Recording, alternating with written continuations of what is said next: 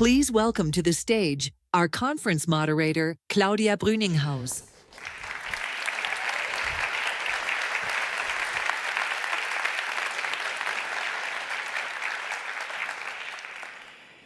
Dear guests, ladies, gentlemen, humans around the globe and here at SMT Berlin, let me welcome you to the Global Solutions Summit 2025. I'm Claudia Brüninghaus, I'm head of events at the Global Solutions Initiative, and I'll also be your conference moderator and host throughout the 2 days to come.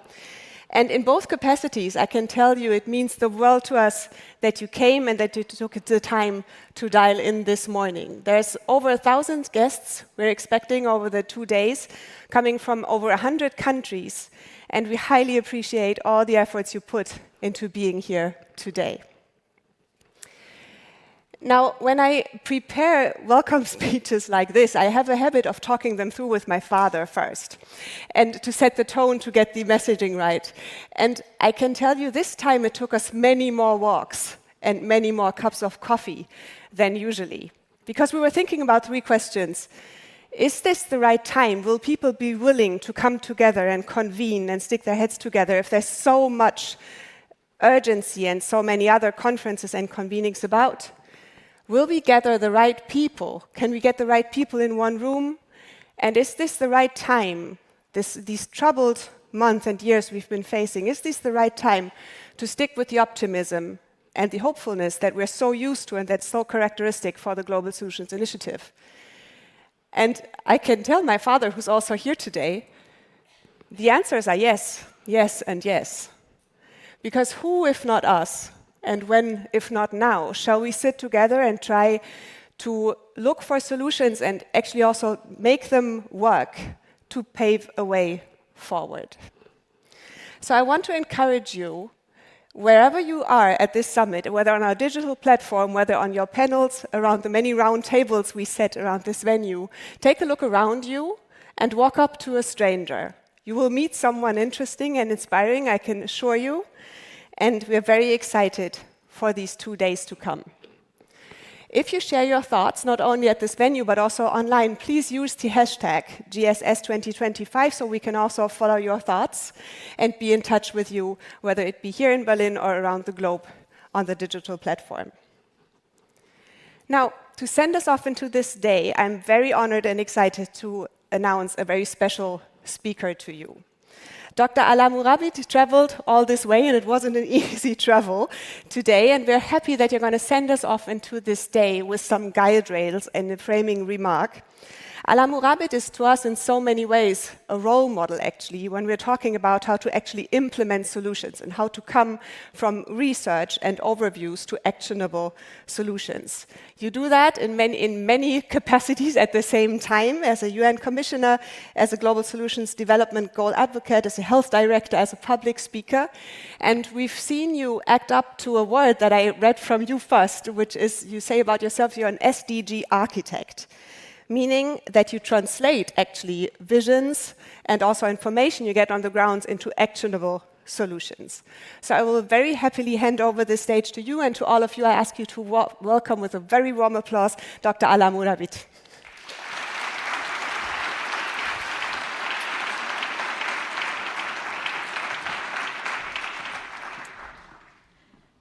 Good morning. It is my absolute pleasure to be here with you today, and a particular good morning to Claudia's parents. I have a soft spot for parents, as I'm sure many of you do, and mine are getting older much more quickly than I was ready for. I'm also raising 2 toddlers at the same time, which is its own journey, and I feel the weight of both ends of that timeline, the past, the future, the present, the people I want to protect, I need to protect, and the systems that we're supposed to protect, all of us. And I am not unique. We're all navigating a similar version of this, be it a cost of living crisis, a climate emergency, relentless media doom and gloom, and a geopolitical landscape fracturing under its own contradictions. Now, we're here to talk about rebuilding trust in global governance. And I know we all think about that when we wake up in the morning, but the vast majority of people are not. They're thinking about, can I afford my rent? Can I afford care for my parents? Will my children have access to good education and health care? And are they going to be safe when they leave my home, when they go to school? And I think importantly, if the institutions that I'm investing in, that I'm trusting, cannot deliver that, what is their point? I recently heard a definition of faith that stuck with me, and it was, faith is the vulnerability to trust in something you have no control over. And I think for far too long we've assumed that that's what people have to have for government. But that's not the promise we've made. Governance is different. Trust must be earned through delivery, consistency, and systems that actually deliver for people. Because people will find someone to trust. If not systems, then strongmen. And if not reason, then rage. That's the real risk of failure. It's not inefficiency, it's irrelevance. Now, I was 6 when I first learned the word collaboration. And just between you and I think my parents did it on purpose so I would share my toys with my other 10 brothers and sisters. And I will be honest, collaboration is a real chore of diplomacy for me. When I founded Voice of Libyan Women during the revolution in Libya, I ended up having to negotiate with community and global leaders. And in the years since, I've shaped policy at the highest global levels. And collaboration has been a really important foundation of that. But over the years, I've watched collaboration become heavier. It's become more bureaucratic. It's more performance and symbolic than it is strategic. And the system we have today is a far departure from what it was meant to be when it was first established. So we've arrived at a point where reform is more of a ritual. It's something we say, a performance of change without real consequence. So take the Humanitarian Aid Summit in Geneva, where 52 countries pledged reforms. But what consequential action has there been? What's the practical change? Or I'm sure you've all seen it, the UN 80 memo, which outlines plans to restructure, merge agencies, relocate staff, flatten management, all in the name of efficiency. But I think we should start asking, efficiency in service of what? If the point is to do, and if reform is just a euphemism for doing the same with less, or worse, less with less, we're missing the point entirely. The challenge isn't that our global systems aren't working. I would argue that they're actually doing the wrong things and doing them very, very well. Across aid, finance, humanitarian and development systems, decisions are centralized and costs are exported. Those on the front lines, women in conflict zones, young leaders, smallholder farmers, frontline healthcare workers, are reduced to spectators in their own futures.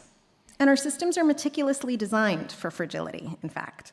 A single geopolitical tremor triggers a cascade of crises, and all of our solutions, emergency aid, loans, climate finance, often reproduce the very dependencies they claim to address.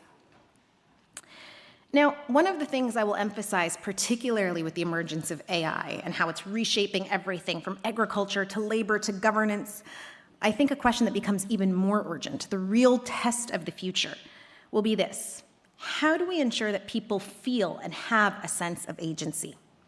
That loss of agency, the feeling that decisions affecting your life and your loved ones are made elsewhere by others who you don't know or by machines you can't control, will create a sense of powerlessness that would be catastrophic, and I don't mean this hyperbolically, for prosperity, peace, and trust.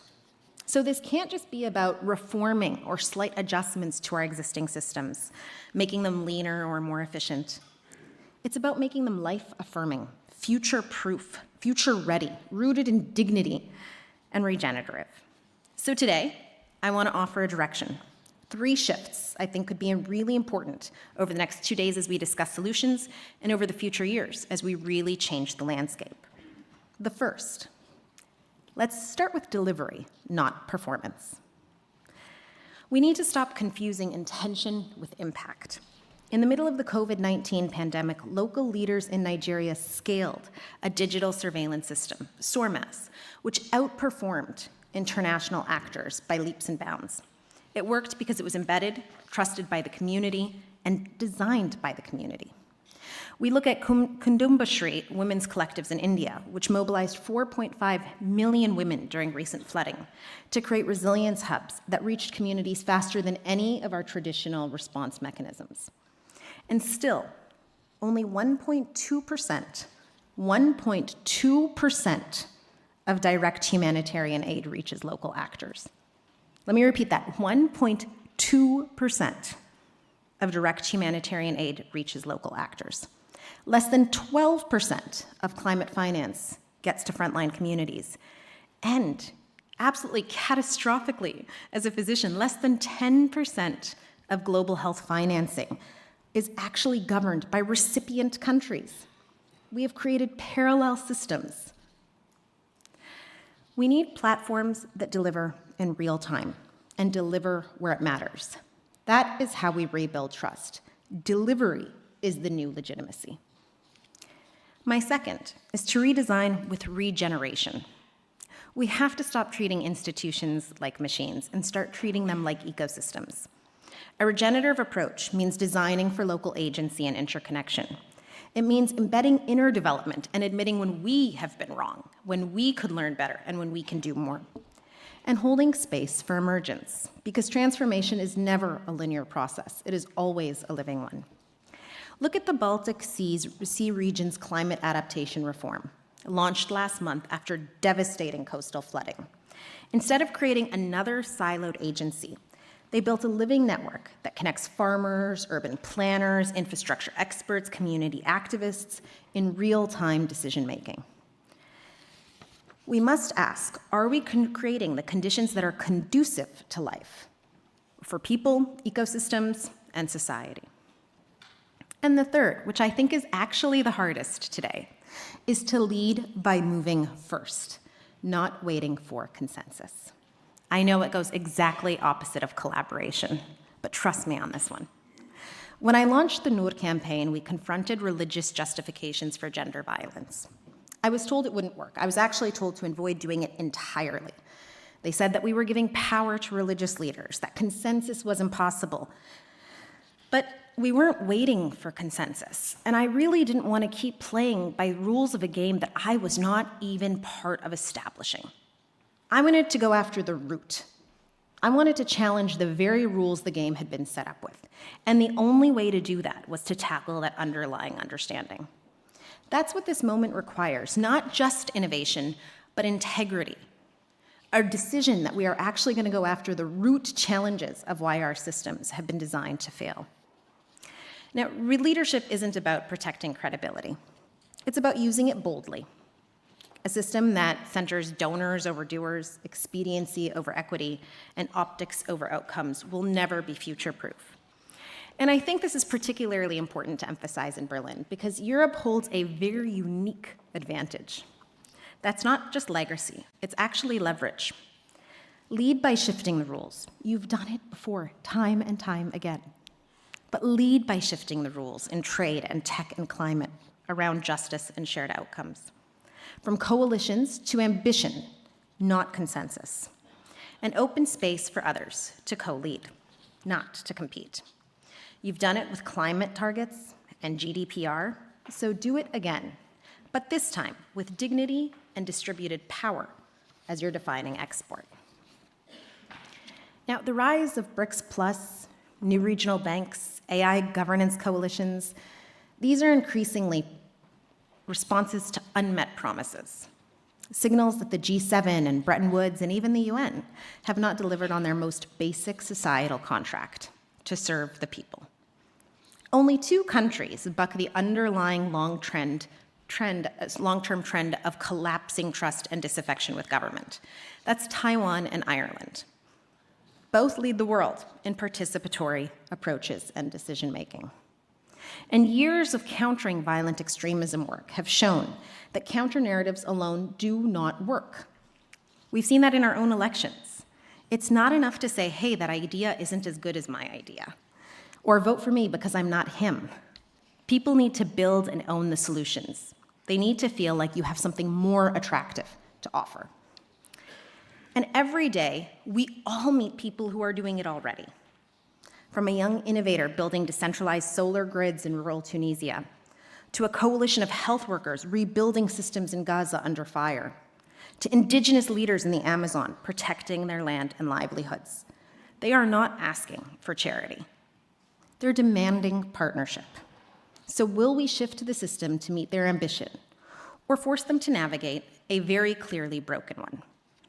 Now, when I think about the people I love, my kids, my parents, I don't need a 60-page reform map. And I'm guessing you don't either. I need institutions I can see myself in, leaders that show up, systems that say, you matter, your dignity, your health, your future is not optional to us. It's why we exist. The future isn't a destination we're all waiting to reach that's happening to us. It's a contract we're drafting in real time. So the question I think we have to answer in Berlin and everywhere isn't just how do we build trust or reform global systems. I think the real question is what do we dare to become as a global community if we actually take people seriously? We don't need to rehearse transformation. We need to live it, especially the people in this room. So my call to you today, ask yourself, where do you hold influence, power, or capital? Leave this summit with at least one concrete commitment to shift resources, decision-making power, or governance structures towards those closest to the challenges we face. Not as charity, but as strategy. Now, for those who hold institutional power, it could look like auditing and publicly reporting where your systems are creating dependencies rather than capabilities. For business leaders, it could be investing in community-led enterprises. For civil society, it could be forming coalitions across sectors that amplify instead of duplicate efforts, practicing the governance we preach, ensuring our own organizations model equity and accountability.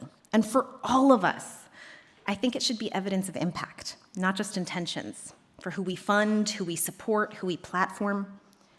This isn't abstract. It's about transforming how power works, starting today and starting with us. Now, I know I've basically said the sky is falling, but the beautiful thing about the work of transformation isn't that it's just about accountability. It's about possibility. It's about the world we build together when we trust in people's wisdom, we invest in their power, and we create space for their brilliance. I've seen what happens when we do, innovations that completely leapfrog old systems, communities that heal themselves, leadership that inspires rather than dominates, demands, and creates fear. Now, these aren't utopian dreams. I know they sound a little bit Pollyanna, but they are happening in corners of the world where trust and agency have been given room and space to flourish.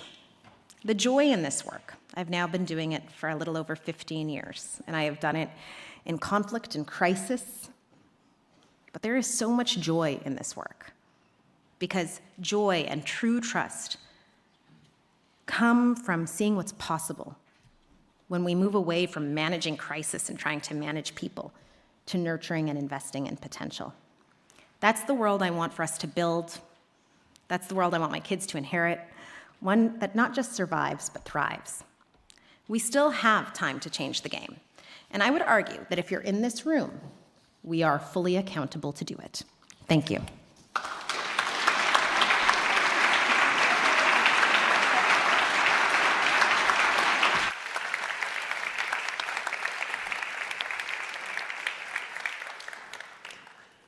Thank you very much, Alaa Murabit, for the guide rails we were hoping for and for also the very optimistic and actionistic note you have us start this conference. Now let me introduce another of your hosts to you, and that's actually the director and president of the European School for Management and Technology, which is giving this summit a home. And that's very important, first of all, because our office would not at all be large enough to host all of you, but also because you come with a highly professional team backstage, and much more importantly, this entire school and institution breathes a spirit of curiosity and of globality that suits this entire idea so well. And we cannot thank you and your team enough for having us again. And please let me introduce to all of you the president of the European School of Management and Technology, Mr. Jörg Ruchol.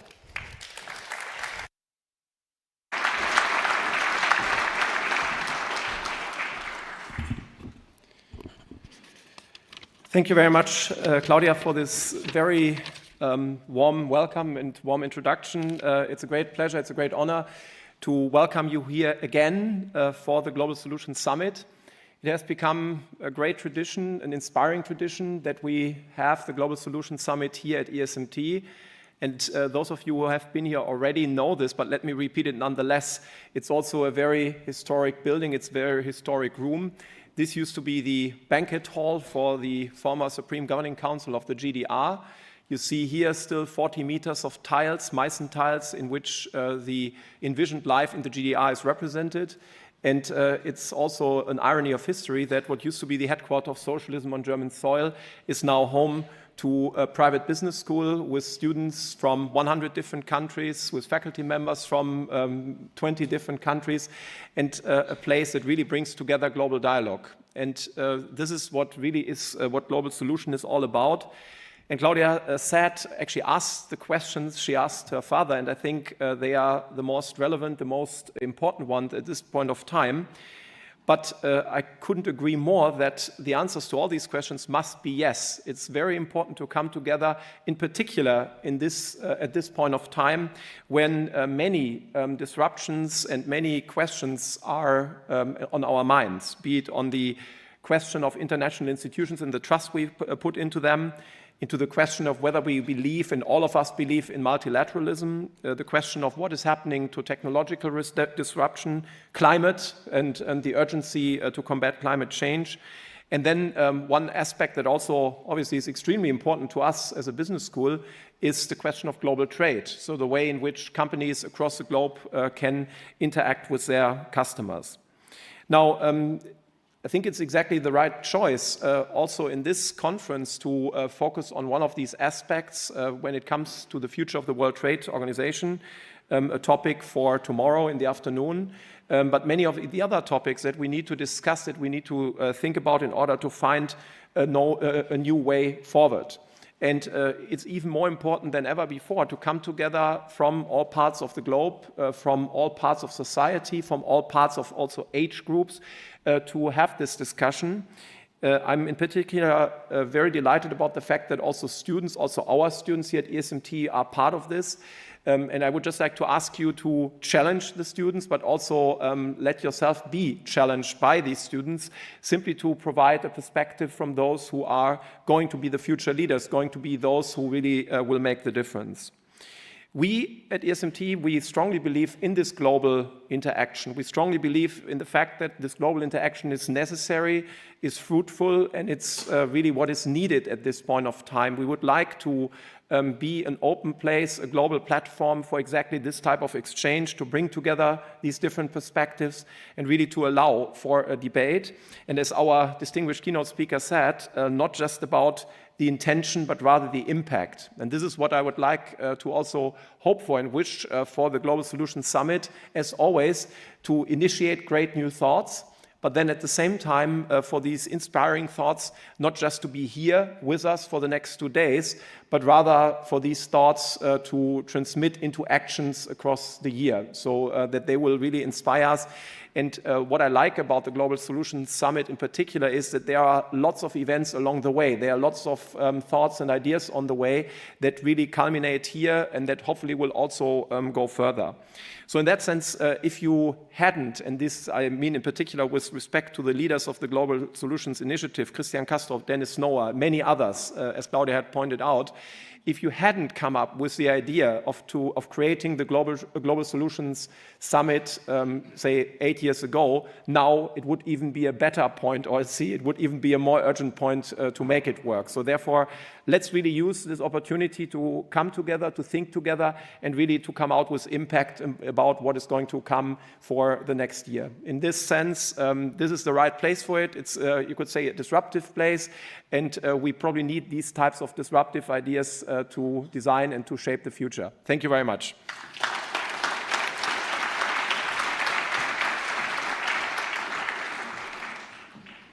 Thank you very much, Professor Rocholl, to you and your entire team for partnering with us and for giving this summit a home. So with this focus on actionable solutions on our minds, I want to introduce one more person to you in this opening sequence. And that's one of the most important ones because as you just said, finally someone came up with the idea to found this solution. And that was Professor Dennis Snower, together with companions and funders at that time, who brought the Global Solutions Initiative to life. So let's hear about the ideas at the very core of this institution, of this gathering, and also about the hopes that we put in all of you for the 2 days to come. Please welcome to the stage the president of the Global Solutions Initiative, Professor Dennis Snower.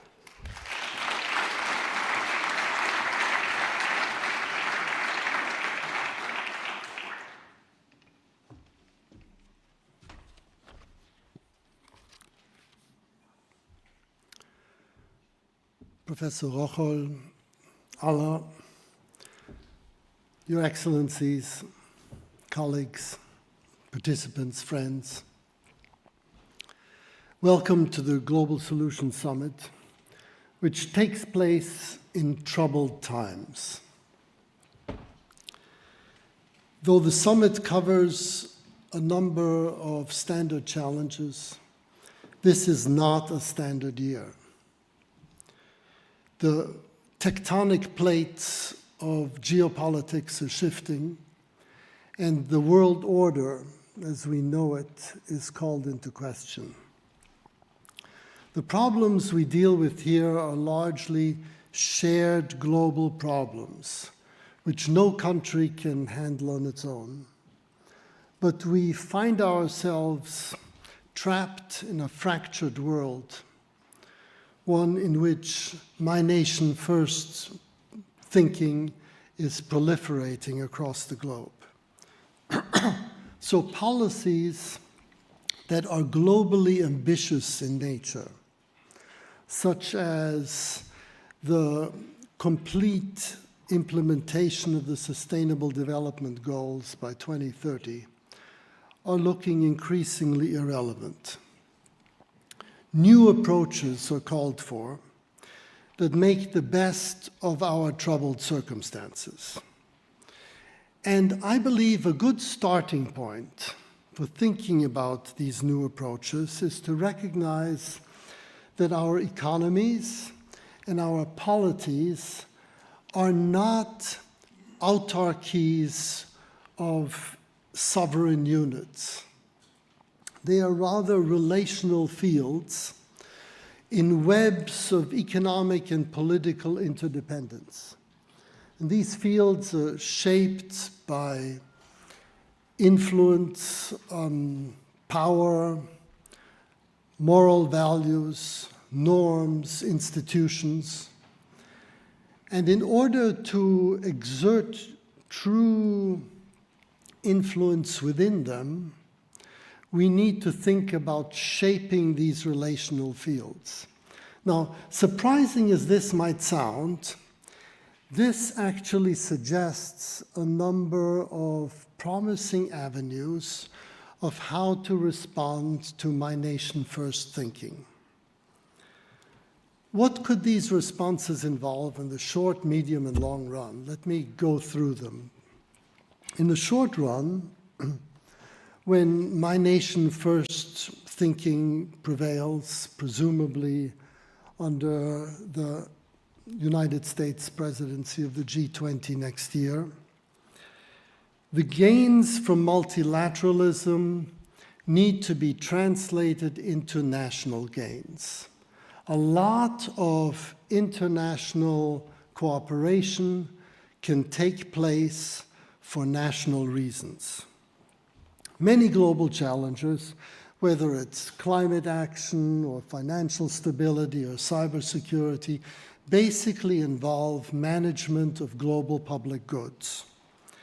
And these public goods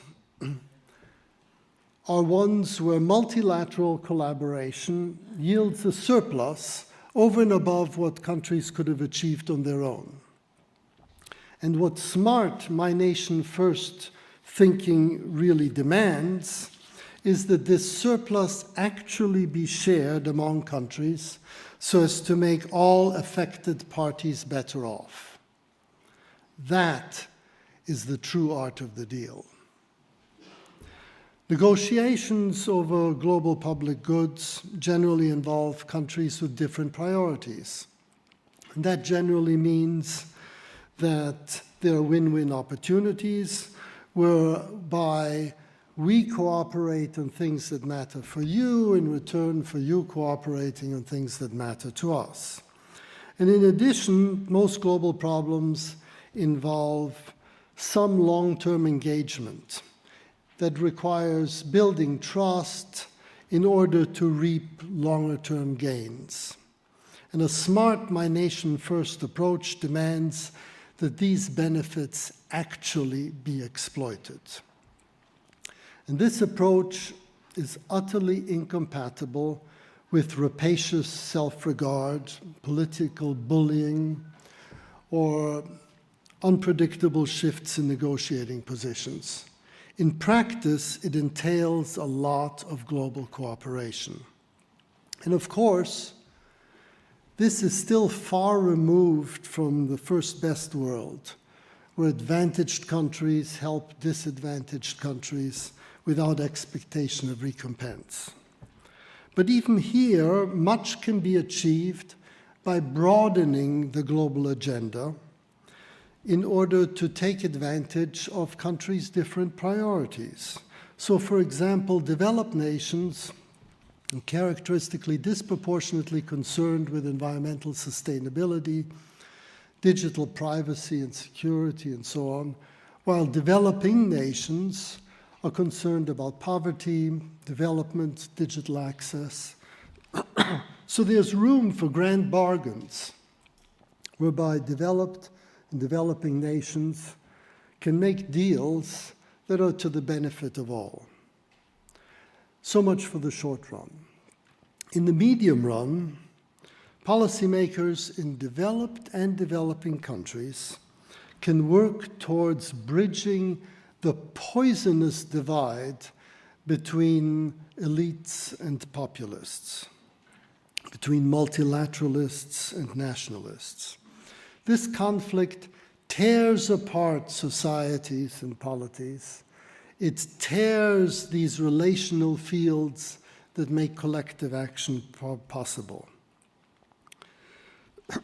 The populists, who claim to represent the unified will of the people against the elites who hold disproportionate power in their societies, CEOs, financiers, big tech operatives, senior civil servants, professors at prestigious universities, and so on.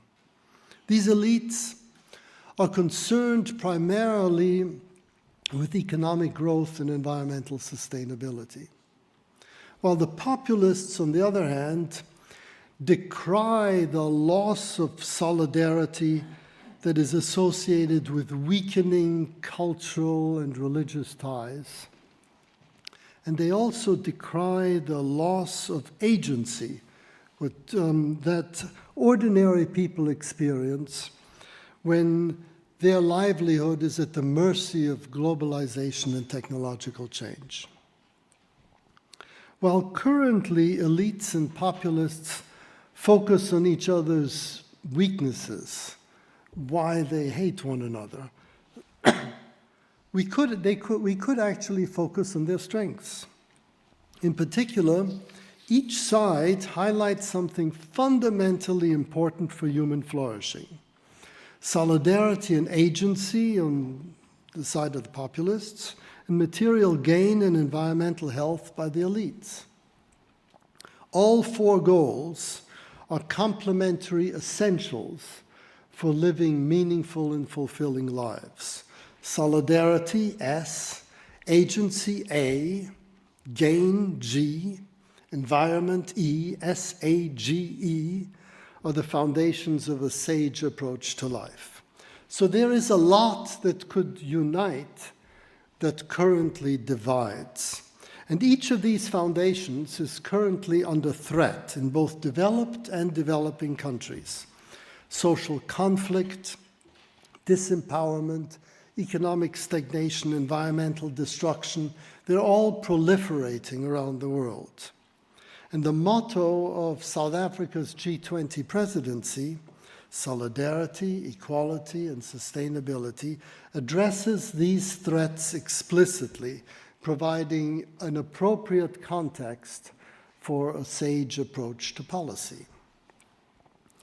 There's growing agreement in the G20 that the G20 should track progress in the achievement of the SAGE goals, measuring solidarity, agency gain, and environmental sustainability consistently across G20 members and assessing the impacts of G20 policies in that regard. And therein, I believe, lie the seeds of new models of flourishing and development. The SAGE approach to policy also enables governments to transform the operating system of businesses through tax subsidy schemes, laws, regulations, license to operate, government procurement conditions, and so on, so that profit cannot be earned by undermining society or degrading the environment. And the Global Solutions Initiative works in collaboration with top research institutions, T20 think tanks, Harvard, Oxford, University College London, to drive this data gathering and policy advisory approach. Now, for the long run, institutional innovation is required. In the absence of genuine multilateralism, it becomes advisable to form coalitions of the willing that Alaa has so magnificently articulated. And that for collective action, not only with regard to climate, but health, poverty, hunger, and other sustainable development goals. And these coalitions can extend their influence through protective policy walls, such as CBAMs, carbon border adjustment mechanisms, which aim to level the playing field between domestic and foreign actors.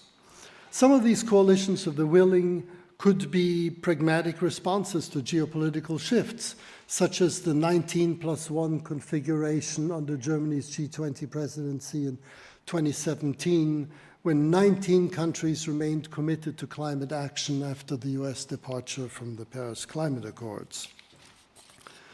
Currently, much could be achieved through a coalition of large countries and regions, such as the EU, India, China, to which the US could be invited to harmonize their CBAMs.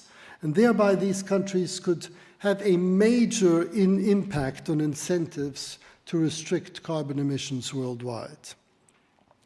And in the future, multilateralism could be approximated by stages, first through regional coordination, Africa, Asia, Europe, Latin America, North America, then followed by coordination across regions on the basis of internationally agreed rules to achieve specified grand bargains.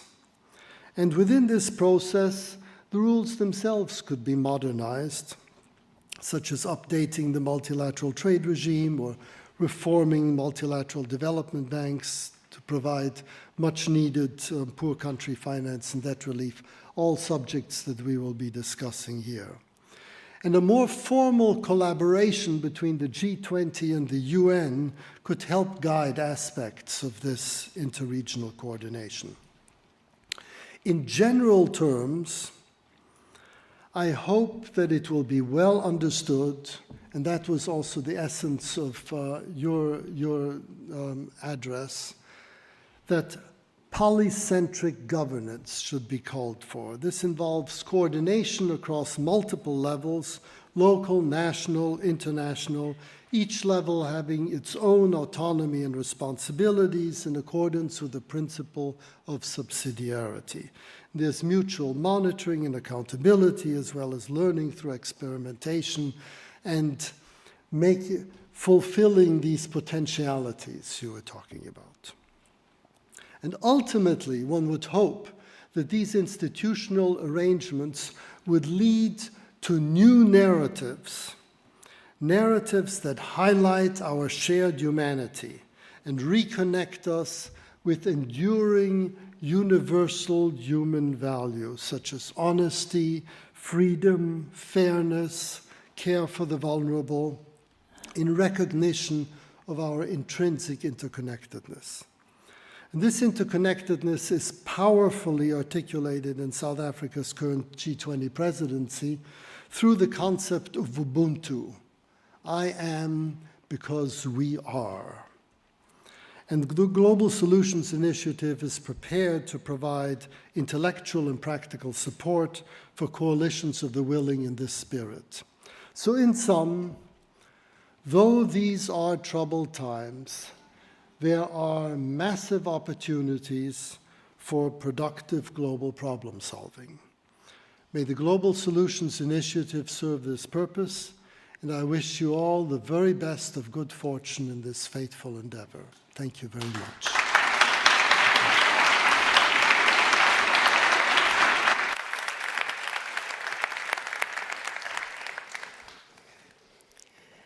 Now, thank you, Dennis Snower. Also to you, Jörg Rocholl and Alaa Murabit, for sending us off, for giving us such a good start, and for so powerfully fleshing out what we mean when we titled this Global Solutions Initiative Summit Edition with Bridging Divides. Now, what I'm going to do is I'm going to send you off into the full program. We're going to open 3 tracks as of now, 3. In here, we're going to stick with the forum sessions on your programs. Then one door to the right, there's the deep dive sessions, all starting at 10:30. And one floor below, there's the dialogue sessions for those who are here on the grounds at ASMT. When you share your thoughts, please use the hashtag GSS2025 so we can also follow. And turn to me and my colleagues on the platform and also in here with any questions you might have. And now choose wisely where to go to next, but I can promise you, you can't really go wrong because this program and this crowd and this summit is filled with inspiring people and projects. See you at 10:30.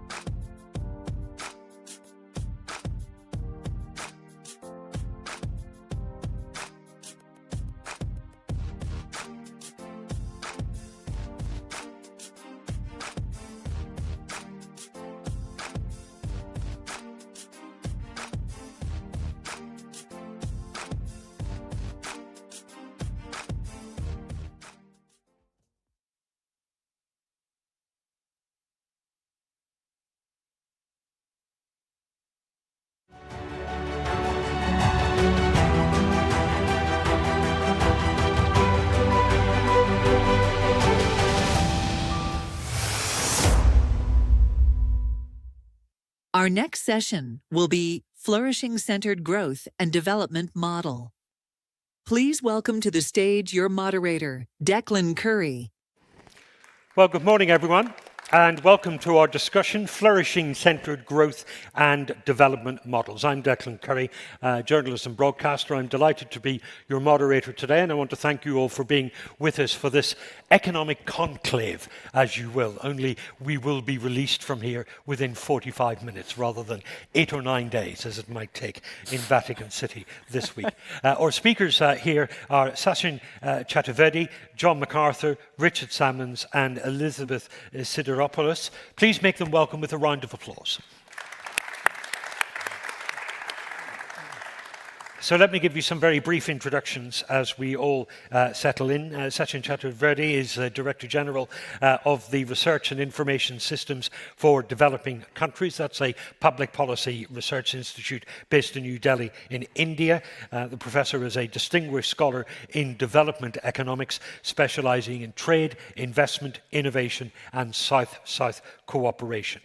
Opposite him is John MacArthur, who's Director of the Centre for Sustainable Development at the Brookings Institution. That's a prominent think tank in Washington, D.C. in the United States. His work focuses on deprivation and global cooperation and the practical implementation of United Nations Sustainable Development Goals. The other side of the table from him is Richard Salmons, who's a senior fellow at the Centre for Trade and Economic Integration at the Geneva Graduate Institute, a research powerhouse in global trade and conflict resolution. It is a nursery for heads of states, UN officials, and senior diplomats. Richard was Director of Research for the International Labour Organization, preparing it for meetings of the G7 and the G20, and was an advisor, once upon a time, to Bill Clinton when he was US President. The good old days, Rick, I think I refer to that as. And then Elizabeth Sideropoulos, who's the Chief Executive of the South African Institute of International Affairs, an independent think tank in Johannesburg, South Africa, promoting a well-governed, peaceful and economically sustainable Africa. She's been in that role for 20 years. She's also one of the co-chairs of the South Africa T20. She is a widely acclaimed and influential voice on African political and socio-economic development. So we are delighted to have all four of them with us here for our discussion. The argument has been made at Global Solutions for many years that the globalized free market economy is broken. The gap between rich and poor is too great and in some places widening. The planet is burning. Too many people fear that they have no control over their lives or their futures. That inequality and discontent has fueled populism, nationalism, and an inward-looking fear of our global neighbours.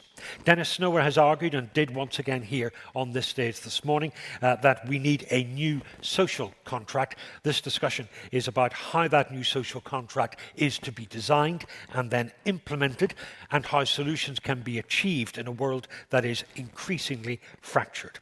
Elizabeth, let's start with you. A new social contract that aligns more closely the economic, social and environmental needs of its citizens with the purpose of business and with national government objectives. What's got to be in it to make it work? Let's sort of take a step back and say we really have to redefine our paradigms, and we really have to rethink and reconnect with our value systems. You talk about the points that Dennis also made this morning and has made over countless global solutions summits, which is the fact that there is a disconnect, a serious disconnect. We've become the handmaidens, society, citizens have become the handmaidens of a financial system. So we look at development through the prism of whether it makes sense for the financial system. Let me give you an example. One of the priorities of the South African G20 is really about rethinking how the debt structure and debt frameworks should be changed, should be reformed, because they actually don't work. The way in which they operate, and debt is not a bad thing, right? Debt's a good thing if you're allocating it to developmental objectives and so on. But if we're looking at it through the prism of AAA credit ratings, whatever that might mean in a social context, or we're looking at it in terms of being able to pay back in 10 or 20 years, when we know developmental priorities take much longer, that actually condemns not only developing countries, but also the have-nots across the world to a world, to a future that is not about improved well-being, improved livelihoods. And so it's really redefining those values and what defines success. Because I think success for so long has been about the money world. It's about how much more you can consume, how much more you can grow. And I think we've lost some of the very, very basic values that actually make us happy. But just on that specific issue of debt and debt in Africa, what then might the solution be? Is it limiting debt so that borrowing is only used for infrastructure, for development purposes? Is it limiting the interest that is charged on that debt? Is it opening up new pathways to increase access to capital? Well, there's a whole bunch of proposals on the table in terms of how you deal with it. And it's not certainly debt. If you're borrowing to finance your current expenditure, that's never a good idea. So that's one thing. But it's some of the systems that have to change. So the way in which, and this is not the most fundamental problem, but the way in which credit rating agencies factor in what they call an African risk premium, the methodologies they use, the extent to which they're actually familiar with the contextual environment in which these countries operate. The fact that they believe that they actually are going to renege on their debt, where in fact most of the time they don't renege on their debt, they renege on their socioeconomic delivery, right? We heard this morning from Alaa, delivery is legitimacy. And so that erodes the legitimacy of the state. Another one has to do with the way in which we might think about climate and debt for climate swaps. Another one may very well be about the extent to which you really put really concessional loans at the center of borrowing, and how the private sector and private creditors actually engage in this. And then it's really creating a global framework for debt sustainability, which debt at the moment, debt issues, debt restructuring doesn't really have a home. You know, it sits in the IMF, it sits in various places. And perhaps lastly, also looking at some of the prudential regulations around these issues and Basel III and the way in which the Financial Stability Board works. Fine, we will move on, but just to make this point, if you were worried about the IMF and the World Bank and Wall Street, are you also worried about the levels of indebtedness on African nations to China? That is one of the dimensions of debt distress that countries in Africa are facing, but it's not the only one. And I think it's the structure that really needs to be focused on rather than individual countries. Fine. Satyan Chaturvedi from India, from the RAS think tank. What do we need to do differently from what we're doing today? I think there are three dimensions that we need to focus on. Number one is in terms of the new development paradigm that we have been discussing in Global Solutions Platform for the last 2 years. And this discussion now is definitely the time has come to finalize the contours of it. And that probably would bring in the dimension and the roadmap that is necessary. Today morning, we heard Dennis laying out the guardrails. But I think what is more important is to see how developed countries who are also looking for the new avenues for economic growth, emerging markets who have arrived at some point, but also the least developed countries who are also looking for market and for survival. So all these three would have to be considered in this new development model. The second point is where the resources would come in from, what kind of approach we should have. And third is the philosophical framework that is needed. And in my view, there are 5 components to that which are important. First and foremost is this excessive financialization that we ended up with, the idea of consumption-led growth that we ended up with. We need to nuance it by bringing in sustainable consumption, sustainable production. Now, how do we define that? It would take me long to explain, but definitely there are parameters of defining the sustainable consumption and production. The second important component of that is to build the resilient infrastructure. Today morning we heard about it. There are ways that this is being done by different countries and different strategies may come in, but resilient infrastructure certainly is an important dimension. Third is how we are going to measure this change, how to capture that delta. And that's where a huge debate exists in terms of how do we go beyond GDP. The idea of well-being measurement, and there are multiple frameworks which are available. UN is pushing for it. The idea of those who have faith and belief in SDGs, they are taking it forward. But also countries that are realizing the value of biodiversity and oneness with nature, they all bring that in. The fourth, which I think is extremely important, is to realize the strength of the social enterprises. How do we bring in social enterprises? How do we support them? And that's one which in the US, but in many other parts of the world, they are getting traction and going beyond. The last point that I want to mention is in terms of bringing ethics back on the table. How do we bring in ethics? And this is not something new I'm saying. It is being realized right from the days when Lehman Brothers collapsed. But every time we have overcome that. Today we see a huge criticism of the current administration in the US. But somehow in the past we have been overlooking problems which have led to what the crisis we are facing. So I think ethics should come back on the table, both in finance, but also in the way we give access to this. And that's where I feel access, equity, and inclusion are important components of that. There is a mix there of action that is taken at local level, action that is taken at national government level, and then global action.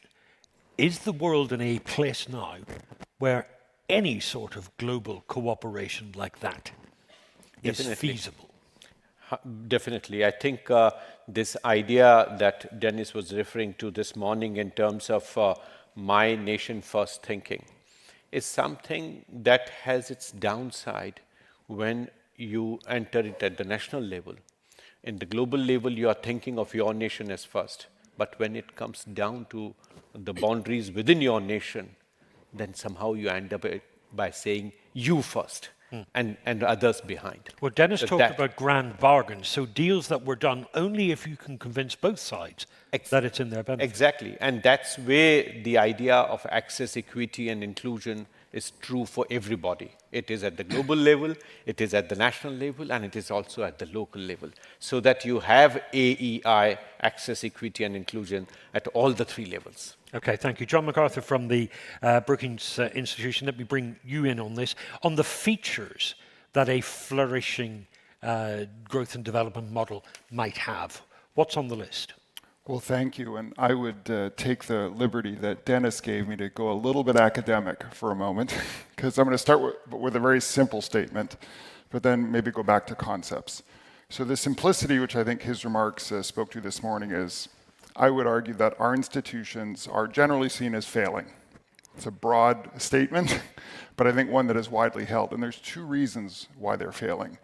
Institutions at the core are intended to hold people together.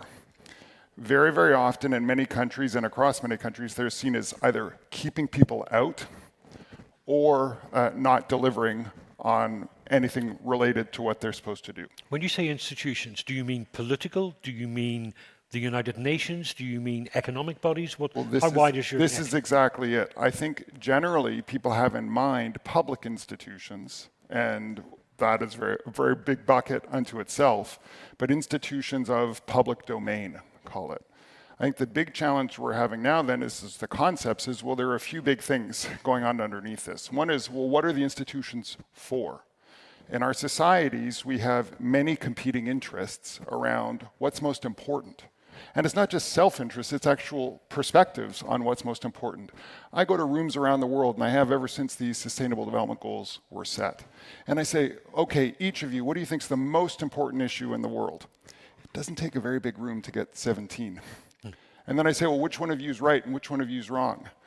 Oh, well, that's the wrong question, but that's what we're used to saying. And then I go to a government and they'll say, well, we have to pick priorities. And I'll say, well, how many members are there in your cabinet?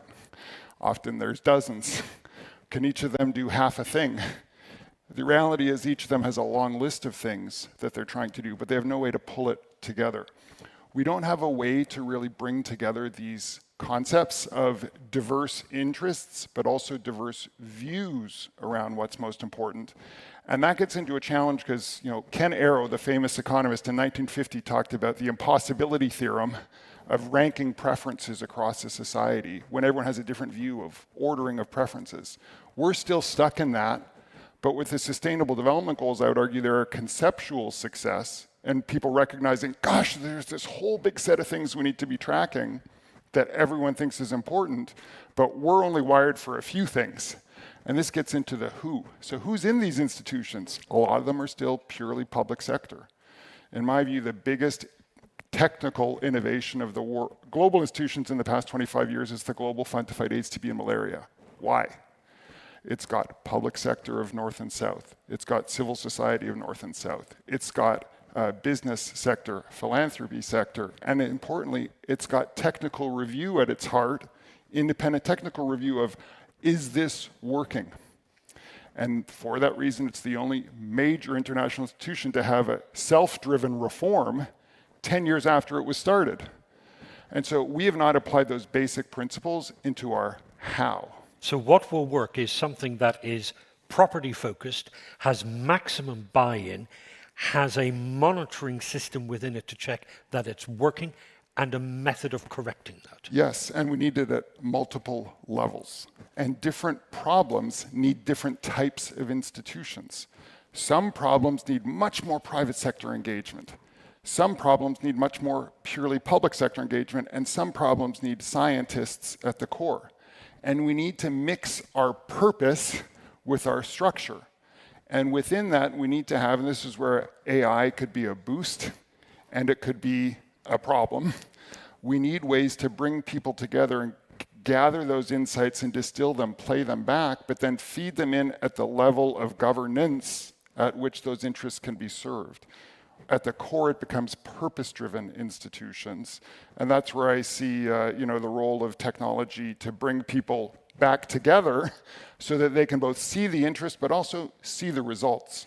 So our flourishing growth and development model, the key people are who? Who should be in it? So it depends on the problem. That's my point. Don't ask me for a single answer to a complexity of the world. Because if we're talking about infectious disease, I'm going to have a different answer than I will about job creation, than I will about education, than I will about tackling climate. So each of these needs its own consortium and alliance of actors with a structure of accountability so that people can see results. So much of it in democracies, so much of it comes down to who gets elected, which is a whole source of legitimacy unto itself.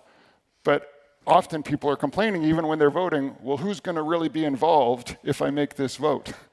And that's where we need to have much more clarity on who's going to be involved. And again, back to the first statement, these institutions, they're not just keeping people out.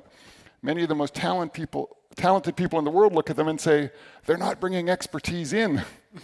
And we need to do both. So Richard, what we're talking about here is a resilience, a robustness in policy making, which I don't want to put words in your mouth, but my interpretation was that John is saying that sometimes that is absent from the process, that robustness, that resilience. Yeah, I do think that the problem runs deeper than individual areas of policies and individual trade-offs, which are appropriate to be muddling through, thinking through. But the organizers of this conference have framed this session as on the growth and development model, and it's framed this notion of human flourishing. And I think that's a good starting point for the discussion here, and indeed for the entire conference. When you say growth and development model, it's really talking about the theory of how an economy develops. You're into the realm of economists, academic economists, and practitioners. And when you say human flourishing, to me that's an explicit counterpoint to what economists traditionally focus on, which is productive output. the science, quote unquote, of economics for the last 100 years or so has been about refining our understanding of how you improve productive output, measured typically by GDP, mainly through measures that improve allocative efficiency and accumulate capital and the like. That's a very different thing from what I think the organizers of this conference mean by human flourishing, which really goes to how well your household and your community is doing in terms of a multidimensional aspect of welfare. So, your material welfare, which is what economists are mainly focused on, but indeed, as President Snower mentioned at the beginning, some very important non-material aspects of welfare, like a sense of solidarity, cohesion in the society. Now, the challenge, I think, why this problem runs deeper, is that economics, which is extremely influential in making decisions within governments, doesn't treat explicitly, let alone systematically, the critical role of a wide range of legal norms, policy incentives, and institutional capacity, mainly in the public sector, that have a bearing on different aspects of your household's standard of living. It's, I've done some work recently in a book where I lay out that the very wide difference in outcomes on household living standards among countries at basically the same level of GDP per capita, which just illustrates the point. The missing link is taking a systematic treatment of these institutions, legal norms, policy incentives, in key areas that matter: employment, opportunity, disposable income, the availability and affordability of material necessities, economic and social security, and environmental security. Productive output doesn't have a lot to say about that. Economics essentially considers outcomes in those areas and the institutions that enable that broad diffusion as an afterthought, as a residual consideration. It's essentially a trickle-down process of the politics that follows the economic. That's the way the economic community thinks. Sure, but if I may say, groups like this have been making that argument for a long time, and the needle is not moving. What is going to move the needle? Well, I think it's important to make these points and to be prepared for when the needle is ready to move. In other words, I think we're at a tipping point at the moment where a lot of the challenges and the problems that we have been talking about are manifesting themselves in a way that, dare I say, is going to be extremely counterproductive, not just to the planet as a whole, but even to humans. We're saying we have to look at this systemically, but I think if we were to disaggregate it, it's going to affect everybody. And so a lot of these ideas that have been on the table, the big discussion also about going beyond GDP as a metrics, are they ready to move in? So I don't think we need to look at this in a negative way and saying, well, we've been talking about this for a long time. Because what sometimes happens is that, I think was it Lenin who said sometimes it takes centuries for something to happen. Nothing happens for years, and everything happens in weeks. But these are there. And I think these conversations in forums such as these are so critical to be able, because ideas are generated by discussion, by debate. But we're going backwards. The election of Trump on a platform of you feel left out, so vote for things that will make you worse off, but it'll make someone else in an even worse state than you. That's what's winning votes. Yes, and this is where I think it might be the tipping point. Sometimes you've got to move backwards in order to move forward. So, but sometimes you've got to blood rules and institutions, etc., to actually make progress. But I think Rick wanted... John MacArthur was nodding in disagreement there. As a representative of the 51st state of America, the state of Canada, what is your thought? I'm going to ignore that statement. I'll just say that I think that it's really important to understand how disappointed people are in institutions on a generational basis. And as a friend of mine who's in public life in another jurisdiction said that when people look at the so-called left and look at the right and say it doesn't make any difference, that's where they break the glass. I think we have to understand that one might disagree with a variety of propositions that are being put forward, but the amount of public discontent of please do something on this. If one looks at the issues, and I would just say, I think Rick and I are in violent agreement on the concepts that are underneath this. I call it the recoupling, decoupling, we-coupling challenge. That's the concepts. It all boils down to recoupling economic prosperity with people's sense of well-being. Those are disconnected. Decoupling, as Dennis and others have emphasized, the economic progress that's essential from the environmental problems. But the we-coupling it's twofold. It's we're all in this together, but we all have the same access to opportunity. I don't think most countries feel like we're all in this together right now, and they don't feel like we all have the same access to opportunity, whether legitimate or not. And so solutions will get put forward, but they've got to be good solutions, and inevitably you have to make sure you don't throw the baby out with the bathwater. It's the classic challenge. But we do have to see the need for massive, I would say, wholesale renovation, or not just rebuild, but new build of our structures of public problem solving. And so we're about to go through probably unprecedented technological change, both in AI and digital and biomedical. We have no idea how different the world's going to look 20 years from now. The scary part of that is, oh my goodness. The proactive part of that is how do we build these systems that bring in the right forms of expertise? You don't want someone using 20-year-old technology to govern, a frontier of 2045, even in their technology of thinking. So I do think we need to have a new build mindset wherever is possible, at the international level, at the domestic level, at the local level. And we can really think about, this, I mentioned Ken Arrow and this impossibility theorem because even the we coupling is my little simplification of all these big problems. They don't have a way to rank order because different people will have different sense of what's most important.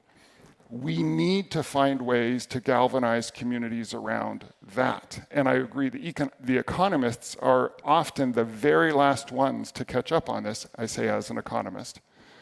But I don't think it's for naught. It's actually a generational evolution too. And we're starting to see more and more ingredients of people starting to say, gosh, we need new institutional technologies that find a way to actually solve problems on an iterative basis, not just a one-off. Okay, you've mentioned artificial intelligence a few times there. I want to pick that as an issue just to test how the features of this growth and development model might reflect the world that we actually live in.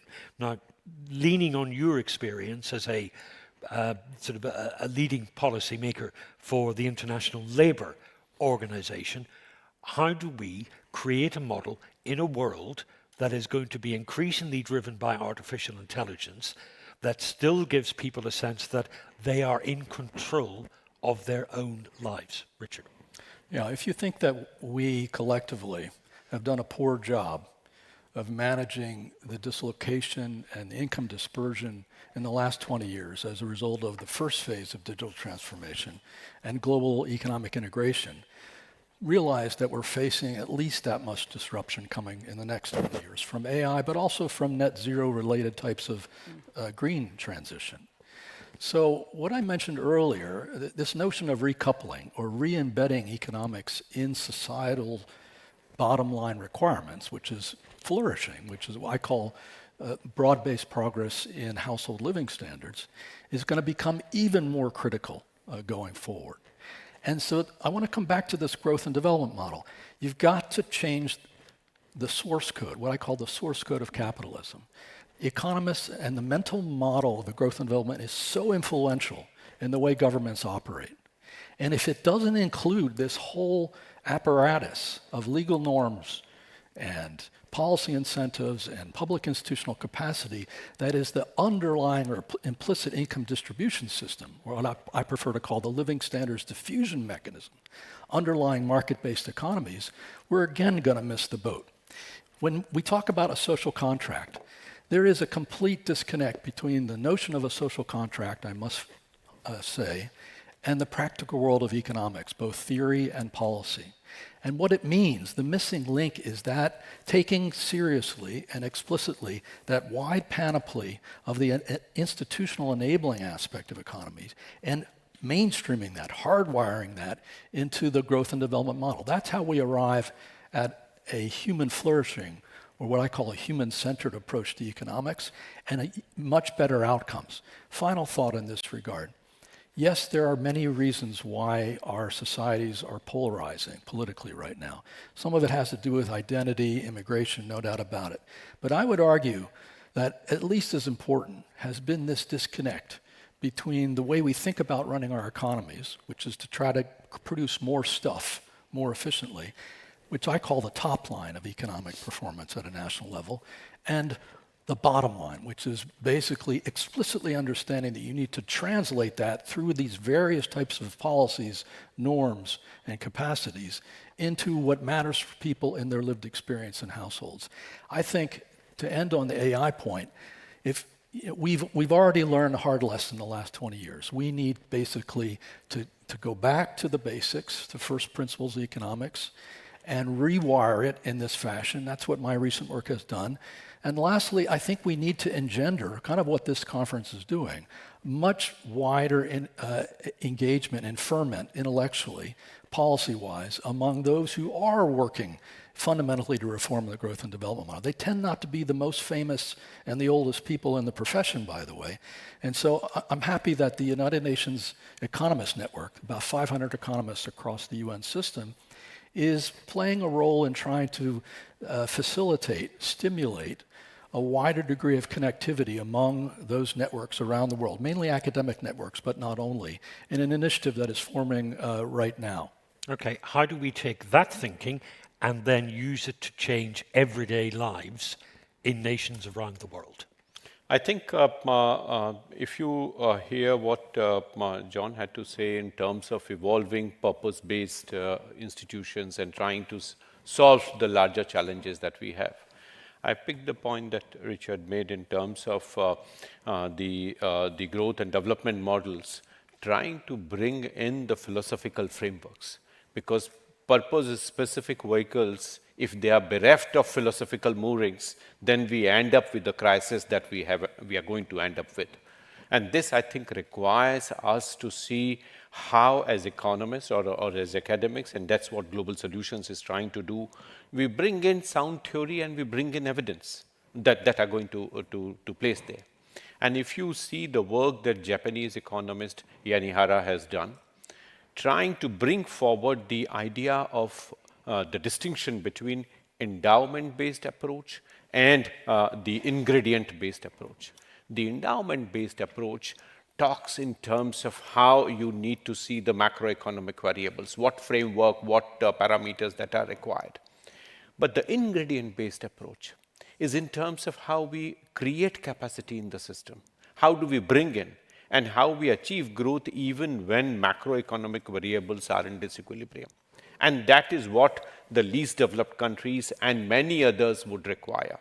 The collapse of Washington Consensus and the collapse of the framework that led the global system to the kind of inequalities and exclusions that we have ended up, despite of us talking of inclusion for last 15 years or so, we see a huge resource crisis. So I think it is extremely important for us to have broad frameworks, to bring in philosophical frameworks, to have faith in global regulatory system. We can't let AI go without governance model. We can't say that let private sector work with the AI the way they want to evolve. We can't allow everyone to land up in space. We need to have international coordination and the balance that is needed in oceans, in space, in water, and in other resources. So it is important for us to bring that governance model here. Some issues are just so great, they require a global solution. There's Absolutely no other way of doing it. Exactly. But for everything else, is it possible that the fracturing of globalization creates extra space that wasn't there before for local solutions, for grassroots solutions to provide an alternative approach. Because that's where, Mr. Curry, it would be important for us to realize that the whole idea of ingredient approach gives you that space for decision making, for communities to find their solutions and be with it. The idea that French evolved at some point of growth poles and development corridors, they are the ones who are going to give communities their solutions. One-way import-led industrialization is not the solution. And that's where you need to create livelihood security at the local level. You need to create that plurality in the economy. Elizabeth, we've had the G20 in the south of the planet now for some years. Is that giving us a refreshed viewpoint on this? Brazil talked a lot about the importance of those local self-help approaches to development.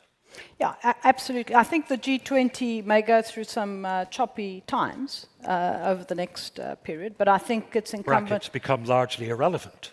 Question mark. Question mark. I think the agenda has also expanded exponentially, which presents its own challenges. But I think what Brazil tried to do, and which South Africa is going to follow, is really to bring citizens into the discussions. The extent to, and I think that builds up. You can't see the results overnight. But I think what's very important, just to reiterate what the point that Sachin made, it's how also you empower and enable communities to think that they actually can do things, that they don't have to rely on experts, because I think there's been a bit of that has infused development, that you've been living in this village for thousands of years, but actually let me tell you how to do things, and I've lived in the city. And it's really empowering local communities and being able to create opportunities for sharing experiences, for learning from them, and also to some extent to scaling up. Now, whether the G20 through the social summit, which South Africa is going to repeat this year, is in a position to do that and really to scale up, I think we'll have to see, but it is very important. It is about, we're talking about SDGs also, the debate that South Africa wanted to bring to the table, which has been muted a little bit, has been really how do we localize it, and how do we, and it is at the grassroots level where change is going to matter. But relatedly, I think another interesting point that South Africa is putting onto the agenda of the G20, which is highly contentious in some quarters, but that's what the G20 can do. I think, you've got to push the envelope. I think it was really interesting to hear what Alaa said about consensus. Sometimes you just got to lead. It's the issue of, let's think about the global public goods, the point that Dennis made this morning, that it's actually important to have the conversation about exactly how we govern, how we resource global public goods and how we define them. Because that's also part of this global discussion. At the local level, there are initiatives that have to happen at that level, but there are also initiatives that impact on the local that really are about collective action at the top. And the discussion around global public goods, contentious as it might be, in the G20 forum of member states and other guests, creates that opportunity. And I think the G20 can be that kind of sort of pioneer in some of these debates, because we know how difficult sometimes it is to really bring them into the more formal multilateral forums. So you think the G20, even with US disengagement from the rest of the world, the G20 is still relevant? Yeah, well, the US hasn't disengaged from the G20, not entirely. Well, today's Monday, let's check on that. Yeah, let's check. Yes. But but it's what we make of it, and whether we can make it relevant. I was at a conference 3 days ago with a number of Africans who haven't really always necessarily engaged on G20 issues from around the continent, because they've only recently joined us. And the point that we need to constantly make is that a forum such as that actually does impact on the ground. If you're talking about trying to develop some initiatives and a call to action, for example, around social protection and the work that the ILO has done, and you're managing to build consensus among most in the group, sufficient consensus in the group around social protection, and these countries then begin to sort of work together to deliver that, that has a real impact on people on the ground. But we're not also making those connections where sometimes things do work.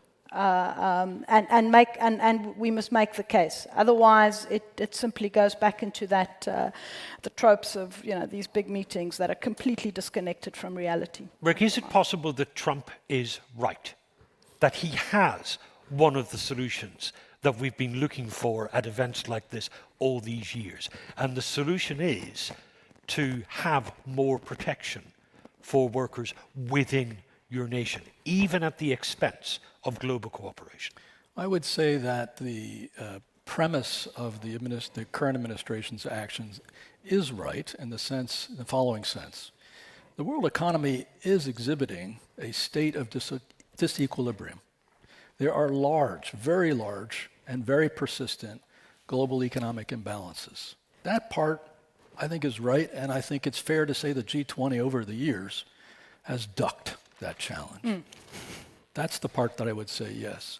But I think that the way forward for both international economic cooperation in the G20 and elsewhere, and countries within their own growth and development model, is to do a version of what Dennis was saying earlier, is to find the 2-for-1 win. And that is, he framed it as, where global cooperation can explicitly yield national progress. I would say in economics, there's exactly the same concept that's sort of left on the table, unclaimed, which is that there are 2-for-1 outcomes, wins, that can follow from a sharper look at social contract-related institutional improvements in your economy that can be both good for inclusion, sustainability, resilience on the one hand, what I call the social quality of growth, and the quantity of growth, GDP on the other hand. This country is about to go through exactly that type of an experiment, through its recognition that it needs to boost, and it's found a fiscal way finally to strengthen investment in infrastructure. The Japanese economy found this about 10 years ago when it determined that it needed to change its labor laws so that you limited the discrimination against women's participation. I could go on with multiple examples. Strengthening for developing countries a basic universal floor of social protection improves aggregate demand, et cetera. There are 2-for-1 wins in economics that have gone unclaimed at the national level, and then I would say finally to end up on your emphasis on the G20, where I see you driving, maybe because we have the privilege of having Elizabeth here with us today, and that is, if you accept the premise that we do have large and persistent global economic imbalances that require a multi-portfolio attack, particularly macroeconomic cooperation, the constructive way to get a positive sum game outcome from the current trade conflict is to recognize that we need a macroeconomic exercise in cooperation like we had in the 80s in the Louvre and Plaza Accords, in which the US agrees to reduce its fiscal deficit over a series of years. The Chinese government agrees to finally do what it has been talking about for many years, which is to increase the level of consumption as a share of the economy and drive growth that way rather than through throwing money at industrial investment and export surpluses. And frankly, the Europeans, because particularly here in Germany has just moved to relax its debt brake, it's the most likely catalyst or broker of such a win-win positive sum game macroeconomic cooperation foundation for a resolution of these global economic imbalances and then an easing of the trade conflict. Okay, an optimistic note, and I'm glad that we have found it towards the end of our discussion. About 30 seconds from each of you. Is the best that we can hope for simply to find the best that we can possibly do in an imperfect world and be happy with that? I think I would just extend further what Elizabeth and John said in terms of identifying institutional mechanisms. Like, for instance, small at the sectoral level, we can do something like the Ecology Impact Fund. You just create and you identify the way externalities would be addressed in a situation where adequate compensation would be given, and you find sectoral solutions. Okay, thank you. Do we have to limit our ambition? No, but we have to identify the steps that one can take in a particular global climate. Thank you. John, I'll take a last thought from you if you want to offer it. I'm going to say one concept, one practical. Sure. Concept, I think the great hope right now, actually in an academically friendly conference, is the journals. Science, nature in particular, the family has really taken on these long-term issues and made an editorial commitment to host the debates on what will work. This doesn't work over the long term without that, and I want American Economic Review to keep doing more of the same. At a practical level, I work a lot on extreme poverty. I think we should be ambitious. We have this whole overhaul of the global development system right now. We also have new technologies like digital cash transfers that weren't available before. There's an idea, maybe we should think about cash as default. Turns out maybe we could end extreme poverty within 5 to 10 years simply through the latest evidence on what works. So I think we can actually be much more practical and much more ambitious and take the signal that new ideas are needed. Thank you very much. Please join me in thanking our speakers with a round of applause. Thank you.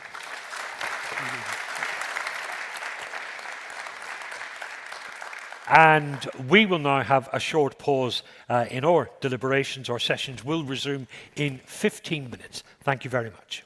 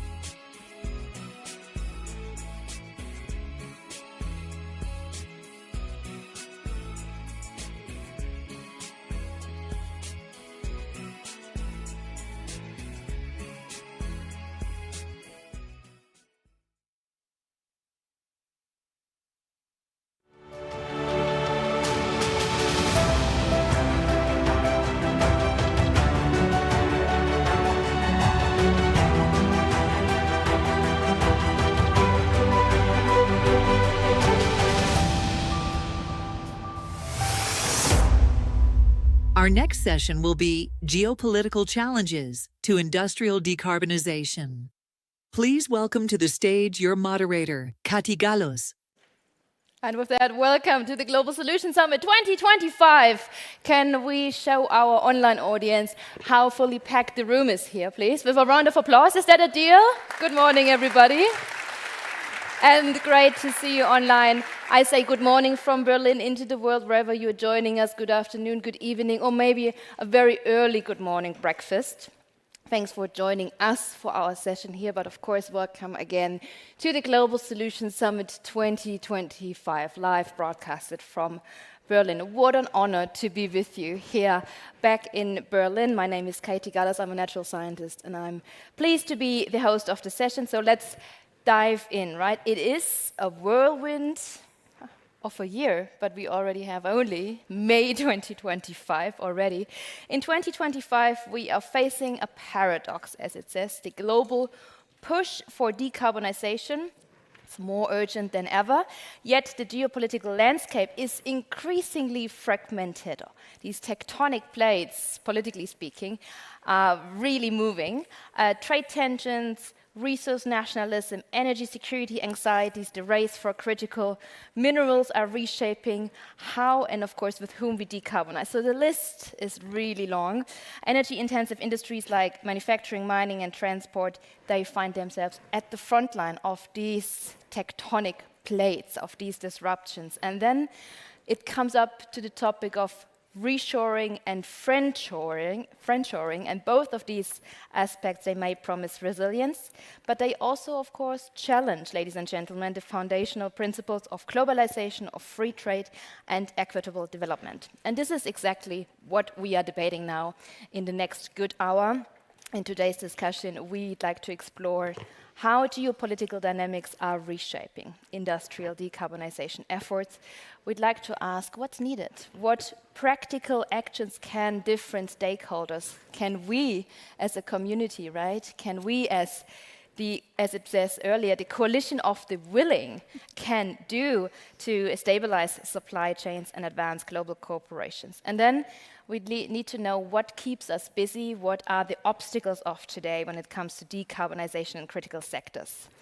But I also look to you around because I'd like to bring in your responsibility of making that a good hour, a good 60-minute session, because of course we will have microphones, but we will also make time, not just 3 minutes at the end of the session. No. We will make time for your questions as well. So please take your notes, but also be open and frank with the questions that are keeping you busy. You are more than invited to join us in our conversation. I'd like to introduce you now, after this long introduction, to my distinguished panelists. Ingrid Gabriela Hoven is with us, Managing Director at GIZ, the Deutsche Gesellschaft für internationale Zusammenarbeit. And for those of you who are not aware of what GIZ is doing, GIZ is Germany's main international development agency supporting sustainable development and climate action through partnerships, technical cooperation, and policy advice. Thank you, Ingrid, for making the time. Thank you, Kati. We also have, yes, that's lovely. No, that's a good start. Thank you. We also have Isabelle Durand with us. Isabelle Durand is the former Deputy Secretary General of the United Nations Conference on Trade and Development, known as UNCTAD, where she championed inclusive trade, sustainable development, and the role of developing countries in the global economy. She's a former politician and a practitioner, so we are more than thrilled to have you on board as well. Thank you, Isabelle. Merci beaucoup. Avec plaisir. Online joining us, and I hope you can hear me well. Good afternoon, good evening to Dr. Henry Wang. Dr. Henry Wang is the founder and president of the Center for China and Globalization, known as CCG, a leading Chinese think tank where he focuses on global governance, international trade, and China's role in fostering multilateral cooperation. So, Henry, I hope you can hear us well. Give us a sign. Yes, I can hear you. Wonderful. Good afternoon and good evening. Merci beaucoup. Thank you for coming along and for joining us virtually. And then last but definitely not least, Amma Bhattacharya.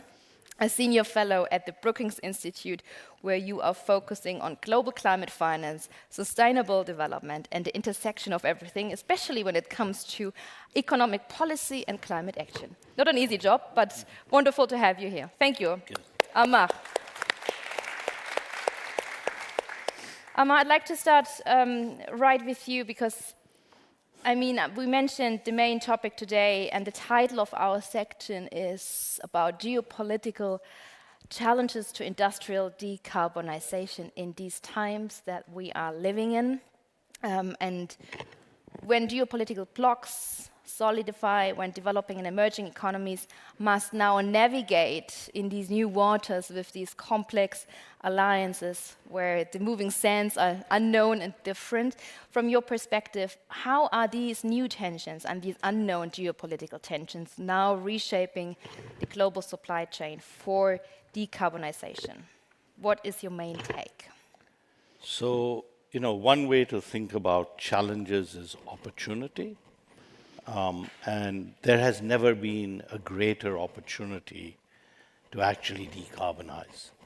And the reason for that is not just extremely low cost energy. A watt of solar panel now is 10 cents. 10 cents. Just think about that. And the supply, you know, especially from China, is as much as the world can demand and more, you know. So we think about decarbonization, especially from the perspective of emerging markets and developing countries, who will account for the bulk of emissions 5 years from now. As industrial countries and China move down the decarbonization path, the bulk of carbon emissions will be coming from emerging markets and developing countries. You know, 70% of the infrastructure that these countries will have by 2050 has not yet been built. And the possibility to make that infrastructure much better and not just low, but zero carbon is staring us in the face. So in thinking about the decarbonization challenge, we must turn that into a decarbonization opportunity. And in that opportunity, we can indeed construct coalitions of the willing. And that has to be the central point to keep in mind. Why do you think are we often only talking and so often debating about challenges and obstacles and problems and not so often, even in titles and headlines, about solutions and opportunities? You know, because you are on a lot of panels. I mean, you are a star on a lot of panels. You go to a lot of conferences. You hear and you see a lot. Why do you think do we communicate more in these rather negative terms? There are two levels at which the challenges arise. Fundamentally, we think about this as global public goods, but action today in these areas is local benefits, right? If I leapfrog and I put in place a much better, much cheaper form of energy, that's to my benefit. If I adapt to climate change, that it's in my benefit. So I turn it around and say local action can produce global public goods rather than the other way around. And it's a different kind of thinking, but I do think that's the one that we have to bring. Why are there challenges? At two levels. First is, in every country, when you make a shift, there are vested interests, you know. So moving from one place to another, you always run into vested interests that are locked into the fossil fuel sectors, into harmful subsidies, into ways of doing things where they will have to give up something. On the international level, we have the same story, but also it is the ability to see through the fog and to be able to realize that, you know, this is not a story about, in some sense, cost. It is the growth story of the 21st century. And when the world realizes that, that's when we will get the action. Hopefully it will come soon. Yes. Then. But we talk about this, of course, in another session. Henry, I'd like to come to you, of course, when we talk about the coalition of the willing. I'd like to dive in now after Alaa's mentioning China's role. So when it comes to global trade growth, the key drivers of economic growth and technological advancement. However, we do see now times of trade protectionism, particularly when it comes to local first policies adopted by major economies in recent years, and I would say also in the recent weeks. How do you see China balancing its role as both the world's largest manufacturing hub, or one of the world's largest manufacturing hub when it comes to sustainable energy, and a key player in global decarbonization? Where do you see the priorities and China's role? Great. Thank you, Chair. And I agree with previous speaker's point. That's absolutely, we are embracing a new era. I mean, this year is 10 years anniversary, 80 years of UN, but 10 years of Paris Climate Accord. And we see enormous changes has been taking place in terms of climate disasters, climate destructions, and climate disasters. So we actually, for example, I'm in Beijing right now, but then today they're having a storm of some kind. It's already in May. I mean, they still have all those very bad weather, very unchangeable. Last year, China experienced probably the hottest summer, and then we see that is happening everywhere. But fortunately, I think the global community has realized that, has actually taken actions to tackle those climate change. And China, for example, 10, 20 years ago, Beijing was heavily polluted by smoke, and everybody a lot of people escaping from Beijing. But now Beijing has put back the clean sky and nice weather now. But the thing is that more than half of pollution of the Beijing was contributed by the automobile burning, gasolines, and the combustion engine consuming. So I think there are mechanisms. Actually, China is taking this initiative together with the world, and China was pushed by the world to take actions, and they did act on that. And so now they have become the largest, wind power producer, solar power producer, and hydropower producer. And China actually, the renewable energy is already surpassed the fossil burning energy already. So you can see this is such a revolutionary happening. But I think as the topic of this section is that we have to avoid the geopolitical conflict that are going to destroy this human progress of the mankind. I think China can work with all the countries in the world. For example, Europe needs a lot of energy and has really, since the Russian war in Ukraine, that has been a big challenge. But China could, for example, put a big solar farm in Africa, and then that electricity can be transferred to the Europe, where you have all those, we can have all those ways of JV to do that. And also, according to the International Energy Agency, the world needs 820 gigawatts of green power, but only we have a quarter of that. And the world needs to spend 4.5 trillion a year on green energy, and we only spend 1.8 trillion. So it's far from oversupply enough. So I think we can act together with UN, with World Bank, with AIB, and also let's renew this multilateral spirit, and let's celebrate the Paris Accord 10th anniversary to intensify this global consensus, not because of geopolitical changes or some country is turning the clock back. We're going to stop that. The rest of the world should really continue and looking for a bright future. We are coming to a few points that you mentioned in a second. You mentioned the global investment gap, of course, when it comes to finance. We dive into that in a second. But you also mentioned, of course, China's pathway towards a green energy. The reality is also, of course, and that's what you mentioned, wind and solar power, but although currently also, of course, still remains on coal as the dominant energy source. So your way of going forward is another thing that we are going to dive into in a second. So give us another minute, but thanks again for coming and for joining us. I'd like to turn to Ingrid and to Isabel now on the next session. So Ingrid, talking again in this first round on the status quo when it comes to the urgency of green transition, what Henry just pointed out, what Alaa just pointed out, within the shifting global landscape. You mentioned climate action is no longer optional, but a smart way to revert a stark income decline due to climate change. Where are we on that smart way? And what do we need to do more when it comes to creating priorities in global cooperation towards that moving forward instead backwards? Well, I think that it's obvious that actually we are in the midst of a climate crisis. And this is actually noticed here at home. When the Rhine is dry, we have impediments on many fronts, water scarcity also in Europe. We have heavy weather events, rainfall that is absolutely unusual for certain regions. And most of the crisis is unobserved because it happens in the global south, quite frankly. Only recently there was a small article about the increase in the price of chocolate, the chocolate for Easter.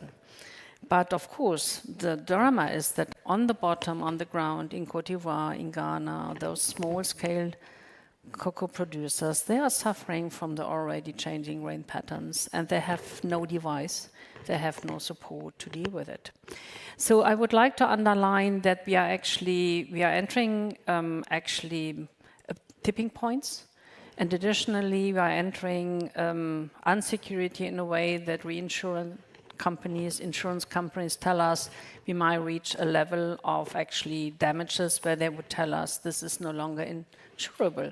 An industry, a sector, a country, and as Prime Minister of Barbados said, if it's not insurable, it's not investable. So how are these countries going to mobilize capital from the private sector or from the international capital markets? So I would say yes, like Alaa, never let a good crisis go to waste, seize the opportunities, but we should be conscious that right now what we are doing on the global front to combat the climate crisis is too slow and not at the scale that is necessary when you look into the evidence and what science tells us where we should be in 2030. How do we get there? And there again, when you look into the numbers, for instance, investments in your renewable energy, you may observe that only 15% of the global investments that have been enormously scaled up over the last couple of years goes to the global south. And if you deduct China, even less is remaining, quite frankly.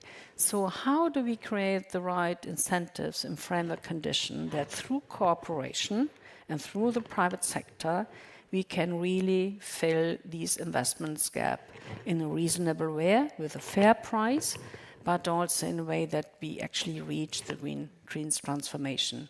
I would absolutely join Alaa in saying the green transition is the growth story of today. If we don't invest into resilience and into this transformation, actually we are going to pay a higher price, which is going to be mainly made people, the poorest of this globe, the ones that suffer most. Cooperation is a key ingredient. And this is where I would like to come back at the end to geopolitics. What we have seen over the last couple of weeks is a complete disruption of the rules of the game. The withdrawal of the United States from international climate finance, commitments made in the past, withdrawal from ODA at large, $60 billion are not further available for global health issues, for climate finance, etc. There's nobody going to step in. Not even the private sector will be in a position to cover those gaps. And additionally, the whole international structure, the UN system, the multilateral development banks, etc., are suffering from this change in policies. And additionally, the disruption in the trade system, the uncertainties that are being created for many, many emerging economies in the South, this has an additional impact on the growth story. Do they know what kind of tariffs they are going to face the next day? Are they still going to get actually the type of inputs that they need in order to climb the ladder towards a more value-oriented production chain in their own countries? Are they going to find the right investments if friend-shoring policy is the main dominant, is being incentivized and subsidized? This is going to make investments and cooperation more difficult. And I think we have to find a way in Europe, in Germany, at large, those that are the coalition of the willing, how we can overcome those impediments in order to seize the opportunities that Amar has described at the very beginning. Thank you for that first round, Ingrid. Isabel, what are your thoughts on that when it comes to this disruption in the trade system that we are observing, that we are feeling, that we are seeing? Is that maybe a necessary wake-up call for the coalition of the willing? Or would you say, oh, no, we would have done it without that as well? There are different coalition of the willings. So those in the room, in this room, willing to develop ambition, coalitions, cooperation, save multilateralism, and another coalition doing exactly the opposite. And in several countries in the global south, but also in the global north, are willing to do totally different things related to nationalism, etc., etc. So it's not easy. Coming back to what was said by our Chinese colleague about steel and all those issues which are so important for industry. It's true that steel, cement, iron are probably, definitely the most emitter of CO2 sector. So it has to be, if we would like to decarbonize industry, we have to take into account steel, iron, cement, etc. But the paradox, and you mentioned that, we need more, or emerging economies need more steel, cement for infrastructure, cities, etc. And on the other hand, we know that cement, steel, etc. are probably the biggest enemies of climate. So how do we change that through low carbon production? But what does it mean? Low carbon technologies is especially developed in developed world, not in developing world. For a lot of countries, it's impossible or difficult to have access to this low carbon technology for steel, cement, and all those products. In addition, you know that technology, which is sometimes presented as the solution for low carbon and decarbonization society in the future, but technology is not neutral regarding CO2. When you look at artificial intelligence, which is one of the key on data issues so important to develop the opportunities of artificial intelligence or other technologies, it requires a lot of energy, and we are neglecting this aspect. Technology is not the solution. It's one of the solutions, but I think that the other one is to transform deeply the value chain. It is transform deeply what you call nearshoring of industry, sometimes closer to the consumers. But it doesn't mean that it will be done automatically because of climate, because there is a lot of reasons to change or to relocate an industry. There is not only the climate issue, it's also cost, price, geopolitical issues, labor availability. So it's not so easy to think that it will be automatically down in order to decrease the transport cost regarding. And the last thing that I would like to mention is that when we speak about technology as or low carbon technology, it means that we need a lot of critical minerals. You mentioned that. But the risk is to have the same commodity dependence that it is the case for chocolate. You mentioned the producer in Ghana or in Ivory Coast not having benefit of the high price of chocolate because it's down by the international market. But for critical minerals, I feel that we could really have the same trap for the countries having a lot of resources.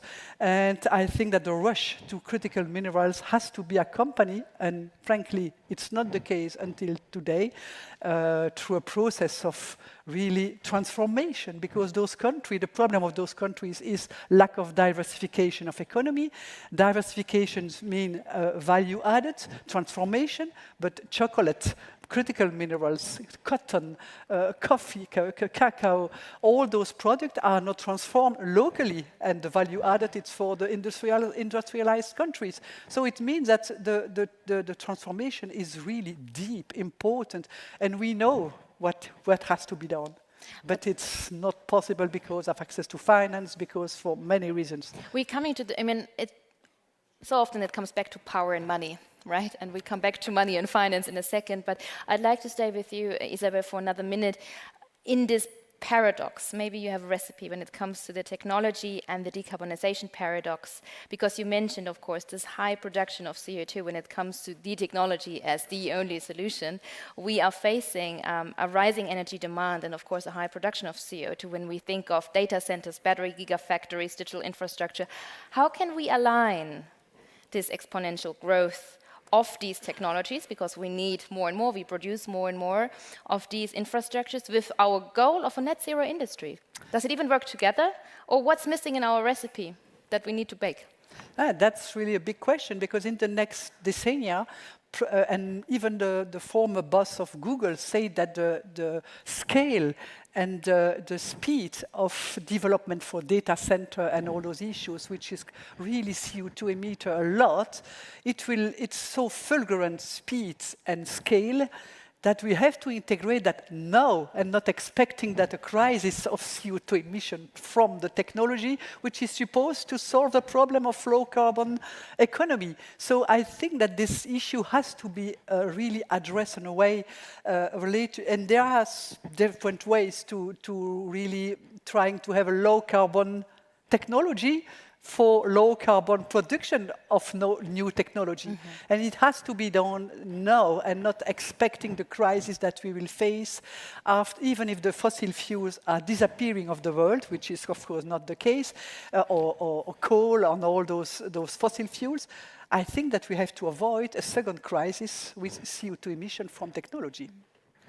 I'd like to bring in Henry to that again.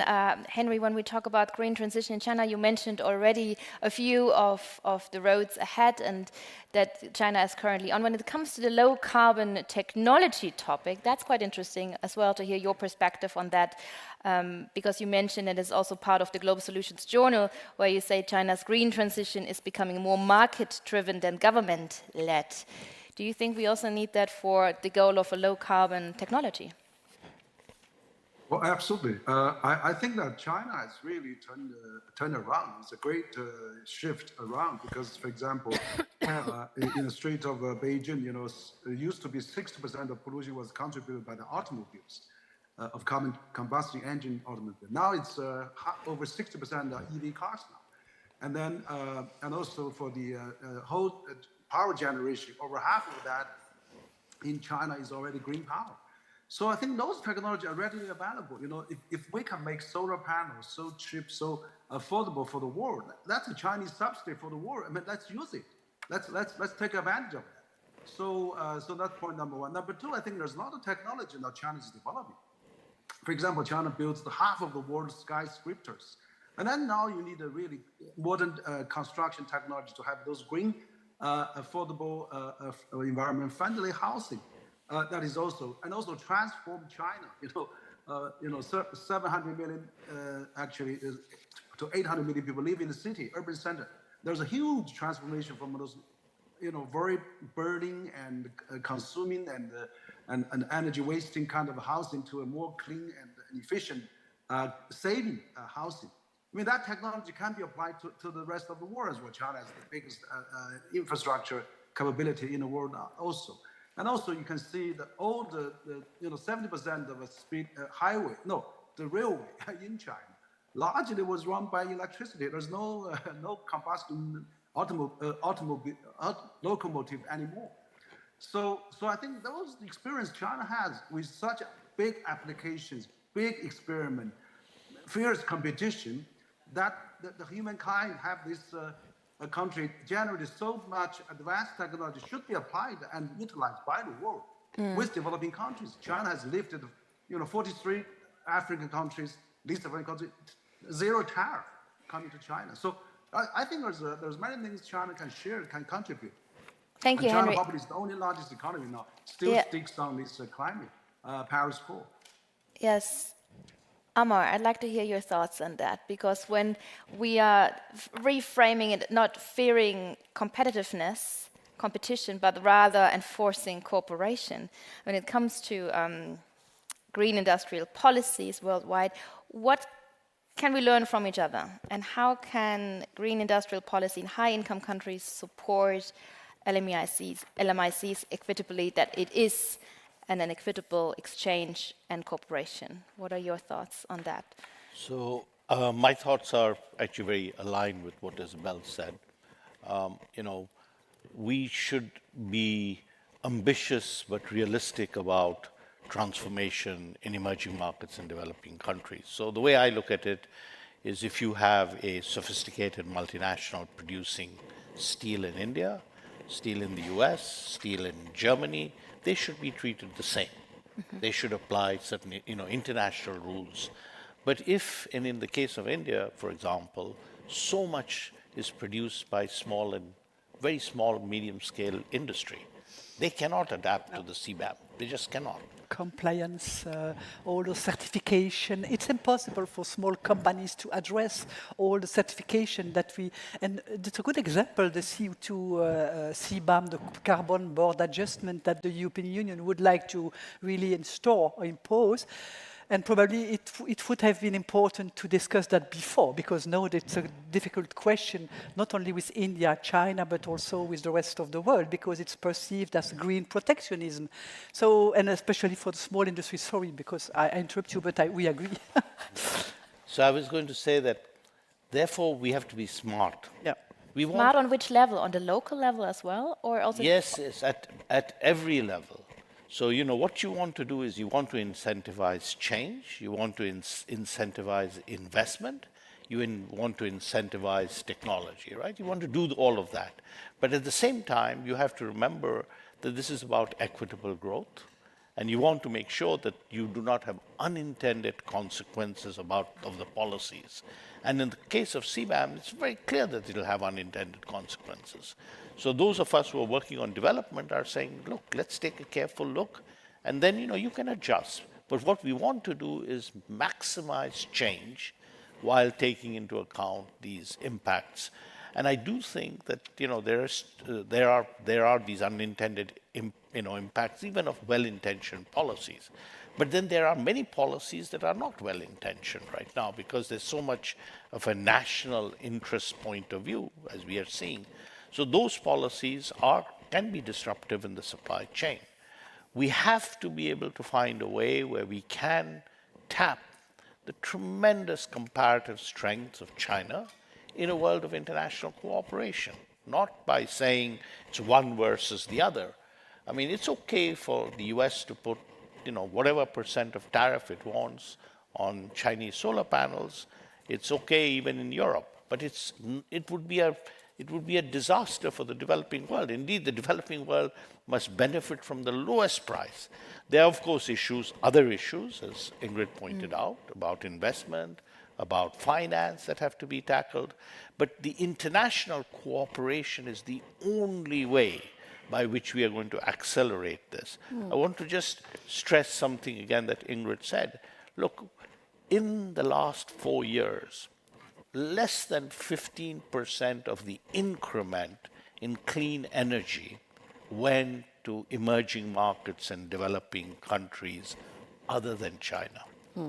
In the next 10 years, 60% of the investment to meet the development goals, but also the climate goals, have to go to this set of countries. That's a tremendous investment opportunity, but it's also an imperative. Because if we don't do it, we will not hit the Paris Agreement. In fact, we'll go far beyond it, because that's where the emissions are. Isabel, you wanted to add something, then I bring in Henry again. No, very quickly, another issue than the CO2 and CBAM issues, it's related to intellectual property. Because if we would like to have a real transfer of technology and take into account the COVID experience of the developing countries with all those issues with intellectual property related to, in this case, health. But this experience needs that we, on all products, we have to share intellectual property. And that's something very sensitive within the WTO, because there is, of course, not consensus on that. But I think that is also an issue helping or supporting industrial development for small companies. Thank you. I put back in again the question of finance, because Henry, I'd like to come to you, and I didn't want to start our conversation with the tariff topic, because otherwise we are only talking about tariffs, right? So I wanted to start a little bit differently, but now I think it's time. You mentioned in an interview alongside the Antalya Diplomacy Forum just a couple of weeks ago, 2 weeks ago, April 12th. A lot has happened since then, but I just wanted to quote you here. As the second largest economy, China had no choice but to respond to Trump's tariffs. But we still hope that dialogue, discussion, and sincere consultation can help resolve the differences. So that's 2 weeks ago. How big is still your hope for dialogue that you mentioned in this opinion piece? And given your leadership in different track 2 diplomacy and dialogues, what do you hear and what can you share with us? Great, thank you. Yes, just before answering your question, I just want to add one point, is that, I think China has developed this green part technology and product. It should really benefit the world. I mean, like when Edison developed electricity, the world all used it, light bulbs, everything. And then when Middle East generated petroleum, all the country import. Now China has this green technology and wind power. Let's build solar panel farms, ocean farms in Africa, and that's the best way to help developing countries. So I think many ways we can, work together in the future. So just coming back to the question. Yeah, what's your hope, and how big is still your hope for dialogue? Well, I think the dialogue was certainly going to happen. I mean, I already over the weekend, the Chinese Minister of Commerce is already spokesperson said they are evaluating all the U.S.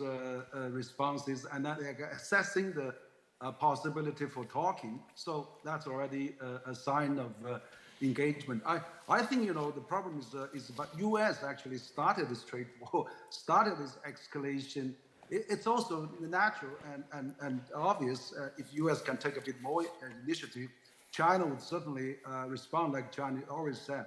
I mean, they are not afraid of fighting a trade war, but the door of talking is always open and wide open. So I assume that because, let's have a 145 and 125 tariff, it's almost like decoupling and like, blockade and like embargo. So I don't think that is going to happen.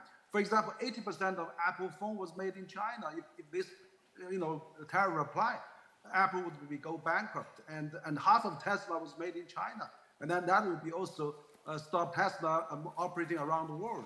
And then 60% of Walmart supply purchased from China. If that tariff of 145 added, the supermarket shelf would be empty. So, we do realize when we have this kind of a great war, we realize suddenly how much we depend on each other and how we are intertwined and what a globalized village we are.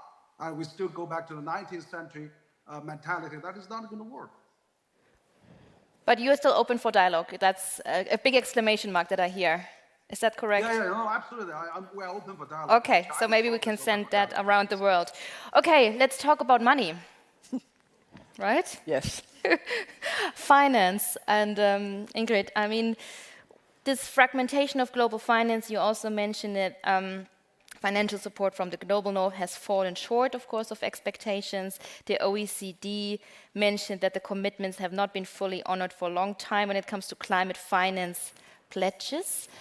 Where do we stand? And because we know about the risks and the financing costs for green transition, but do we still change anything now that as these tectonic plates are so shifting around?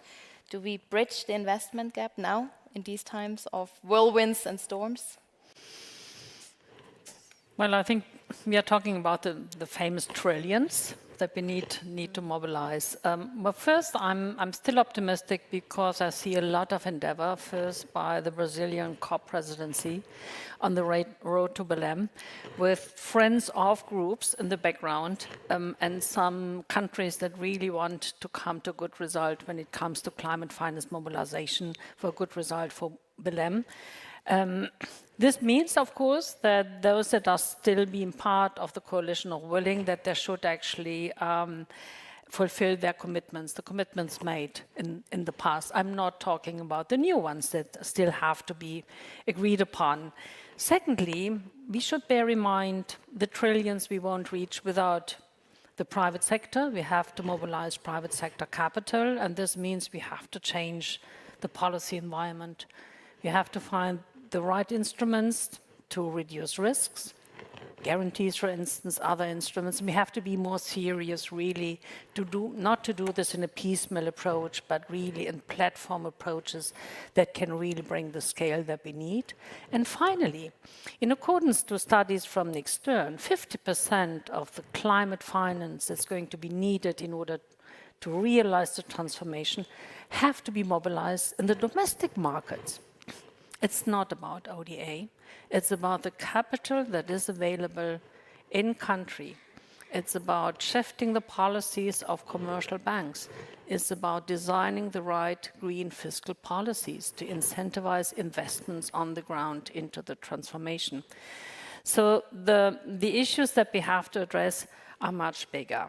Second point, I would like to say, mobilization of funding at the domestic level is much easier if countries can grow. And therefore, I would like to underline the ask of many, many emerging economies. They don't want to be trapped in low-value segments of global value chains. They want to be part of the business. And when you look at Africa, millions of young people are going to enter the labor market. So countries like Kenya, they want to use the green transformation in order to offer jobs, good jobs, quality jobs, skilled jobs that can compete with other industries and other countries. So this is another issue that we have to be serious about. So it's when we deal with when we speak about investments, especially for those countries that provide us with clean energy, green hydrogen, or the critical raw materials. They want to see bigger investments for their economies that really are job intensive and can bring value added to their economies. And finally, last remark, I fully agree with the importance of finance, but additionally, we should be conscious about the human capital factor. It hasn't been so much at the forefront of the climate debate or in UN processes, but quite frankly, we have now realized, even in our country, that if you lack the skills that you need for the transformation gets delayed and it becomes more costly. And now the numbers are available, how big the impact is if you don't have a skilled labor force for the green economy, how many opportunities you miss for your young people in your societies. And this is especially an issue that Germany is now actually putting a little bit more prominently on the agenda, because it takes two to tango. Finance is important, fulfillment of commitments, but please also be people-centered. Think about the opportunities that we should create for the young generations in the future.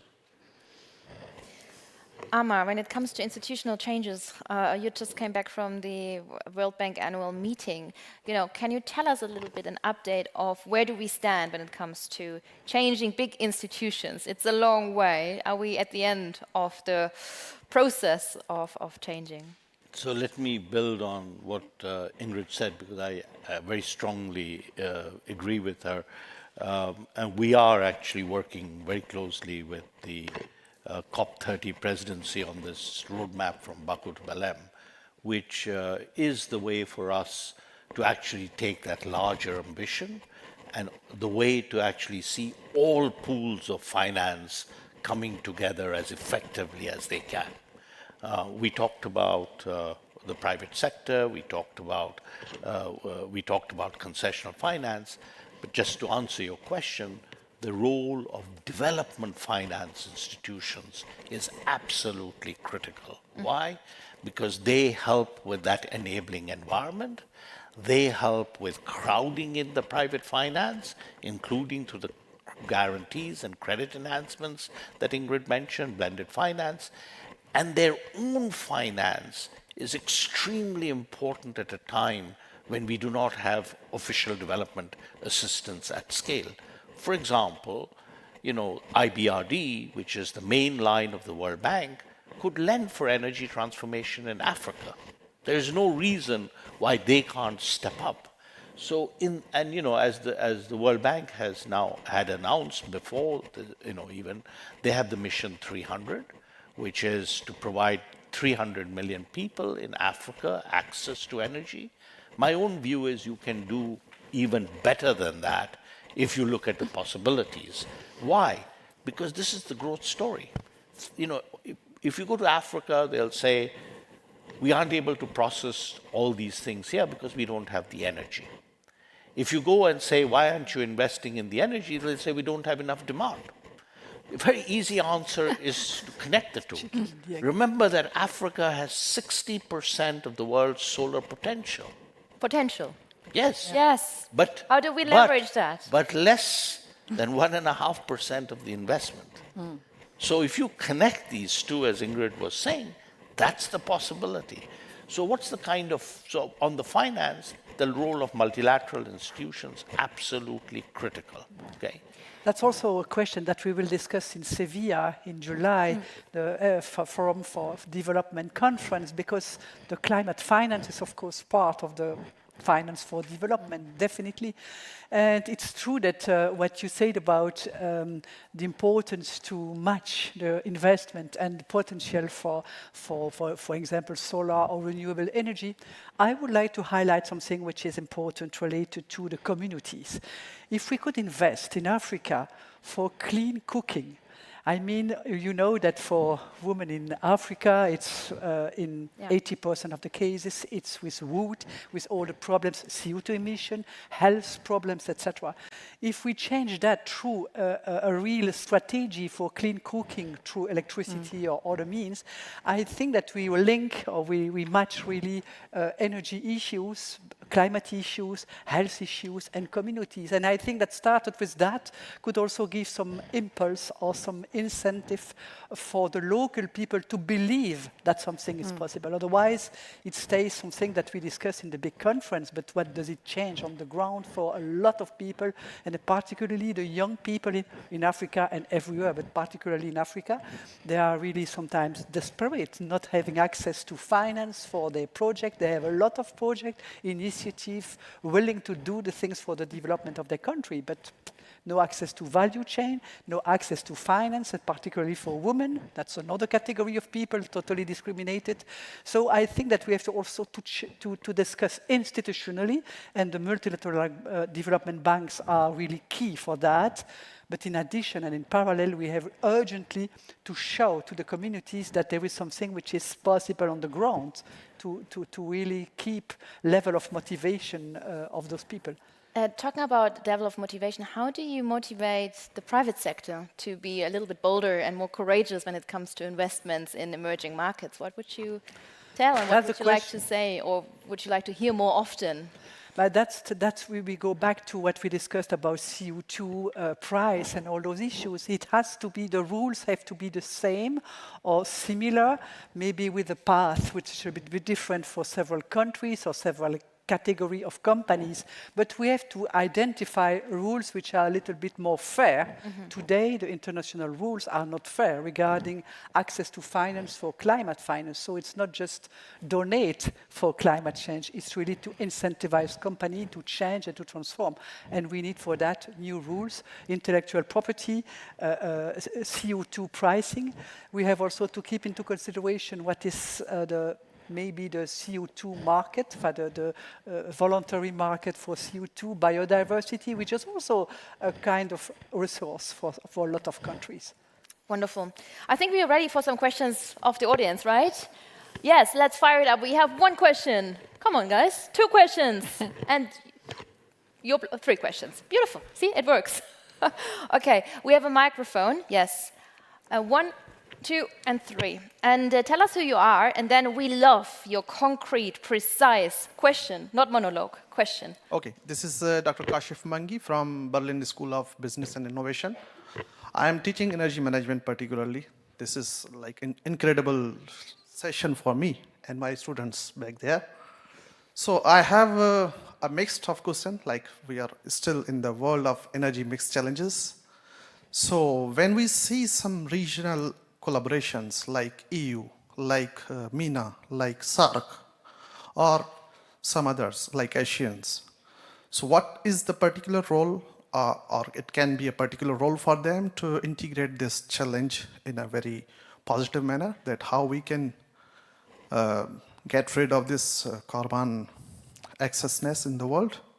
And secondly, by the president of GSI in the opening session, he said, my nation first. So, because I'm listening very expert people from different domains. So, isn't it enough to say that my planet first? So, I think when we realize that my planet first would create a very unique ignition towards clean and safe planet. Thank you so much. Thank you. We are collecting. I wrote down your 1 to 2 questions about regional collaborations and, of course, how do we get the mind shifts right? Okay, second question was here in the back. Sorry, I'm turning back to you, but you can see me well. Tell us who you are, then, of course, your precise question. Sure. Thank you very much. Dharmendra Kanani, I'm Chief Operating Officer and Chief Spokesperson at Friends of Europe think tank. Very fascinating conversation, but we've been here before. And my issue here is that if there is a positive out of the Trump effect, it is that we've been shaken out of our comfort zones. Most of what you've been saying for many years. There's nothing new about the diagnostic or the solutions. And let's be frank about that. What is it you will do as agencies? So, Amar, you spoke about development agencies being key. Ingrid, you know that if you were to pool the resources in Europe alone amongst development agencies to be in a different vanguard of solution making, you could do that. It's not a case of money, it's about smart money use. Isabel, you know only too well how UN agencies compete rather than cooperate. Isn't it time that UN agencies work differently and more smarter about not trying to think about their own backyard, but about actually thinking cooperatively? There are so many opportunities for using different financial institutions and instruments in this world, which are just not being galvanized. Because why? Of either vested interest or basically a complacency and institutional inertia. The only thing Trump has done, I hope, is to shake up institutional inertia. For example, one simple thing, Isabel, you spoke about clean cooking, which you know, actually the price tag on that, a billionaire could afford tomorrow and change that for women in Africa. Similarly, IMF, we know majority of the loans in Africa, Indo-Pacific and Latin America, countries are paying more in their interest than on education and health or any other matter. The IMF could absolutely overnight, within a week, say, we're going to write off that debt because we don't need that return at this stage. So there are absolutely catalytic, leadership-desiring opportunities that leaders can take here and now, but they're not. And so my issue is the who and the how, because actually the solutions have always been there. It's just that we needed this kind of shake-up to be able to think differently. Even more shake-up now. Indeed. Okay, more AI-generated photograph. I didn't bring my AI-generated photo to shock you and to shake up more. Sorry to say, next time. Thank you for your question, also / comment. Where was the last? Here. Thank you very much. And then we do our last round because it's just us and then lunch. A good cliffhanger, right? Oh. Okay, wonderful. Hello. Stage is yours. Who are you and what's your question? Frank van Asselt, the director of Counterbalance. We're an NGO network, in European NGO network, working a lot on strategic investment like Global Gateway.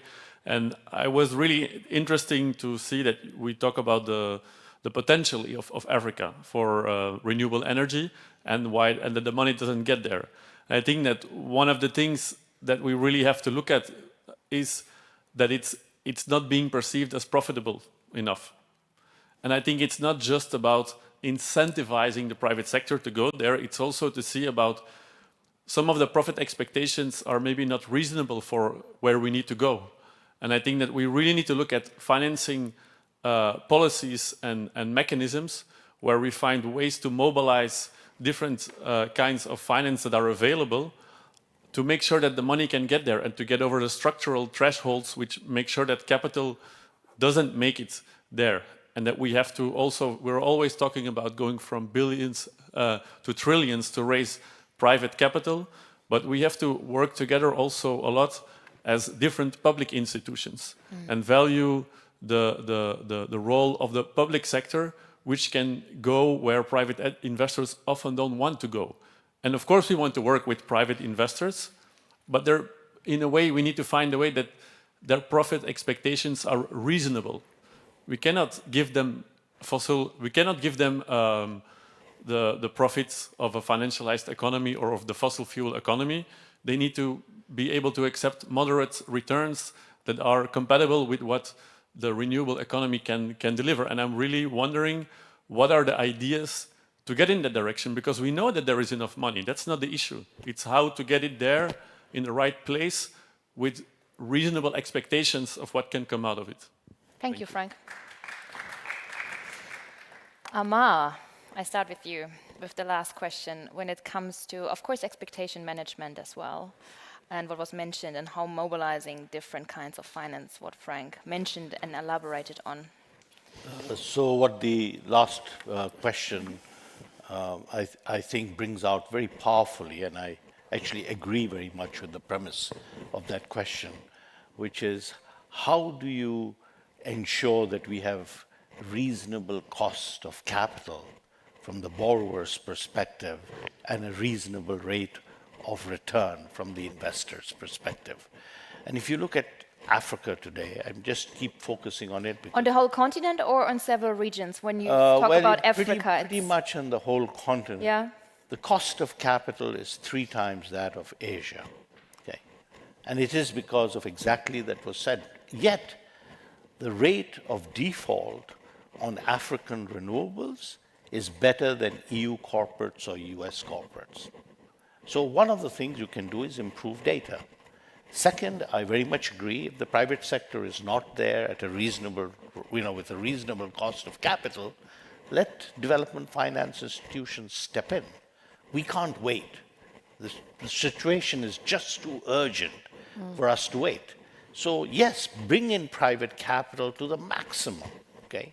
But if private capital is not there at a reasonable cost of capital, then we need public solutions. And the public solutions are there. That's why we've created the institutions that we have. Are they in silos or do they match each other as well? So they have been in silos, and the question was asked, what's new? So what is new right now is really an effort to bring down the silos. Typically, when we have a conversation between the private sector and the DFIs and the countries, everybody is pointing a finger at the other one, right? The private sector says the DFIs get in the way, they're not doing what's necessary. The DFIs will say the private sector has unreasonable expectations, they want us to take the risk. And the countries, of course, are being blamed for not getting their enabling environments right.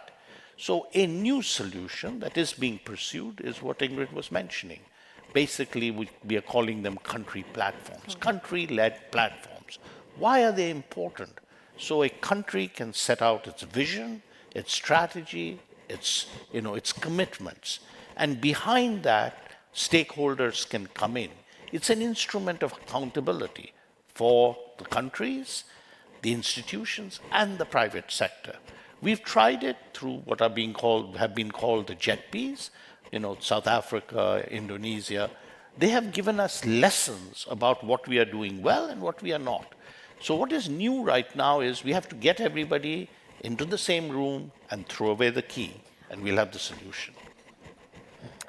That's also to the second question. Ingrid, I'd like to come in with you then here, talking about breaking the silos. What's new now in these times of storms? What would you add to what Alaa said? What do you see and observe? Because we are here in Germany in a new phase of development policy. We do see the global turmoils and of course on the way to Berlin. What would you like to see as a priority? Well, first I think we have been on a very steep learning curve, quite frankly. And Alaa just mentioned the JETPs. I think we have actually learned that we won't get into a very deep transformation if we continue to think and operate project-wise. The challenge is far bigger. We are talking about a transformation of a whole economy, like in South Africa. When you want to get out of coal, this means transforming the whole economy. You have to create new jobs, you have to do reskilling, upskilling, you have to find actually the right entrepreneurs to provide self-employment, etc. So it's much bigger than simply transforming one sector. It could be an entry point, but it doesn't lead to success if you don't really reshape the whole economy. So this is one of the biggest, I think, perhaps, learning achievements. This means that we have to change how we are doing business. in the international community, quite frankly. So we all have actually to perhaps need new modes of delivery. We have to cooperate more forcefully. We have to listen to countries. And finally, this is my main and most important point. In the past, we think about CO2 mitigation. We enter in a sector, we do e-mobility, we do renewable energy. But it's about people. It's really about the economy, it's about the society, about the opportunities. And therefore, I think unless we really realize that the transformation is something that has to be people-centered, has to benefit people and provide new opportunities, and we have to get the communication right. So all these are learning elements that over the last couple of years, and nowadays the new actually modes of engagement are very different from the ones that we charted 4 years ago. On the debt issue, last remark, sorry for being a little longer, but I fully agree the indebtedness of many countries places a big burden on future investments, and especially also investments in human capital, education and health were mentioned. But also be very frank about it. Look into the pattern of indebtedness. Why has it happened? Why didn't the infrastructure investment of the past didn't pay off? Why don't we see the double-digit growth rates in many African countries, although they are highly indebted? I'm absolutely pleading for a new solution. But then all stakeholders that are part of that business have to be at the table and also willing to put their share into it. And this is actually now the tricky issue. It was much easier when it was only about MDB debt, early in the 20s when we had the debt forgiveness exercise, easy exercise with the Paris Club. Nowadays, the equation is far more complicated. And this is the big issue, why we're not coming to, so to say, an agreement that would actually put all the players into the game. Thank you, Ingrid. To Henry and to Isabel, the last question about regional collaborations. And then, of course, it's back to Claudia. Sorry, another 2 minutes of the lunch break. Sorry, it's my bad. German time management. Henry, of course, one question out of the audience came along when we talk about regional collaborations, the role of multilateralism, in fact, still. How would you answer that first question from the gentleman in the room, and how do you see the priorities and the importance of multilateralism today, and also, of course, Isabel then afterwards? Thank you. I think this is a great question. Absolutely. I think that humankind actually is not lacking the tools to do it. We've been going through prosperity in the last 80 years. Just example, like we worked together, 1995, 30 years ago, we established WTO. At that time, the global trade was only 3 trillion. Now it's 33 trillion. So it's really lacking the political will. And if there's a geopolitical competition, conflict going on, you're not going to expect those things going to happen. The things to do now, I think we should get this out of this Hideous trap that my friend Graham Madison was talking about. And EU being one of the largest economies should really play a mediating role between China and the US. And let's get multilateralism back. So, for example, World Bank, ADB, AIIB, those development banks can work together. For example, OECD and also like China proposed the Belt and Road Initiative. You have an EU Global Gateway, and you have Build Back Better, B3W, and you have Indian, Middle East, European corridor. Let's all those international multilateral systems work together. You need a political will. You need to really China, US get along, and EU as well. So in this case, if China, US is fighting, EU has a huge responsibility to glue both sides together to really, for the sake of the benefit of the world. Because, for example, China is doing a lot of good things now. China has already built 100,000 highways in Africa, 10,000 railways in Africa. Invest 1 trillion in Belt and Road Initiative. Let's all work together, and that let's get a new WTO on the climate change. So I think the EU is where the multilateralism center should really get US and China together. And I hope Global Solution Initiative should do something like that. It's not that we cannot do it. We can do it, everything we can do it, I mean, the past 8 years has proved that. It's just now there's no political will. There's a fight between the two largest economies. You just can't get everything done in this world. Yes, thank you, Henry. Isabel, a pledge for European Union. A last sentence from you and from your side. Frankly, I think that what you mentioned, the political will, is probably the most important. And I think that even within the European Union, it's not so easy. Even only 27, it's not so easy. So I think that for that, the big absent of this discussion is the social media. Social media are doing a lot regarding influence to the people, influence on how they vote, how they choose, how they support, how they consider international solidarity as an asset and not as a burden. And I think that that's really important that the institution, European institution, but also all the other, could be a little bit closer to what they are doing, what they can do, and especially what you said on short term, because I think that the population in the global south will not expect so long time. They need solution concretely on short term and not on a cost which is acceptable or reasonable. So to do that, we need political will. I think that it's also in our hands to change or to support a political will. That's important. Thank you. We only had 60 minutes. I can go on and on, but now it's lunch break, sorry to say. Thank you to Isabelle Durand. Thank you to Ingrid Gabriela Hoven. Thank you for joining us virtually, to Dr. Henry Wang and to Amar Bhattacharya. We are living in shifting sands of geopolitics, trade, and global equity. Thank you very much for your attention, for coming along, for your questions. It's only the start to the Global Solution Summit, so please keep on asking, stay on curious, and until we meet again, I hand over to Claudia. And I wouldn't be mad. There's no need to apologize for this round being hard to stop. I highly appreciate that you demonstrate so well that this is obviously not the end of this conversation. The only thing I'm hating you for is that you said the word lunch 3 times, and now I have to talk for a minute longer while everyone wants to stand up. So we will let you all, with all of this food for thought and conversation, we'll let you all go into a break in the streams. We'll see you back at 1:45 here. And to all of you at this round table and for all of you at SMT Berlin, please find yourself someone to take this discussion to. We open up a few fora for that, and I'm not going to be long because she said lunch. But so there's one dialogue session that is still running. You're more than welcome to still join, one floor down. There's 2 guided tours through SMT. Jörg Rocholl was talking about that earlier, starting at 12:45 and 1:15. And then there's the young global changers who are here next to their posters. Please bear them with visit, say hello, discuss, and then on the back of your badges you have got this little coin. If you have made up your mind already about your favorite project, please put it in the voting, but you also have time until tomorrow. So go find yourself a stranger to talk to and a round table. Thanks for your attention, and thanks to all 4 of you.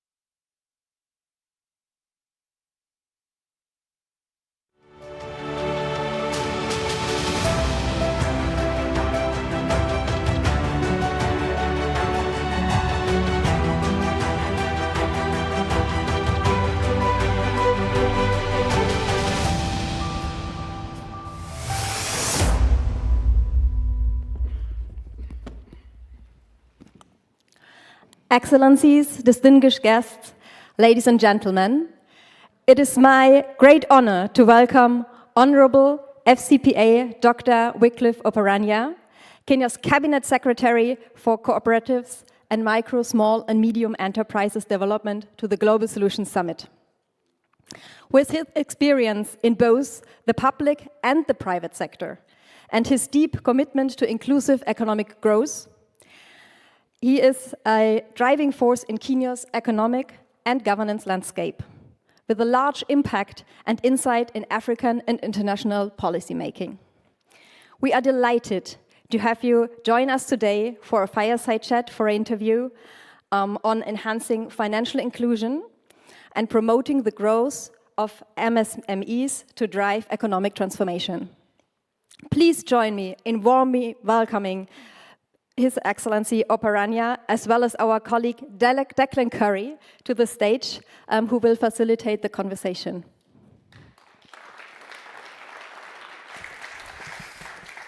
Suzanne, thank you very much. Dr. Oparanya, welcome to our stage. We are honoured by your presence here today.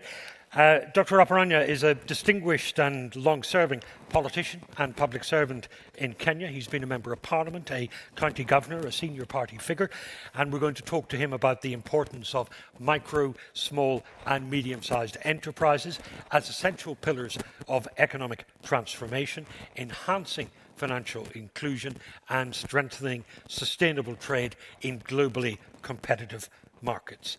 Dr. Oparanya, give me some examples of these small, medium-sized micro businesses in Kenya that are making such a difference. Describe one or two that you're familiar with. First of all, thank you very much for welcoming me and inviting me to this meeting of this forum. I'm very delighted as a country, and I want to take this opportunity to also send the apology of my president, the President of the Republic of Kenya, Dr. William Ruto, who was initially invited to be here. Unfortunately, could not make it because of other prior state commitments, and he directed me to come here and represent him in this particular meeting. Kenya is going through an economic transformation, and we have 5 pillars for transforming our economy. Bottoms up economic transformation agenda. And the 5 pillars are agriculture, housing, universal health care, digital economy, and MSME. And that's why I'm here to talk on MSME, because that's one of our critical focus area to transform our economy. In Kenya, and I happen to have come, there is a gentleman that I came with, Jacob. I don't know if Jacob is within this conference. He has come up with a digital solution to agriculture, and is in partnership 2 youth who have just come out of university. They have a digital solution for agriculture where the equipment is put in any area of agriculture. And after some time, that particular equipment will be able to sample out what type of soil is it, what crop can do here, what deficiency is in the soil, and what can do well, what is the solution, what type of manure or fertilizer is required, what type of chemicals are required. And I think it is the only technology in agriculture that we have in our country. The gadget is imported.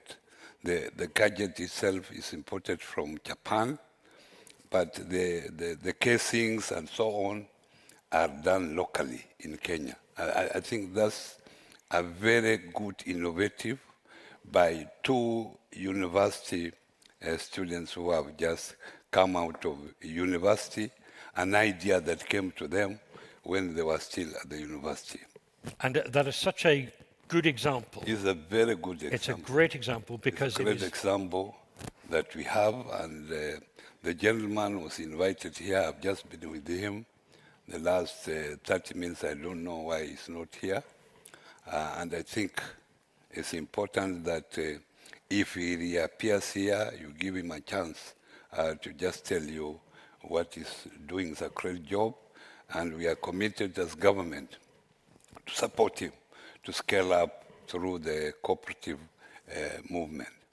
The second one is the youths who have come together to actually recycle waste into generation of electricity, and then what remains as a waste is now converted into fertilizer for agricultural produce, because agriculture is our mainstay.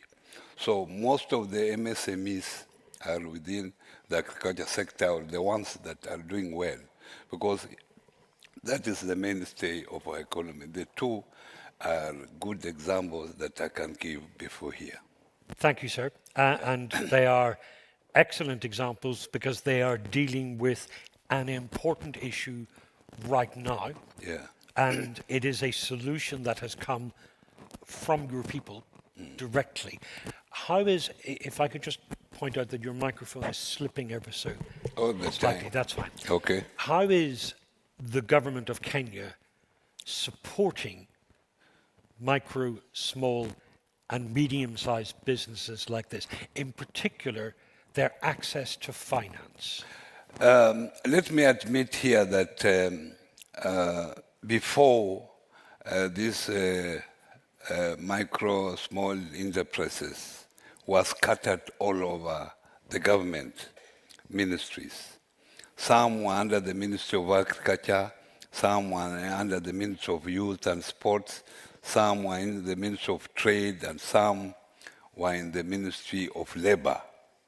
Fortunately, after the government came into power, the president came up and thought this was a proper area for focus for economic transformation, and he decided that these MSMEs must be put in one ministry. And that's why they were put in the Ministry of Cooperatives, because also cooperatives means that putting this MSME together for economies of scale. Now, the government, because of that, has come up with quite a number of initiatives. One of the major issues that is a problem to MSME is finance.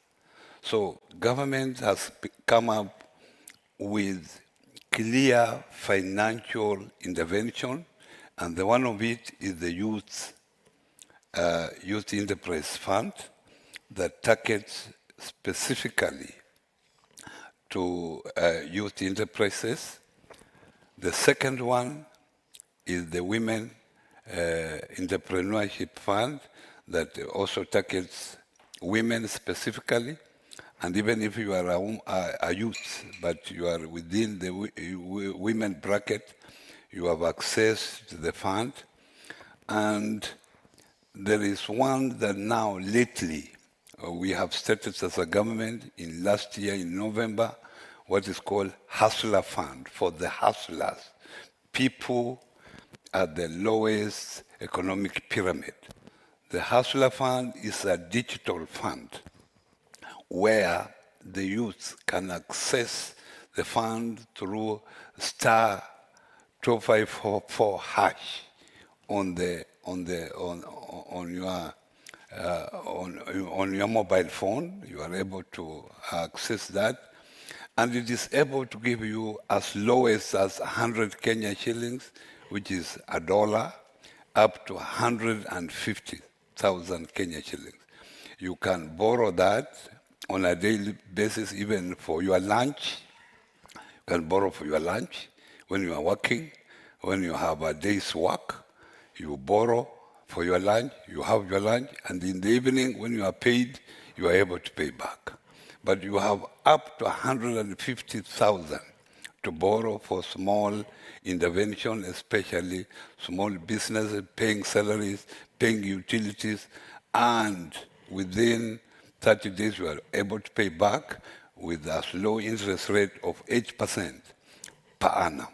So you can imagine that has transformed that particular sector, because at the moment, 20 million Kenyans have accessed that fund, and they have been able to have a turnover of 60 billion Kenya shillings, which is about 150 million US dollars. So this has provided finance for a group of people who may not have been able to access it. Yeah, that has been very critical. And how is your government supporting? Carry on. And the second one after that, because this is a new environment, the ministry or the government has come up with a startup bill. A startup bill is now going to give guidelines on how these young people can start their business. So it will give clear policies to these enterprises. It will also give a legal legislative framework for the young people who are coming up with small business, how they will access finance, how they will access markets in case of a product that they want to sell, how their skills are improved. And in fact, we have come up with entrepreneurship training for all of them, and this entrepreneurship are anchored on few universities where these young people can go for training, irrespective of their education, whether you are a primary school dropout, whether you are secondary, whether you are university, you go through that training, and after that you are free to access finance through either West of our Youth Fund, Women Fund, and the Hustler Fund for you to start your own business. And then lastly, we have also partnered with the World Bank to come up with specific interventions where we are going to train about 1 million youths in 5 years into entrepreneurship and give them grants of up to about 5,000 US dollars to start business as individual or as a cohort within that training framework where they can do business. Or secondly, also another funding where we encourage the youth to go into manufacturing. So we support them to acquire necessary equipment for value addition, where they will get a grant from the government of 70% of the amount of the equipment, cost of the equipment, and 30% they will pay over a period of 5 years.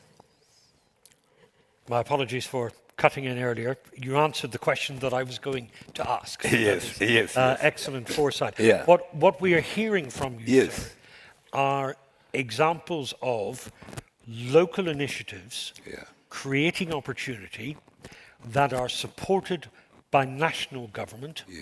And there is also a role there for major global organizations. You mentioned the World Bank in your answer. And it strikes me, sir, in our conversations in this room this morning, we discussed the importance of grassroots solutions, bottom-up solutions. And this is what your government is doing. and it is working. Yeah, it is. Unfortunately, this is something that we started 2 years ago in terms of training. Now we are able to get the benefits, evaluate the benefits maybe at the end of this year. And by next year, we are going actually to scale up. As I've said, the World Bank program will take 10 years, 5 years, starting from last year, and definitely after 5 years, involving 1 million youths. That's a huge number that will actually bring change. It must be very satisfying, very pleasing as a minister that you can say, we have achieved this success, we have made a difference to economic lives. Of course, it is because from where you came from. You people who might know Kenya, we had youth uprising last year. They came to the streets complaining that the government was not doing much to take care of them, and that's why His Excellency the President formed a broad-based government where quite a number of the opposition figures were brought in. Now we have a broad-based government, and our focus is to help the youth, and we have a lot of initiatives. What I am mentioning are just a few ones, because we have 2 levels of government, the national government and the county governments. The county government have also their local specific initiative to see that the youth are looked after, and as a national government, we do the coordination. But we have also national government initiatives, like the ones I have just mentioned. Dr. Oparanya, I want to thank you for sharing these wonderful examples with us and for joining us in our discussion here at Global Solutions. We are honoured by your presence, and I know that our audience would like to thank you for being here with us today. Thank you very much. Thank you for the opportunity.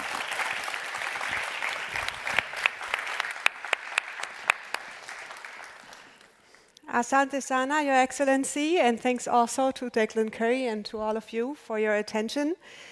I will give you and all of us a very short break to walk you, Your Excellency, out, and also to give you time to choose your next session.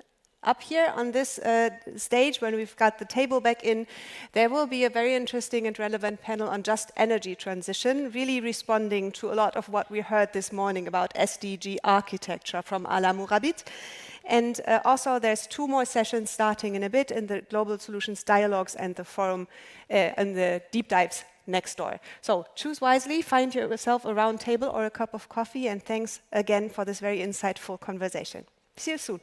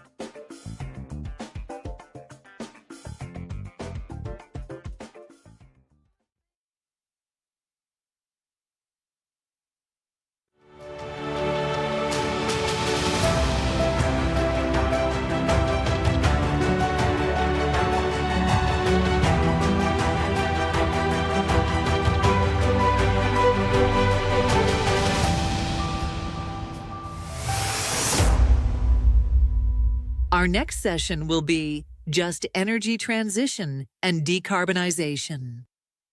Please welcome to the stage your moderator, Connie Chimoch.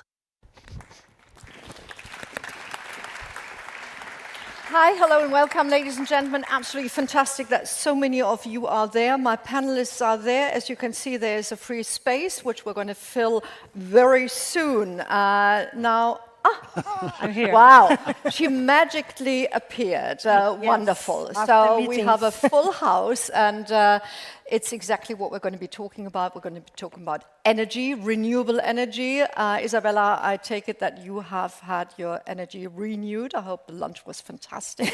I know that we're going to have two incredibly energetic male panelists, and I only stress that simply because we've come from an all-female panel just a moment ago. Now, ladies and gentlemen, you all know what we're going to be talking about.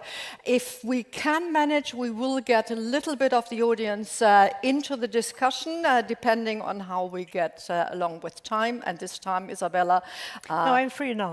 Two petit less than normal. I'm sorry. And let me start, as opposed to the last session, with praise. Well, not my own praise, but that of United Nations Secretary General Antonio Guterres. And he said a couple of months ago, renewable energy is powering down the fossil fuel age. Record-breaking growth is creating jobs, lowering energy bills, and cleaning our air. Renewables renew economies. Now, I mean, that's a lot of praise in 3 sentences. Normally, we are used to other words from Antonio Guterres, but he said that in response to the report of IRENA, as you all know, the international agency that is concerning itself with the growth of renewable energies, and they have constituted 4 important aspects why renewable energies have grown, so that's definitely a good message. Record high renewable energy capacity additions in 24, 15% growth, fantastic. Renewables account for more than 92% of total power expansion in 24. Solar power takes the lead. Asia dominates, regional disparities persist, and then the one thing that we're going to be talking about is progress still falls short to reach the 2030 tripling target. And this is what we're going to be talking about, the challenges, like, yes, good news, but how are we going to keep up the good news, under which conditions worldwide, and what do we need? Now, ladies and gentlemen, let me start off introducing Isabella Teixeira. Most of you who are regulars here to the Global Solutions know that she is the former Minister of the Environment of Brazil, but today, and in the last couple of years, been co-chair of the International Resource Panel of the UN Environment Program, and many, many more aspects. On my left, Leonhard Birnbaum, and he is the CEO of E.ON, so from Düsseldorf, I'm from Cologne, so there's a natural barrier between the two cities, but not between us.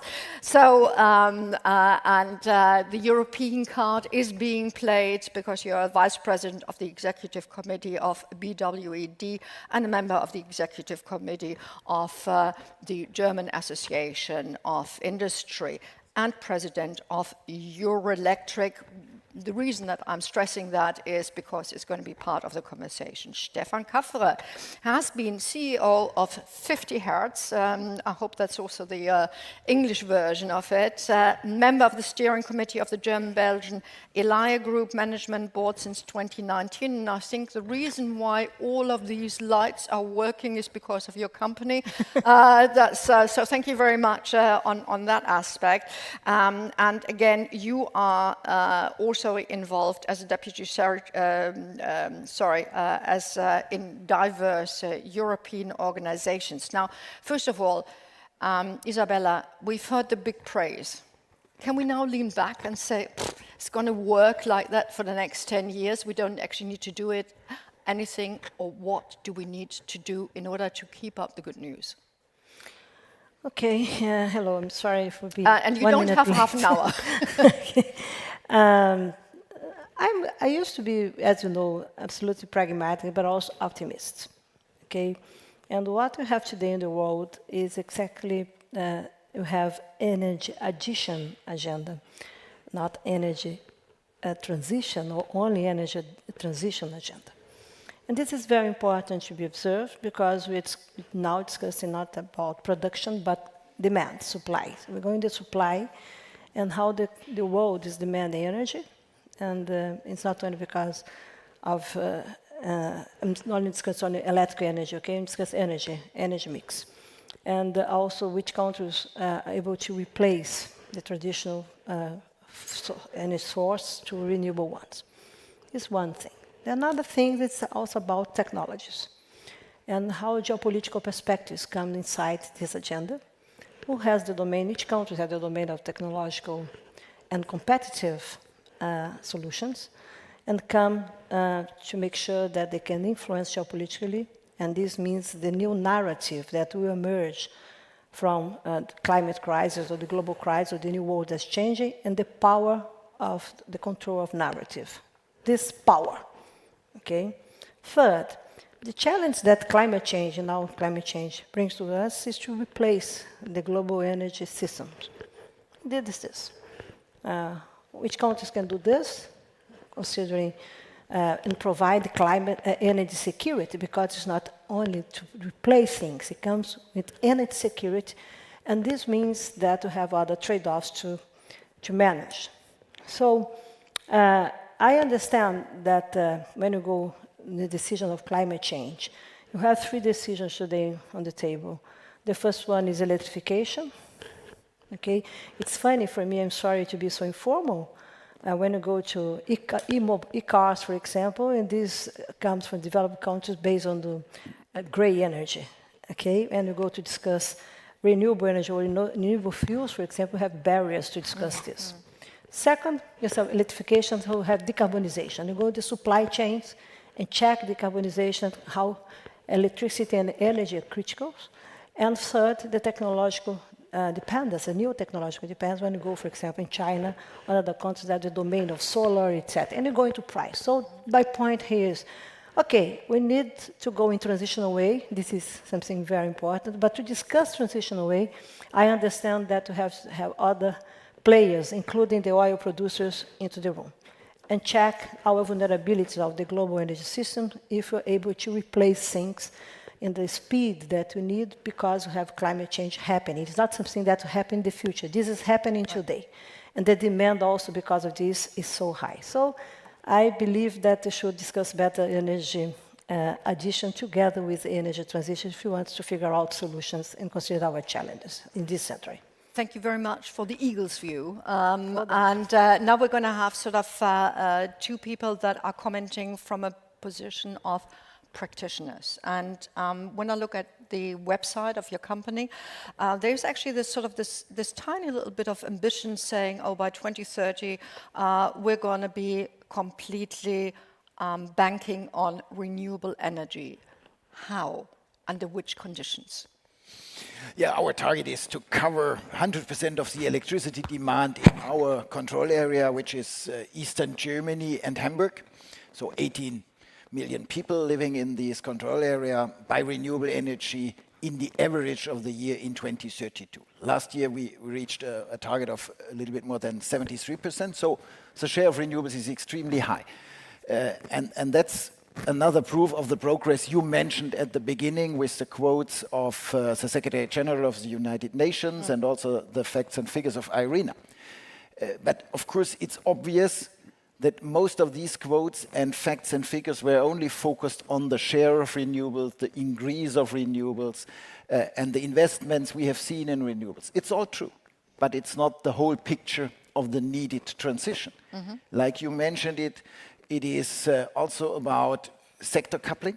It's also about how can we organize the expansion of the grid infrastructure. And of course, at the end, it's also about affordability of the transition and security of supply. We have seen in Europe a few days ago in Spain and Portugal a severe incident Not yet clear what is the reason for that, but now security of supply, reliability of the system is back on the agenda. And of course, affordability is another key priority in the so-called energy trilemma. And that's not only a European discussion, I'm sure it's a discussion we will see also in the global south and worldwide. The funny thing about talking about renewables in the context of the Spanish energy blackout was, of course, the renewables were supporting the restart, because you could rely on it in the afternoon, of course not in the evening, but somehow it didn't quite work. It took a time, and maybe Leonard, you could sort of comment on that, because you just tried to explain that to me, and then we're going to go to your question. Yeah. Very simple. All assets in our systems need electricity to work. The moment there's no electricity in the system, all our assets don't work. And that's basically, that's true for PV assets. The inverters need power. That's true for a power station. What does an electricity power station need to start up? It needs electricity. But if there's no electricity in the grid, only certain special assets can start up. We call them black startup capability. Okay, as we've just heard, Stefan, thank you very much for making it clear. We still don't know why that happened, but it probably was a wake-up call, because suddenly energy was again in the news, and this time not because of some policy decisions. Now, looking at the operations of your company within the global demands, one of the 4 big wigs here in Germany, and certainly, of course, a standing in Europe, a transition means transition to, but also away from. Now that's balancing act. So how much can you put your weight on renewables and actually lift the weight off the old carbon system? I think that's the wrong discussion. IRENA really is, I mean, they are the advocates of renewables, so they actually make their claims on the progress of renewables.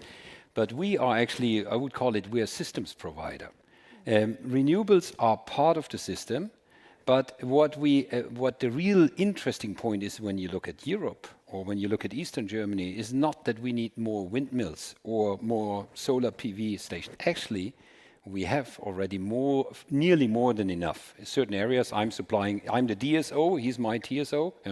In Eastern Germany, we have areas where we have, the installed capacity, peak capacity is already 7 to 8 times higher than the peak demand. So actually, I have enough renewables. What we need is a system that combines that all in a way that is affordable for customers. Technical issue or a political issue? No, it's both. And an economic issue, because if you actually combine the assets in the wrong way, you're just increasing the cost without adding any value. If I build an additional windmill in the northern part of Eastern Germany, likelihood is it adds cost to the bill of our customers, but it doesn't add more green, renewable productivity. Why? Because when the wind blows, I can't use that production. So what we need is different thinking now. It's not about the next generator, it's about making the system as a whole better. The good news is that electrification is the solution. Electrification is helping for decarbonization, is actually increasing security of supply, and if done right, is actually improving affordability. But only if we think about the system as a system and not as individual assets. Thank you so much. And Isabella, I'm going to play it again once to you. What we're talking about today is, of course, the just transition. And well, I mean, certainly just energy transition is, that brings the social aspect into it. And I believe certainly in Germany, but also in Europe, a lot of the contra or the negative aspects associated with renewable energy is, we can't afford it, it will hit the poor, the rich can afford renewables. Globally, same question. Are we just concentrating on the global north, or are we taking in the global south as well? I think that we have different complexities when you go into global north and global south.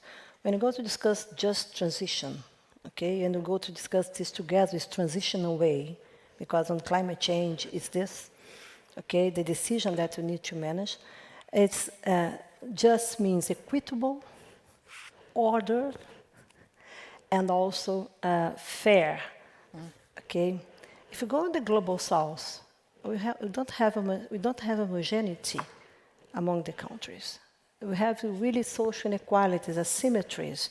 It's not only to access energy, it's how you can pay for this. All the arrangements for tariffs, for example, how technology, how you can have subsidies and incentives, how you're going phasing out incentives and go to subsidies for phasing up solutions and to make sure that you can minimize the inequalities or the social asymmetries. In huge countries like my one, in Brazil, we have our electricity system based on renewable. It's around 92%. This is a national interlinked system, okay? But in my opinion, we are not prepared to consider justice or just transition, the climate risks when you go to generation, transmission, and distribution, and go to private sector to pay for this. Because we have climate risks as an uncertainty. Nobody can manage this, but you have costs.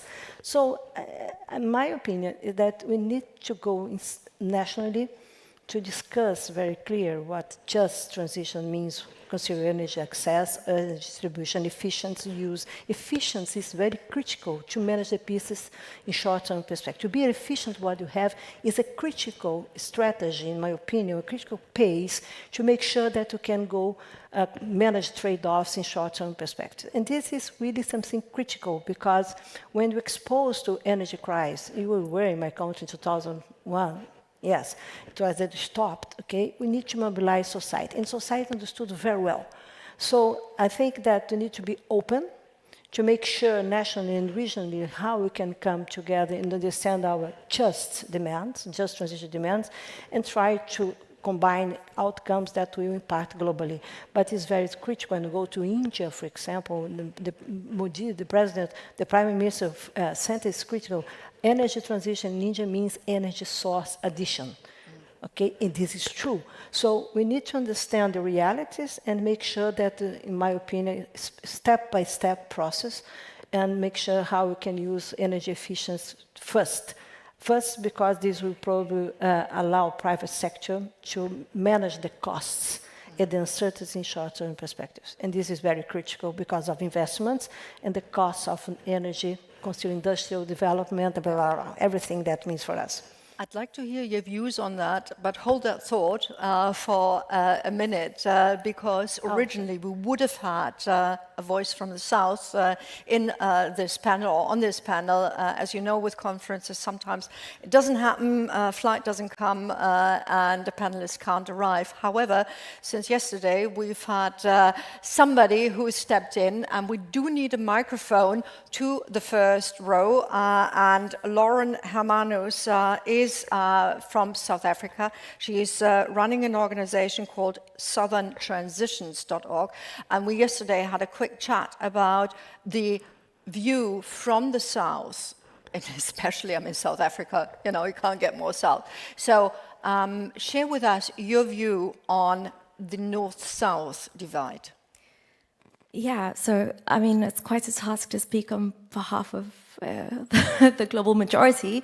So I don't aim to do that. But I think maybe, you know, when we speak about the just transition, certainly in the African context, which is of course 54 diverse contexts, actually, the transition is put forward as a tremendous opportunity. I think the reality is that there's a tremendous need, but the concrete opportunity is actually far from realized and far from defined. So that's the kind of high-level point there, you know, that Africa is essential to the global transition, essential to the supply chains that feed into decarbonization elsewhere. However, this is at the moment really in a largely extractive relationships. And that most African countries remain stuck in low-value parts of global supply chains. And reversing this is actually a critical part of advancing what might be called a just transition, but I would say more it's a sort of holistic economic and energy transformation that needs to happen across the continent. So this is a little bit repeating what was said in the session that was here before, but, you know,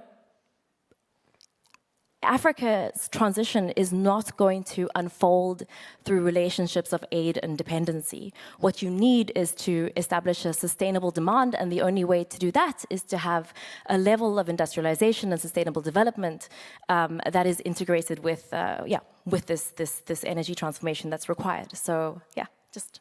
Thank you very much, Lauren. I already see your hand raised. You're going to be first. This is also a little pitch for later on. So if you're still around at 16:15, there's going to be a special session on African energy transition. Now, could I ask you to actually use your breath that you've held and put some words to it? Yeah, I just want to comment on the topic of what is just. And it seems to me that the understanding is different. If we talk about a just transition within Germany, we will realize that there are people who actually benefit a lot from the energy transition, all those who can invest. And there are people who don't benefit, they just get higher bills. So this is just unjust in the German context. We have just heard that in the context of, when energy is not given, you have no energy, then just is, do I have energy or not? It's not a question of affordability, because if the alternative is to have none, you go for a diesel aggregator, which is the most expensive way to do that. So just is, do I have it or not? But in Germany, everybody has it, so the question of just moves to the field of who benefits. We just heard even broader discussion. Just is if the transition actually leads to the development of some areas, which is actually far beyond only energy, because we were talking about industry. And so maybe it's like, then the question for me becomes, okay, so how do we make a just transition work if just is something different in all different contexts? And my answer would be, we need to make it good business. If it's good business, it happens. If it's not good business, it doesn't happen. It's like the transition of Africa will happen if we can identify good businesses that are sustainable by themselves. Affordability happens if it's good business to invest into the infrastructure. And if it's not good business, the investments won't be there. And so that would be maybe my point, different types of just, but in the end, always good business or not. Absolutely, and actually that reflects some of the ideas that we've had in the circular economy discussion earlier today. Now, Stefan, you're actually sort of part and parcel of the World Energy Council, German section, but still, how is that reflected, that kind of discussion on just energy transition in the World Energy Council? And is there also a north-south divide? Or are you talking about political and technological answers? Yeah, of course, also in the World Energy Council, we have seen a north-south divide. And I think one of our challenges at the European level or the Northern European level is to develop a positive narrative of the energy transition. Because I'm fully convinced that a just transition is working. Access to energy is easier with renewable energies in many emerging economies. That's very clear. One of my former posts was Secretary of State in the Ministry of Economic Affairs and Energy in Germany 12 years ago. I was in South Africa signing an energy partnership with our South African colleagues. And also at this time it was obvious that these coal power plants are something which has to be phased out, and we need a higher share of renewables to organize a just transition and decarbonization in South Africa. And not much has happened. So Leo is fully right. We need these kind of business cases and acceptance for these kind of business cases to make it happen. Underestimating the positive narrative, let me just highlight this. Often also in Europe, people have not yet recognized how successful the energy transition was when we look at the decarbonization aspect. Germany will reach its target to reduce its greenhouse gas emissions between 1990 and 2030 by 65%. So it's a success story. So now we have to look at the other aspects. But it's not being communicated. It's not yet communicated because we have a group of people which is mainly interested in designing apocalyptic scenarios to mobilize people. But people will not be mobilized by these kind of messages. People will be mobilized by success stories, by positive business cases, by opportunities. And that's underestimated. But forgive me, Isabella, but what is a good business case? I.e., how are you going to steer E.ON in order to make good business, take along people, and keep energy affordable? Okay, so I will come across very cynical in a second. So that's all right. Before I do that, let me just add that I like the positive narrative point. If you always tell the world is going to die, the world is going to end, our experience is then the reaction is, okay, if it's going to end anyway, I might have at least have a fun end. Yeah. So why should I invest into the future if the end is near? So this repetition of always more doomsday scenarios is not going to get us anywhere. Actually, we see a clear counter-reaction in Europe of parts of the population which you will not reach with even more negative warnings, etc. So that's one. So I'm investing. So I'm investing. We are approaching something like 10 billion euros a year. That's what my company is investing. 98% goes straight into the energy transition, and then we have some IT systems, etc. And it's very clear, I can do that if I earn more in return that I have to pay in interest for this capital. And why is that the case? The energy transition... And you can? I can, but at the moment I cannot, I need to stop investing. And so if you want to say what the energy transition is, you could also say coal stations are burning coal, renewable stations are burning capex. Yeah? Because what you need is, you don't need to burn fuel anymore, but you need to have lots of capex to build this system in the first place. Once you have built it, it's actually cheap. But it's very expensive to build. Now, if we now say the energy transition is about taking huge amounts of capex and putting it into assets, then it means I need huge amount of assets, of capex. I can get that capital from capital markets. Financial markets will give it to me if they get a return. If not, I need charity. But charity and donations are always limited. So that's my point. If it's a good business case, I make money, I will have the money, I can invest. If I don't make money, I will not have the capex to make the energy transition work. Isabella, do we just need to change the narrative? Just sort of, saying, we've been quite good?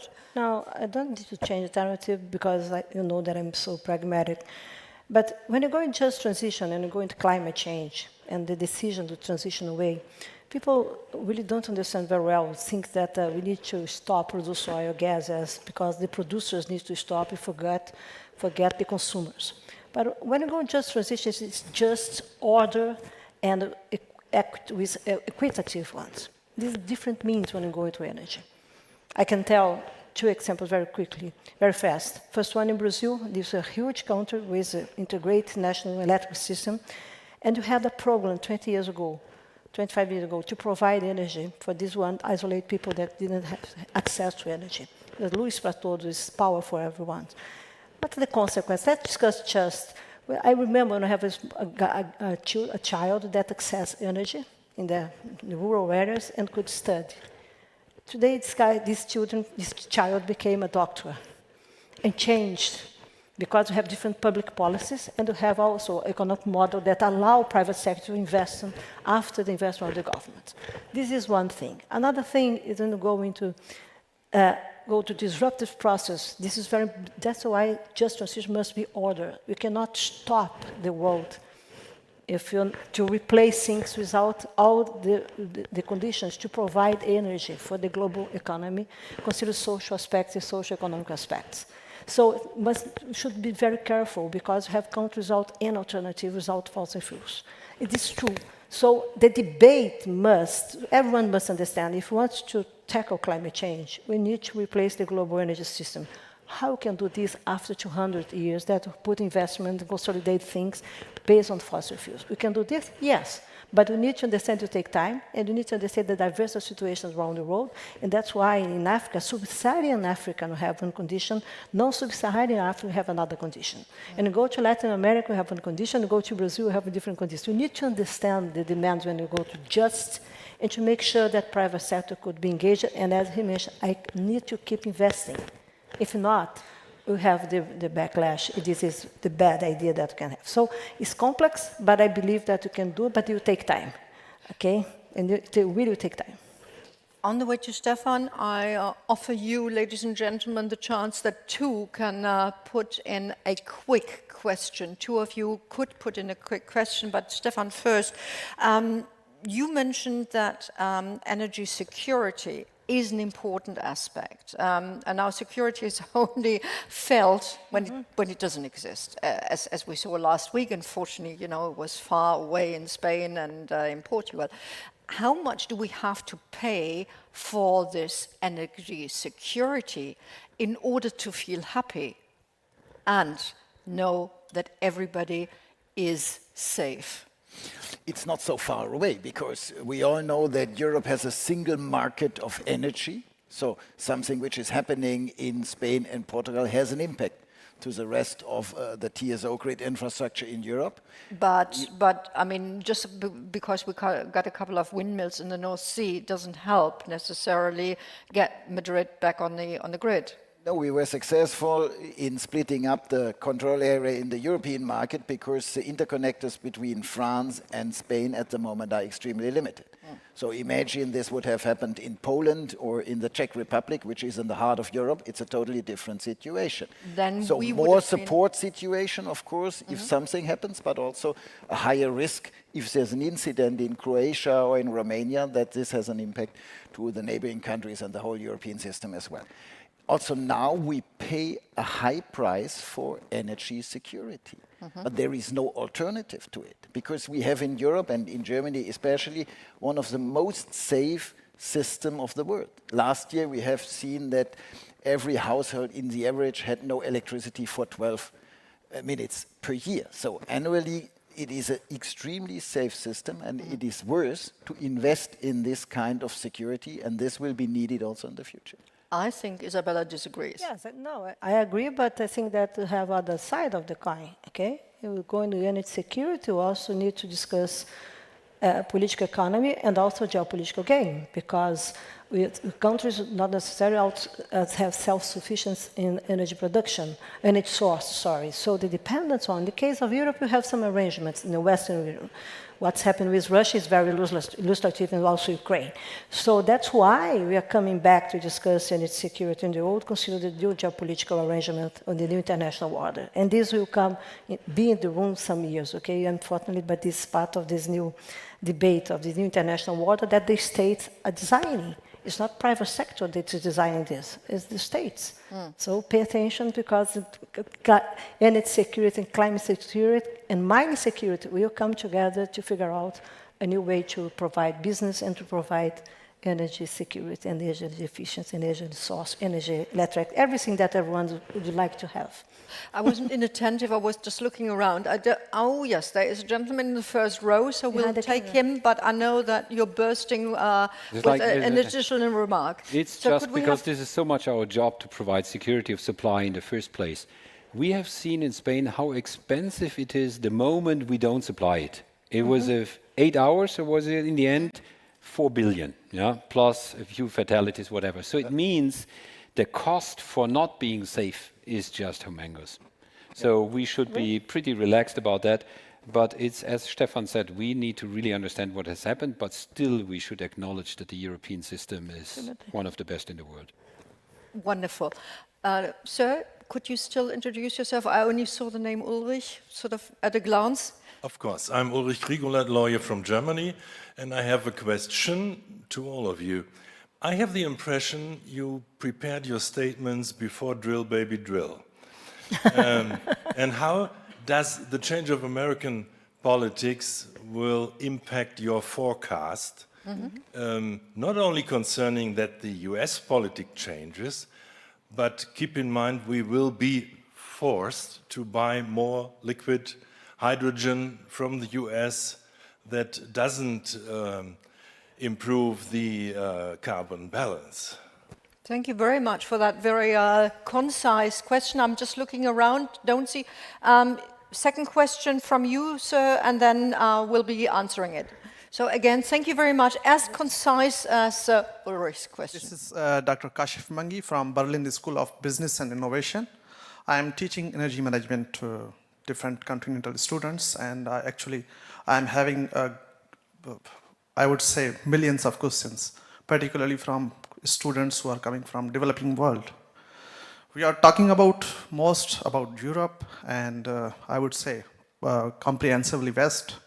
So if we are talking about energy transition, what about the South Asia or East Asia? Because they represent around 60% of the humanity.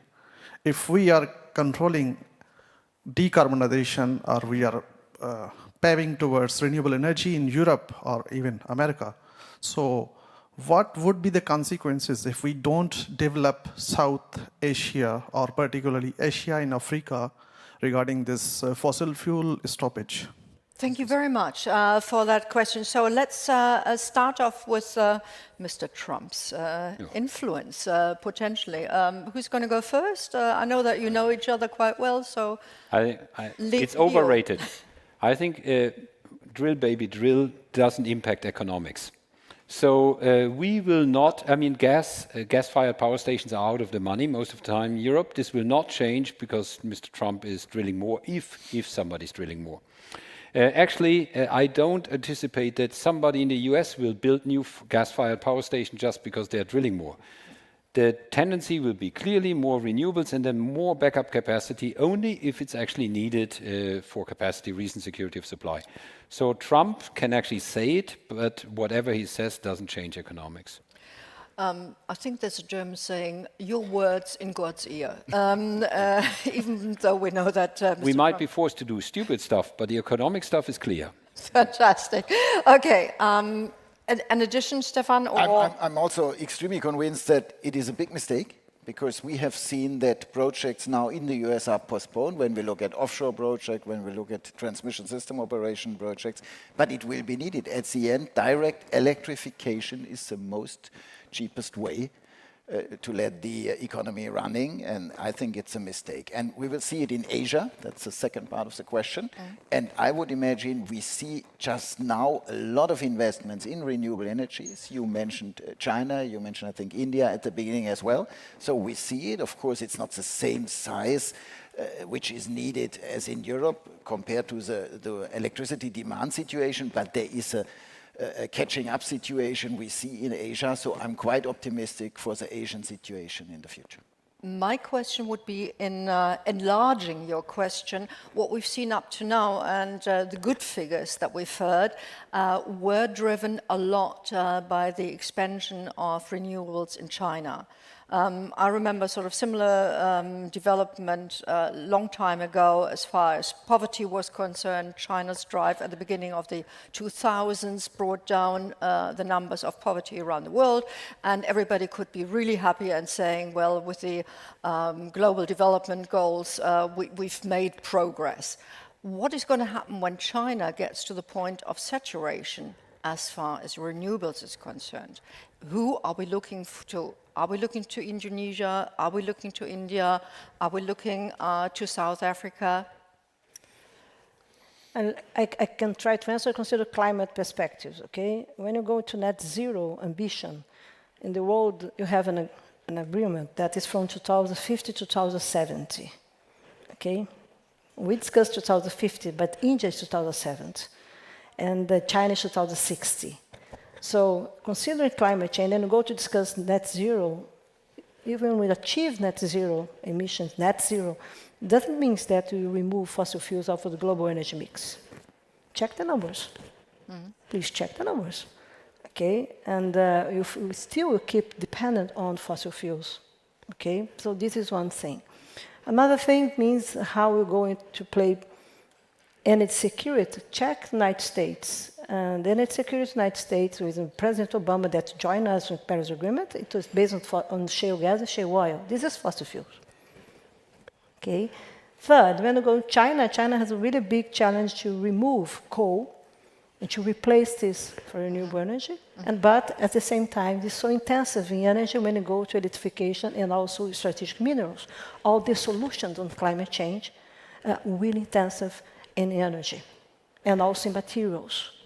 So this means that we put additional pressure on the environment, on the planet, etc., etc. Okay, so in Asia, this is a really very interesting question because there is no homogeneity when you go among these countries, and you have really the growth of population together with Africa. Check the scenarios of population growth in the world by 2050, 2070, and you see the numbers.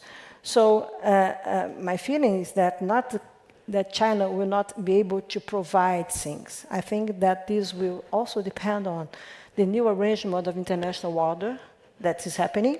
You could like or not, you can like or not, but it's happening, okay? And of course, how this will emerge, consider the priorities to deal or to manage energy security, consider renewable, and the cost of climate risks, consider the supply chains, and how you will be able to pay for this or not. And this is very important to observe, mainly consider the other thing, the last comment, how these countries will be vulnerable to climate and nature crisis. This is very, very interesting. Never forget that the Global South, we have the natural resource and materials, but don't necessarily have the technology that we need to scale up our ambition. So this is how things will come. And my feeling is that climate change keep walking into the political rooms. Okay, even if you go to Greenland, you'll meet AMOC there. Okay, so pay attention to this. Thank you very much. I'm a bit confused because that clock and my clock don't agree. So I think I still have 4 minutes. So we'll do that last round. The two aspects that you would like everybody in this room to walk away with, your personal input from your expertise point of view, where are the biggest levers that we need to use in the next 10 years to get that just energy transition, first of all, in Europe, done? Thank you. Yeah, the thank you is for the Europe. Thanks for the simplification. Yeah. Number one, we need to think about the energy transition of something that needs to achieve 3 goals simultaneously: security of supply, affordability, and sustainability. If we focus only on one target, we always struggle. That's the World Energy Council. Sorry for stealing that, Stefan. The second one is we need to think about the energy transition about a systemic transition and not as of a transition of adding one type of assets, i.e. renewables. Yeah. Those would be my 2 ones after this discussion. Isabella, one minute, if you can.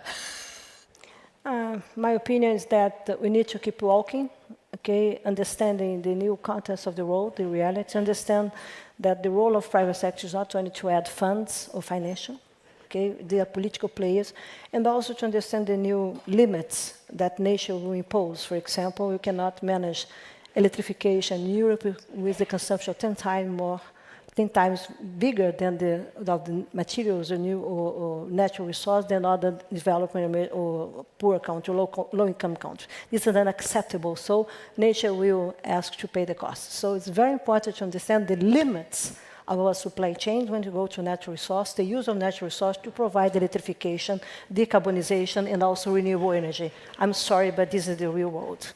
Thank you very much. Last word from you, and it can be less than a minute. Yeah, my 2 messages are focused on the European situation, but it's the same for the whole world. First message, stop telling people that climate neutrality is a free lunch story. It's not realistic. No.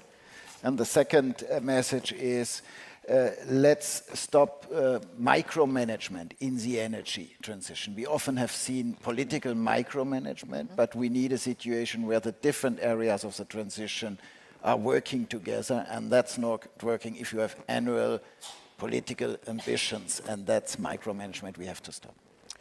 May I say thank you, especially for the last short round, for making us punctual. This is an exercise of macro management. Right. It's good. Thank you very much for your inputs. You, ladies and gentlemen, will certainly take away whatever you want to take away and what you have heard. And we know that communication is something not just about what we say, but what also arrives on the other side. The next session is going to be later on the African story, on a changing narrative. And ladies and gentlemen, with that, we'd like to have your applause because we need to leave quickly for the next session to start. My pleasure. A pleasure.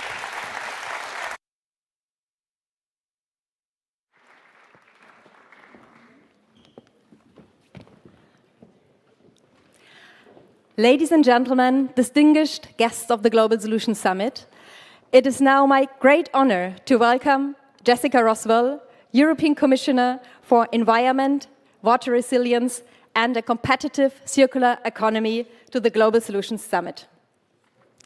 Commissioner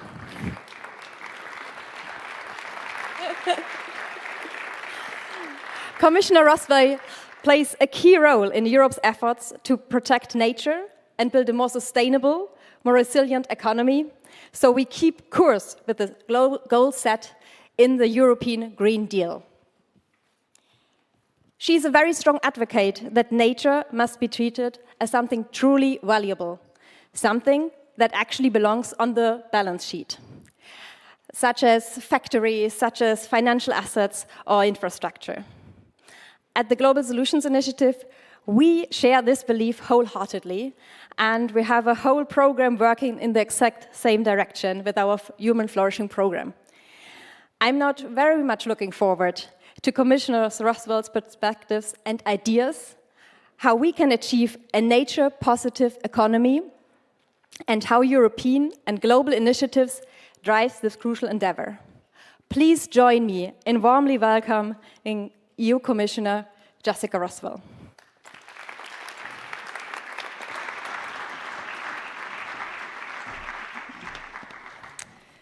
Thank you very much. Good afternoon, ladies and gentlemen. I'm very, very happy to be here today at the Global Solutions Summit to discuss how we can bridge divides and create new pathway for global prosperity. I think back over my lifetime, the challenges have rarely been bigger. Threats of war and insecurity are leaving many countries no choice but rearm. Climate change and nature degradation are affecting livelihood across the world. And maybe worst, at a moment when we need common engagement and collective global action, we face disinformation, tit-for-tat trade policies, and attempt to undermine international fora. Ladies and gentlemen, it has been a moment of existential challenges that cooperation among countries in European Union and with others have often been at its very best. After the fall of the wall here in Berlin, we almost doubled our membership, integrated 12 new member states with 100 million citizens. As the pandemic was at its worst, we got together to overcome it. When Russia attacked Ukraine, we stood together and provided support. And this support continues. And now unpredictable tariffs of the US administration are shaking the world and the EU. We, the EU, has a big responsibility to stand together and show unity and leadership. With a single market of 450 million consumers and 25 million businesses, a tested system of common rule of law, strong institutions that enable cooperation beyond national borders and political differences, we have the possibilities. And there could be no more important moment for all of us to act, to innovate, to strengthen ties and common projects between those willing to cooperate and show openness to the world. We intend to seize the moment. We have set out a way to boost our competitiveness based on decarbonization, economic and environmental resilience, and international cooperation rather than against these values. But we, too, need to be innovative, to be open to new ideas. And we need to simplify things here where we can. Let me set out today one very concrete example, nature finance. Stopping and reversing nature degradation is one of the big challenges of our time. In just a few decades, wildlife has collapsed by 70% in Europe. Melting glaciers could prevent food and water supplies to 2 billion people. Already today, Europe is the fastest heating continent in the world. Spain is at 74% desertification. And Italy has seen an increase of extreme weather events by nearly 500% in the last decade. Here in Germany, the year has started with an extraordinary lack of rain, which leaves farmers fear for the harvest. More and more of this affects our citizens and businesses in a significant way. Farmers seeing yields reduced because pollinators are missing. Local communities are cut off from water supplies. Power plants and inland water shipping are disrupted because of rivers running dry. We need a fundamental rethink of the relationship between our economy and the natural world. All of us has grown up with the idea that the nature is invaluable. Waking up at the songs of birds, drinking water from a mountain spring, staring at the endless blue of the sea, of the ocean. How can you possibly put a price tag on any of this? Well, we do put price tag on nature. Every second, every day, but only by taking resources away from the natural environment. You can get rich by taking fossil fuels out of the ground, but you will certainly not get rich by putting carbon back into the ground. You can make good money of raising a forest to the ground, but not by planting a new one and letting the old one grow. Farmers are able to earn a living if they use more land and cultivate it as intensively as possible, but maybe not so much if they leave land fallow, let wild plants flower and birds breed. In other words, we are putting a price tag on degradation of our natural environment. Now we need to a price tag for restoring it. Or in the words of President von der Leyen, we need to put nature on the balance sheet. Nature is a public good and public authorities have a responsibility to fund its restoration. The EU has committed to spend 10% of its current budget between 2021 and 2027 on biodiversity. We will continue to compensate farmers who provide ecosystem services, for example, by preserving habitats for our birds. But given the scale of the financing that we need, public funding will not be enough. That too is a part of the international consensus. At the same time, we are seeing an increased interest from farmers, foresters, and nature conservatories to bring in external investments. Businesses and investors want to take action and contribute to nature financing. They all see the opportunity to create new win-wins. This is where nature credits comes into play. By converting nature-positive actions in exchangeable assets, nature credits offers revenues to those who take nature-positive actions. And by purchasing these credits, companies make sure that ecosystems enhance their capacity to provide wealth and services they can benefit from. Diversified crops, clean water, cooling functions, and endless source of inspiration for nature-based solutions. 20 years of experience with carbon credits show that we can create a market for restoring our planet. So, can we build on that experience to develop nature credits while being aware that those are two different pairs of shoes? I think we can, but we will need to address at least three important challenges. The first question is about quantifying nature. How do we measure and compare biodiversity? 1 ton of carbon equals a ton of carbon. But how can fish compare with butterflies, oaks with meadows? Well, actually there is a lot of research in this, and we already make use of advanced technologies such as noise sensors, drones and satellite imagery to assess the abundance of species or forest cover density in a single hectare. More importantly, we can also monitor the evolution over time. Work is already ongoing at the United Nations and in the European Commission to define a global standard for nature credits, because these have to be true nature credits that leaves no room for greenwashing. Robust measuring is an essential first step to develop this evolving market. Secondly, we need to create an infrastructure so that exchanging these credits in a valuable way can be done at the marketplace. To compensate farmers for extra costs of sustainability, but also to incentivize those who are willing to go the extra mile. Imagine an agri-food corporate paying surrounding farmers to put in place agroecological practices, to benefit from more variety in farming products with almost no transport costs.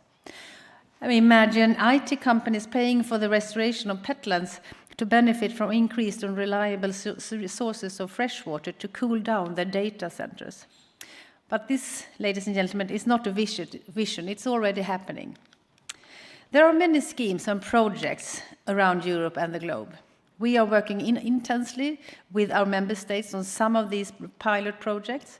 In Estonia, a voluntary market is under construction, so private forest owners get rewarded for sustainable management and their parcels by companies who benefit from healthier forest, from touristic operators to energy-intensive companies. In France, an initiative has been launched for wetland across the Seine River basin. By greening their practices, farmers reduce the discharge of pollutants into rivers and the water quality improves. This means reduced costs for water users. Thirdly, and most importantly, there is no market without money and those willing to pay and invest on an ongoing basis. In other words, there will need to be enough demand to buy nature credits and sustain the market. That you can answer. Can we probably also reward those who are willing to reward to restore biodiversity? Well, we need to have examined specific use case by one. But what makes me most optimistic is that there is a clear economic case for preserving and restoring nature. An economic case that prudent investors and smart entrepreneurs apply every day. You must preserve your capital, for it is to continue providing returns. In the euro area, 75% of all businesses seeking loans directly depend on one or more ecosystem services. Facing increased threats from biodiversity loss, extreme weather events, and radical changes of ecosystem due to climate change, many companies have to pay higher risk premiums. Some activities cannot be covered by insurance policies anymore. So, restoring nature is not only good for birds and bees, but also to reduce costs for economic activities. Ladies and gentlemen, in at least one way, the market for nature which we are aiming to develop are no different from traditional markets. All markets are complex networks that would not exist without buyers willing to invest, sellers offering their products, and traders, marketplaces, and rules which makes them meet. So, to develop nature credits, we need to bring together different stakeholders and make their mind meet. As the European Commission, we will do what we can to encourage to facilitate this in a simple way as possible without creating unnecessary administrative burdens that would reduce the business case for nature credits. A common understanding of the matter and clear objectives where to go for help. I will intend to soon set out the next steps of nature credits. On that basis, together also with my fellow commissioners, we will set out the work with farmers and foresters, businesses and civil society, banks and institutional investors. And we will also work closer with our international partners because nature finance is a global challenge. To conclude, our ecosystem has gone off balance because of human action, but this balance can be restored.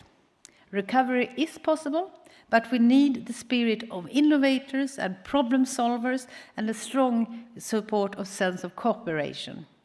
All these values are very present here in the Global Solution Summit, and this makes me very optimistic about the future of nature credits.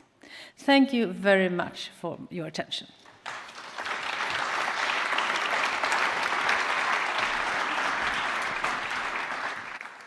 If I could shake your hand, and I would just want people here to be aware of what we have just heard is of historic importance.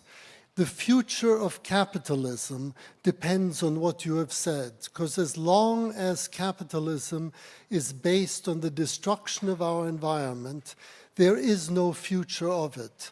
But through nature credits and instruments that push in that direction, profits, the pursuit of profit, can become a force for the good.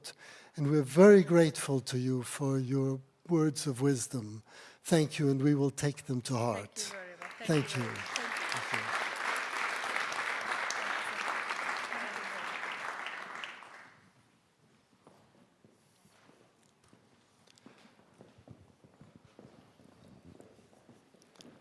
I now have the pleasure and honor of introducing a person who I find extraordinarily inspiring, Gabriela Ramos, who you see on our screen, who's been at the Global Solutions Summit many times, but unfortunately can't make it.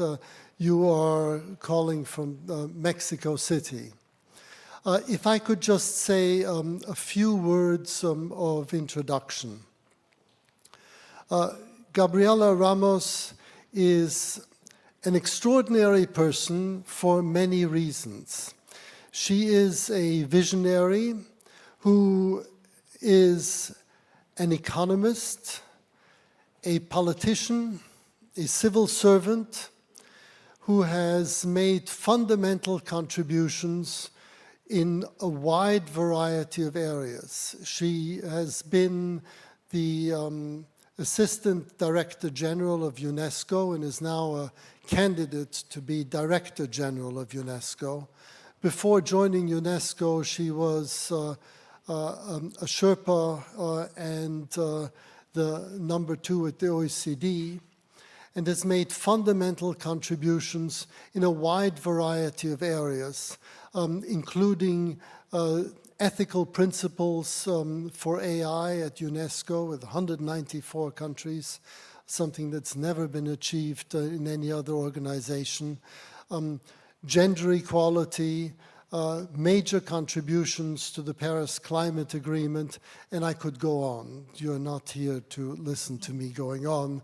So I will just proceed with one last point, and that is Gabriela Ramos is a person of not only outstanding vision, but ethical clarity.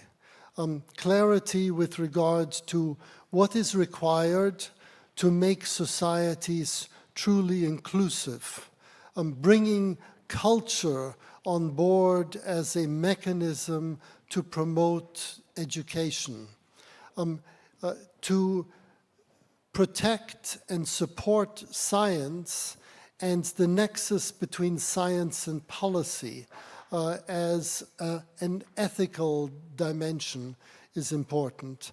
And to ensure that our environments are pervaded by a sense of our interconnectedness and responsibility to one another. Over the years, I've had the great privilege of interacting with her, and it has been a great inspiration to me and the entire Global Solutions community. So it is with great pleasure that I give to you, Gabriela. We are looking forward to your words. Thank you so much, Dennis, and good morning from Mexico and good afternoon in Germany. You have been so generous with this introduction, Dennis, that I'd rather go before exposing myself. But no, it's great to be here at the Global Solutions Summit. I always say that this is a place to be, and I'm intending to be there every time, because having the business sector, having the academics, having the think tanks, having Dennis at the helm with his fabulous team, I think it's a very important place to be, particularly in the current context, when we need to go more innovative, when we need to reflect on how we can navigate the very, very complex times that we are living, where we, the people that believe in multilateralism, are seeing that all of the problems that we are confronting need more multilateral cooperation, more international cooperation, and we are seeing less just because major players are disengaging. And certainly it's a puzzle.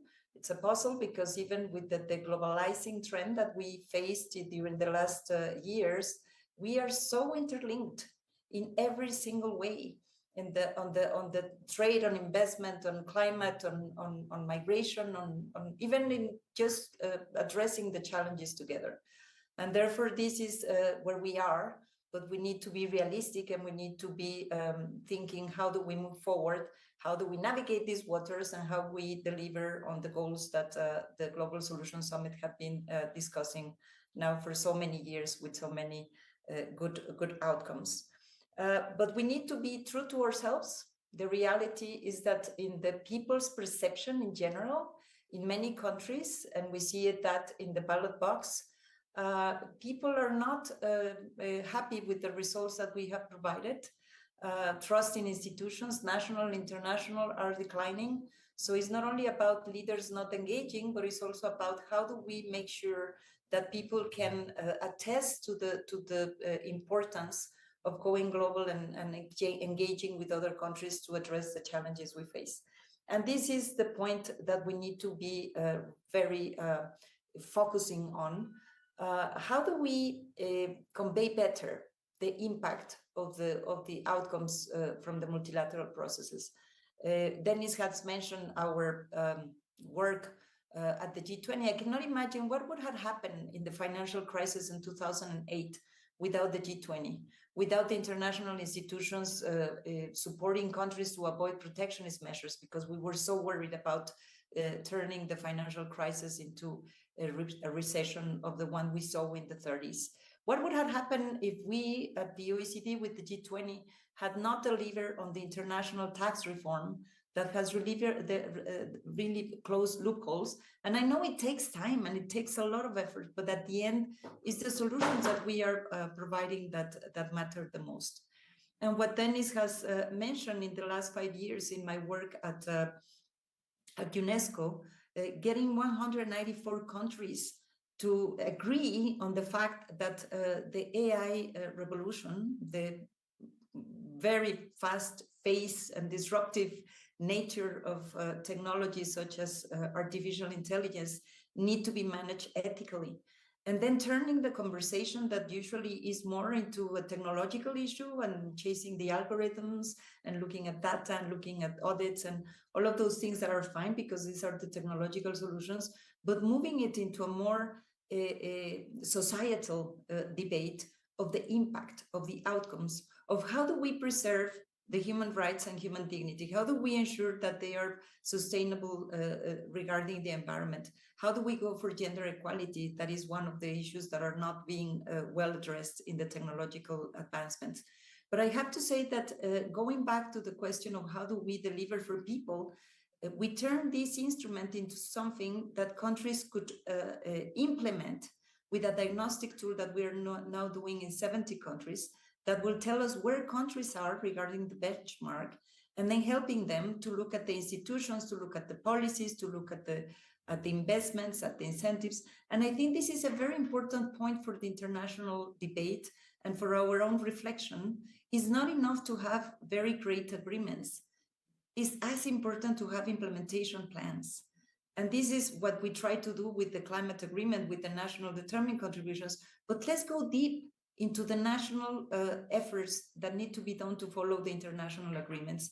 Because at the end, if you think about artificial intelligence, it's almost like catching up. No, we understood generative AI, and now we are with reasoning AI and agentic AI, and each one of these new waves of technological progress is really bringing more challenges and more doubts about how do we handle the market transformation, how do we protect our youth, how do we protect our children, but how do we make the best use of these technologies for our common future? So I feel that the implementation is very important. On the other hand, it's also true that these major achievements, I'm not sure that we will be able to have something similar at the current juncture. Of course, I'm now the candidate of Mexico to head UNESCO, but we managed to advance also the recommendation on the ethics of neurotechnology, because we should remember also that all of these technologies are converging, synthetic biology, quantum that is coming, and therefore all of these things need really to be framed ethically. I hope that my colleagues at UNESCO will deliver this very important recommendation. Maybe in the current juncture, we should focus on implementing what we have. We should focus to work with member states that are many more, and this is my positive view, that many more countries are attached to multilateralism than those that are not. Maybe it's time to be brave and to go for variable geometry for the time being. Nobody likes that because we are used to go for universal agreements, to really go for consensus, to try to move the agenda all together. But if we are bound in this situation by major players that are not really interested in moving in this way, I don't think that we can stop the majority of the people, including all of you, including all of the institutions, including many governments with whom I'm working, that really want to find the answers to the challenges we are facing. Be it on climate, we have the climate agreement, the Paris Agreement. Let's deliver on that. Let's go for very individual efforts that at the end, the sum of the parts will deliver a higher outcomes. Let's look at different ways of measuring impact. And here the work that Dennis has done with the SASH indicators or the well-being framework, I will be in Iceland next week, are so important because maybe we also need to understand better the problems that we are confronting and move away from metrics that are so simplistic and that are not delivering in the complexity of what we are trying to achieve. And let's look at how do we deliver on our major goals, on poverty, on inequality, on education. And this is exactly what I'm so excited to be, of course, the candidate of Mexico, my beautiful country, to lead UNESCO and to push the three or the four very important mandates that UNESCO has, because we are very well known for the World Heritage Sites. But the reality is that we are the house of education, education for peace. What we educate for, education for solidarity, for compassion. Yes, we need good maths and we need good outcomes for the labor markets, but we humans need more connections, more connectivity, more linkages. We have seen how important are all the relational and societal linkages, particularly for our youth that are not in a very good shape in terms of mental health. But we also need, as Dennis showed, why don't we bring culture closer to our development paths? We always enjoy culture. We know that culture brings us together, even in understanding different countries, but we always see it as a sideline in the development path. We need to be more innovative. Science is under stress. Science is also under attack. Scientists, freedom of expression, and UNESCO is core to this issue, particularly to protect journalists and to protect scientists, because if we do not go for the evidence, if we don't understand the problems, if we do not agree what are the problems, then we will be in great shape. But more than anything, we need impact. We need impact, and I think it is for us not to be worried about the fact that there is this detachment by some major players of multilateralism, but to continue proving the impact that we had in so many ways, but also to continue to be focused and to be honest and to find out how much we can really deliver on what we have agreed and to try to push forward this agenda that is so important for the world. So this is my quest. I think that it's not a pessimistic or optimistic. We always say it's more an activistic agenda. I think that we all should, of course, be very conscious of the very perilous context in which we are living, but be focused on delivering on what we can deliver and be focused on having impact for people to try to change the perceptions that I just mentioned at the beginning. So great to be with you, and I'm looking forward to continue working with all of you and with the Global Solutions Summit, which is the place to be in every year that we go for this very important conference. Thank you, Dennis. Gabriela, thank you very much indeed. This, I think, has typified exactly what has made Gabriela such a force within this community and so many others. It is this combination of a warm heart and very clear vision of what we need to do practically. This combination of ethical principles combined with impact. And what comes to mind at this moment, listening to you talk, Gabriela, is Mark Twain once said that there are two important days in your life. One is when you were born, and the second is when you find out why. And you are helping people answer that second question for people around the world, and we're very grateful to you. Thank you so much for tuning in to us. All the Thanks best to all to of you and good luck. Bye. Bye-bye. Bye. Woo! He was fast. Usually I would have expected you to speak for much longer, but thanks a lot for sticking to the schedule, because we're all going to send you in a busy afternoon. There's 2 sessions starting right now, in the deep dives next door and in the dialogues 1 floor down. Also, I believe we gave you a lot to talk about. You can probably already see how this stage now in this afternoon acts as some kind of a speaker's corner, where we try to present inspiring talks. And there's going to be 1 more ahead. At 4:30, we're going to hear another keynote by Sheila Warren, one of our very close allies from the Project Liberty Institute, talking more about AI and what to best do with it. So find yourself someone to converse with. We gave you a lot of food for thought. Thanks for being here, and see you at the latest at 4:30 up here.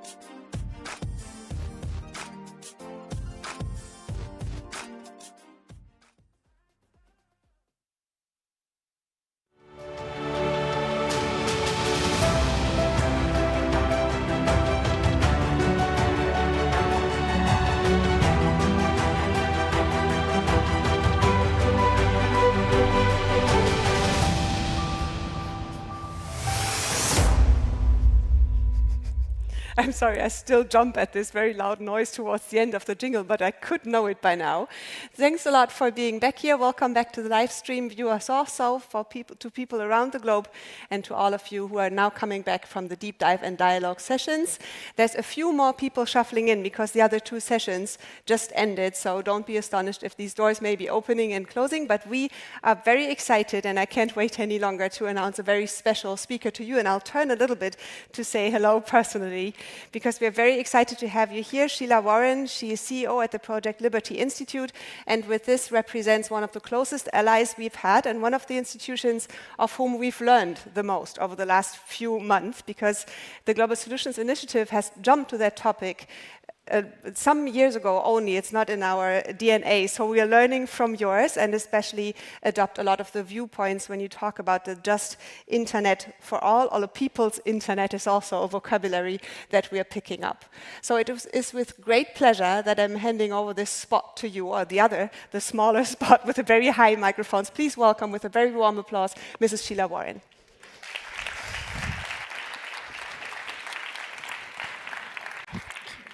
Thank you so much, Claudia, for such a warm, generous welcome. It is such an honor to us at Project Liberty Institute, and on behalf of the entire team, to be partnering with GSI on these critical topics that are now more than ever of such prominent importance in our society, our global society.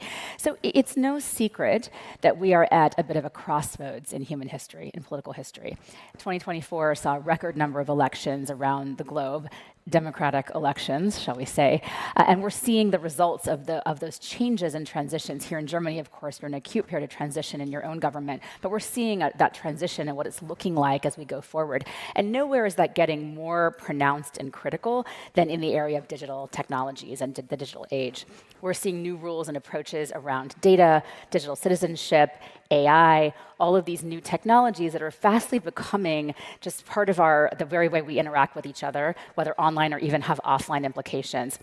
And so I think we're also at a crossroads in our digital history, in the digital age, where we're seeing these highly centralized ruling systems, monopolistic systems that have really been holding us as global citizens captive to the decisions made by a very small handful of individuals, mostly Americans.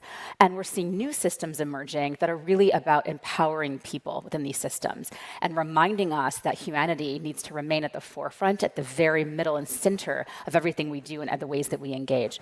For too long, our transatlantic digital dialogue has been focused on this binary: innovation as opposed to regulation, acceleration versus deceleration, speed in building and innovating, in finding the future, with a desire to return to imaginary, in some cases, or mythological ways of being. Right? Neither of those is a pole that we really should be anchoring towards, because the right answer is going to be something in the middle, as it usually is, something with nuance, which is often lost in our dialogue around. The US has been seen by many as the disruptor. Run at all costs, move fast and break things, the slogan of one of the big companies HQ'd in the US. And the EU has emerged as the regulator, putting the brakes, saying, let's pause and think about this. Let's create some more need to be thoughtful before we just run and run and run and run. This is not an accurate divide. It's it's boiled down. It's paraphrasing at its worst, but it also doesn't serve us. And most importantly, it doesn't serve the people who power the digital economy in any way, who are, of course, everyday humans. So what do we do? The models that we have are limiting in a couple of really critical ways. They limit competition, so we have business implications. They limit user choice, even more important. But I think most importantly, in this particular and precise moment in human history, they limit democratic oversight. The idea that there is any sort of empowerment of ordinary citizens within these systems is flawed. It's just not true. And what we at PLI, at the Institute, are so focused on is what are models that can recognize the critical importance of participants in these systems, recognize their humanity, and again, put that front and center. So we work on things, for example, like our protocol. DSNP is a protocol. It's something that is really focused on taking back that power from these systems and putting it back in the hands of people.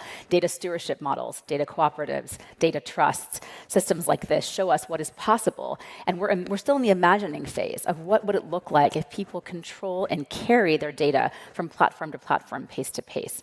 But all of this is predicated on the idea that data agency is the foundation for citizen empowerment, more than anything else. That is the most important thing. If you don't have agency or ownership or control over your own data, where it goes, who uses it, what they use it for, the flow of that data across systems, if you don't have even line of sight in a transparent way into what is happening with your information, with your data that you are generating in these environments, empowerment really is a myth. It's a myth. It's a fan fiction kind of concept as opposed to something that can be realized. And that's where we start. There are examples, so many examples, and I'm not even going to name the companies, around the companies that are doing this, I think, the wrong way, doing it backwards. AI is scraping and exploiting people's data, making models out of it that really only exist when you have the ability to aggregate across such a gigantic global set of citizenship. That is the reason why we have so many barriers to entry of new companies and new actors who are very motivated to build different models, but don't have that historical data pool to draw from because they haven't been generating it through scraping everyone's data for a decade or more in some cases. This is a big problem. Okay, so the other thing that we know, that if we've done surveying and studies, and one thing that we know with deep certainty is that people care about their data. This isn't just an abstract concept to people, it is actually linked. Now, not everyone is concerned about this. People, generally speaking, when given a choice, prioritize convenience over integrity of information. However, the minute you give them even the slightest line of sight into what is happening with their information without their knowledge, suddenly things change. We know that 82% of French citizens are concerned about their data. 10% of British citizens feel they have control over their data, only 10%. And overall, Americans, in great degrees, and I'll read you some stats, want this kind of control. And they want policymakers to embed this concept of decentralization of data, of individual ownership into policy. Specifics on polling we've done in the US show 91% want something like a right to be forgotten. Okay, 90% want to know and want to opt out of targeted ads. They don't like them. They actually find them deeply irritating as much as you might believe they do. And even more interestingly to me, 86% of US citizens surveyed want transparency in what algorithms are doing with their information, which is a pretty high level of sophistication from a pretty broad sample size of individuals that we polled in this work. What we call, the language we use around this framing is voice, choice, and stake. We want to create digital systems in which people have a voice, they have choice, and they have stake. And I'll talk a bit about what those mean. So voice for us means a say in how these systems are built. And the funny thing about AI is you can do this. You can actually say, you can build your own algorithm, right? Which just seems crazy to people. So you think about a TikTok or an Instagram or whatever your version of choice is. You are just stuck with the algorithm that's given to you. You don't know why it's showing you what it's showing you. You're weirded out sometimes by what it seems to know about you or what it infers that isn't even true about you. And gradually, it's parasocial. You start to believe those things about yourself because of what you're shown and what's reinforced. You actually can pretty easily have the ability to do it yourself, to fuel your own algorithm and dictate what do you want to see, what should you be shown, what should be private, what should be shared. You can do that. It's not even that hard. When I say this to people, they think, how laborious. I don't have that kind of time to go in and make these kinds of fixes. Or it's actually very simple, and you can do it using systems that we're helping to build, among other options. That's what we say about voice. It is an individual and collective say in the experience you have online. And then there's choice. Choice is control. So not being stuck in walled gardens. Right now, one of the biggest complaints is, well, I don't love whatever platform it is, whatever social media, let's say, platform it is, but I can't leave because all my friends are there, my social graph is there, I have a history there, I'm stuck. Using DSNP or other protocols, you actually can move yourself out of a system to another and bring all that information with you. And that should be the way the world works. It's not so much that you want one system to forget you, it's that you don't want to have to go through the intense work. It is work and effort of rebuilding all of that over somewhere else. You want to be able to port it with you, and that should be obvious. So interoperability is a key part of these systems as well. And then lastly, we talk about stake. And stake is that there should be a broader economic benefit that goes to those creating these systems. The reason that AI exists is because all of us have fed our data to it for a generation, right? We weren't compensated for that in any meaningful way. One could argue the intangible value of being online and blah, blah, blah. It's not true anymore. We all know that. We are actually helping fuel these systems with zero stake in how that is, in what's happening. So this is a straight up economic concept that all of us who build together should be able to share together. Right? And so we are working together with GSI and others. We're looking at different models around what that could look like and what it might mean. And these are not new models. They're models that have existed since ancient times, truly in many cases. But how do you instantiate them in the digital age is an ongoing question. And to do that fairly and to do it with legitimacy and to do it honestly and with integrity, it's not obvious exactly how to do that. So, voice, choice, stake. A historic time that we are in right now, both politically, as alliances are shaped and reshaped for often the worse, maybe for better. I hope we get through the worst time to get to the better time. The same thing's happening online. You're seeing alliances form among companies, big companies that were often competitors, but they realize now that the walled garden that they sit in, we laugh about these acronyms, FANG, MANG, MAMA, whatever they are, right? Whatever those acronyms are, it's 5 at most, maybe 6, maybe 7 if you really go global, but that is the new power structure, and they are very motivated to keep that power structure intact. What does that mean for the rest of us? How do we recognize that reality, and how do we create an alternative vision of the world that we can then realize? And the reality is most of us want that world. We here at Project Liberty Institute have been engaging stakeholders all over the world, Taiwan, Kenya, the United States, Japan, Costa Rica, Norway, Portugal, South Africa, and today here with all of you in Germany. The answer will be global, and it will also be deeply transatlantic in a more linear and literal way, and that is because the internet knows no borders. It is truly a global phenomenon. Like the very air we breathe, the water we drink, the oceans, everything, it is a collective good. It is something that all of us use every single day in the ways we choose to use it. So building a better internet, building, as Claudia noted, the people's internet, a user-centric, people-forward internet is a goal I hope that all of us can be aligned around and something we're so proud to be contributing to and working on. So with that, I'll say thank you again to our colleagues at the Global Solutions Initiative. It's been a critical partnership for us, and I will be remiss if I didn't note today I'm so proud of the launch of our report that we built together, that we launched today. There's QR codes, I understand, around the room. I highly recommend reading this. It's focusing on a different way of thinking about DPI. It's called Digital Infrastructure Solutions to Advance Data Agency. As noted, data agency we think is the foundational building block to any kind of empowerment in systems, and so we were super proud to do that. It suggests, I'll paraphrase it, although I know you're all going to go read it right now, but I'll paraphrase it and tell you what the conclusion is, that governments do actually need to mandate interoperability between systems and protocols. We shouldn't kind of hope that that happens or rely on a business reason for that to happen. It needs to be mandated from the policy space and begin there. Also, the use of open source. Open source used to be a technical default. It isn't anymore, but opaque proprietary technologies are not serving us. They're not serving citizens or the planet. So the mandating of open source systems, again, open source protocols, that kind of technological approach to building, along with interoperability, we think are two of those building blocks from the policy sector that will fuel data agency and hopefully bring into being the people's internet. Okay, with that, thank you so much for your time.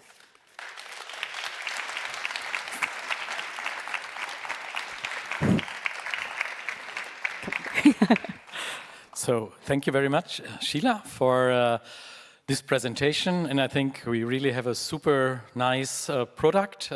Yes. Project Liberty and Global Solutions. And we will, where will you like to have us? Okay. Okay.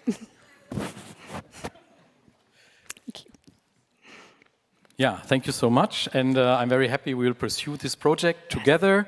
And I think we can really do a great outreach to the globe. And yeah, let's just go forward. I know there are many issues which also pose a little bit of problems also on the digital part, but we will stick together and we will develop this great project and we will bring it to the globe. Definitely. Thanks so much. Just the beginning. Thank you.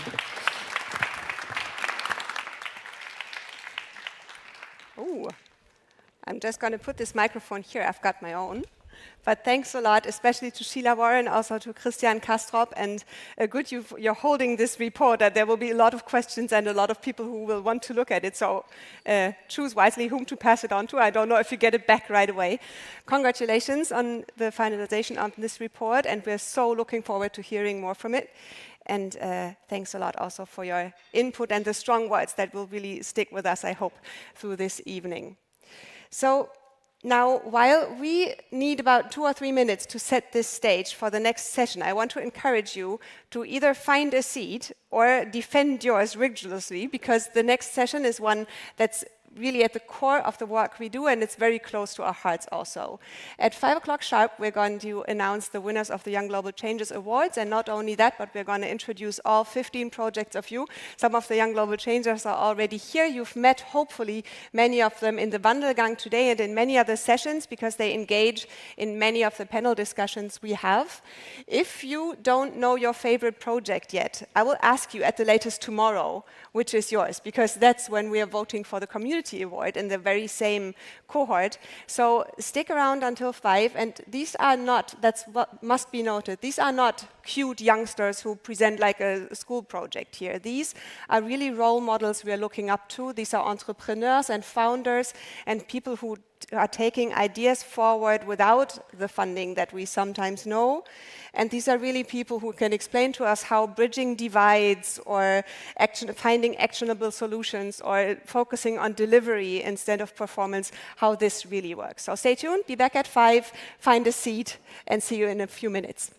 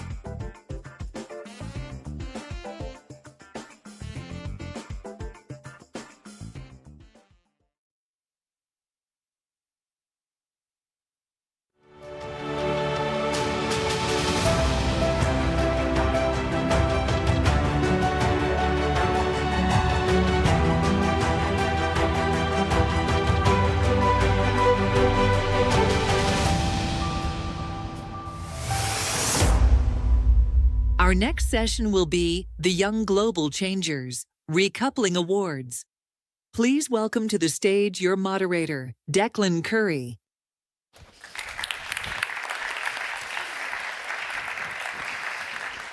Well, hello everybody, and welcome to the Young Global Changers Recoupling Awards. I'm Declan Curry, journalist and broadcaster. We are going to see 15 young people from around the world who are changing our planet in remarkable ways, who are reimagining business, reimagining social and climate action, and reimagining civic engagement. These great young innovators will tell us how they are creating a more sustainable, fairer future for us all by leading initiatives in their local communities. We're going to celebrate all of their achievements, and I know you and I are looking forward to hearing from all of them shortly. But let me now introduce my good friend and colleague, the head of the Young Global Changers Project, Ole Spies. Oh. Thank you.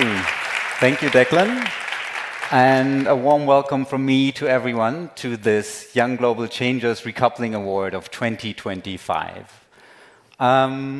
Today, we are celebrating young change makers. We're not just celebrating them, recognizing their efforts, but also supporting them.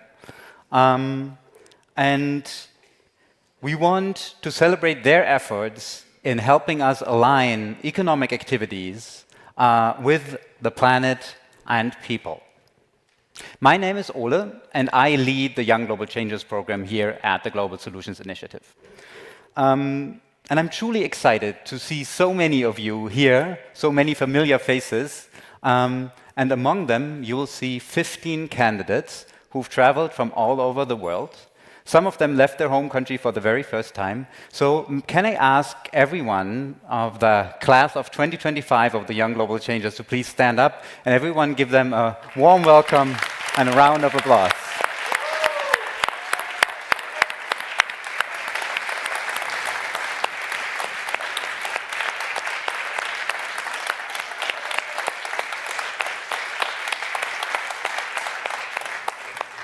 So why these awards? Well, this summit is called the Global Solutions Summit. And if you pay close attention, a lot of the panels focus on challenges. It is important to focus on these challenges, of course. We need to know the problem to get to a solution. But what we want to do here is focus on solutions on the ground that can serve as examples to help tackle these bigger challenges.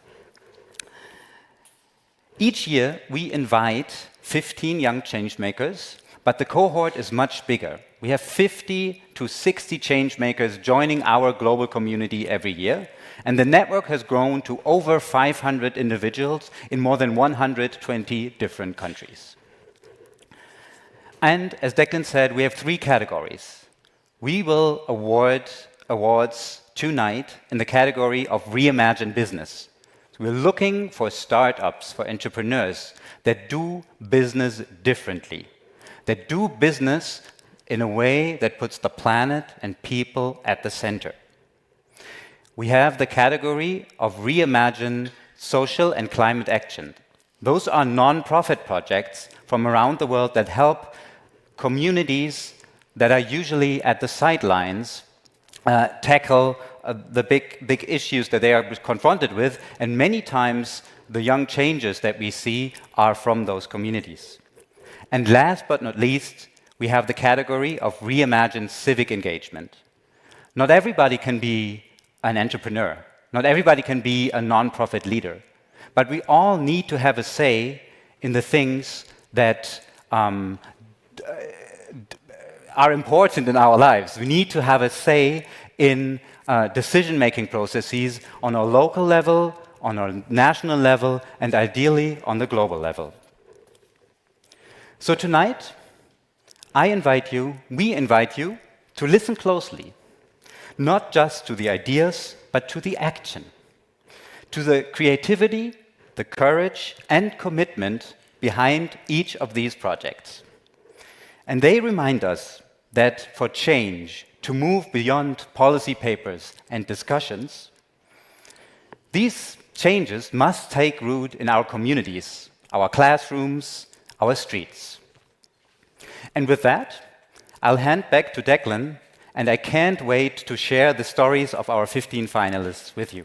And Alaa, I think there's one important element for this celebration as well, and that is to say thank you and well done to all of our young global changers and to encourage them to keep doing the terrific work that they do. So that's the role that you and I will also perform here tonight, is to lead that celebration. We'll hear more from you and from our judges in a little while, but we will start with our first category here this evening, that of reimagine business. So let's see the category. Let's see our finalists. Take a look at this short video.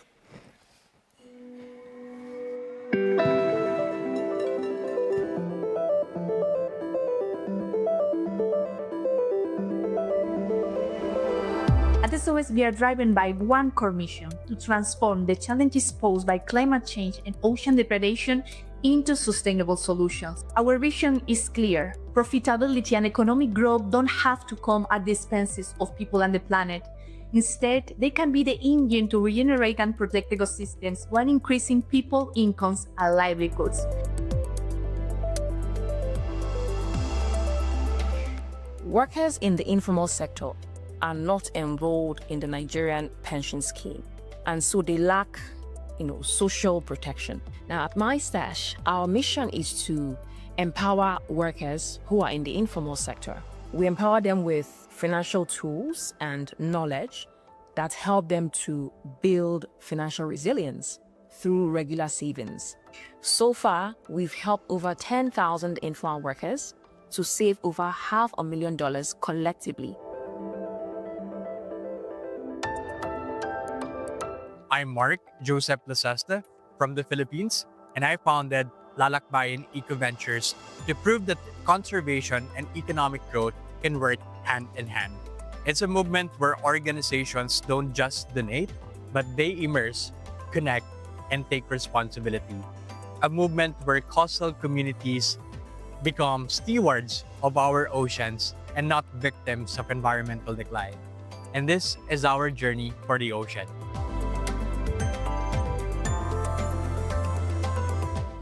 My name is Esther Kimani. I'm the founder and CEO of Farmer Lifeline Technologies. I drew my inspiration having grown up on the famous slopes of the Aberdare Mountains, doing farming with my family, just like other members of the community. However, I noticed that pests and diseases destroyed most of our yields. We developed the first ever solar-powered crop pest and disease detection device that leverages artificial intelligence, machine learning, for the timely detection of the crop pests and diseases. Menstrual poverty affects health, education, dignity, and futures. That's why we created Ecociclo. We are a social business founded by Brazilian human scientists who believe menstrual care can drive social, environmental, and economical transformation. From the favelas of Salvador to villages in the Amazon, we are redefining business in a way that is local, scalable, and deeply human. Because menstrual health is not a privilege, it is a human right. So that is the snapshot. Let's welcome them in person. Let's have our 5 finalists on the stage and give them a big round of applause.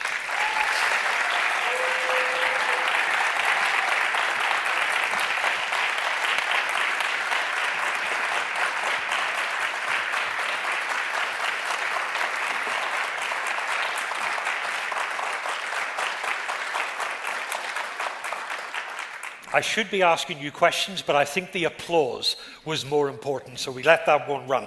Let's start with Jacob, first of all, from Kenya. Farmer Lifeline Tech Limited is the project. Welcome to the stage. Tell me a bit more about the project, what it does. So thank you. Our project entails using AI to help farmers detect pests and diseases in time by deploying AI devices, AI cameras that are installed in the farm that continuously scan the farm for any pest or disease and text the farmer on a simple SMS to their phone with the name of the pest or disease and the solution they should apply. So it's a real-time alert system to the farmer to do something about it. The big story behind it is this helps food security. Exactly, it helps in food security and alleviating extreme poverty because of the food that they would have lost to pests and diseases. And you have some 5,000 or so customers signed up for this?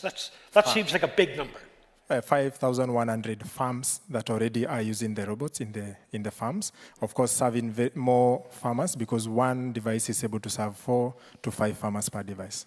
And your background, the idea, the inspiration for this, you're an engineer by background, yes?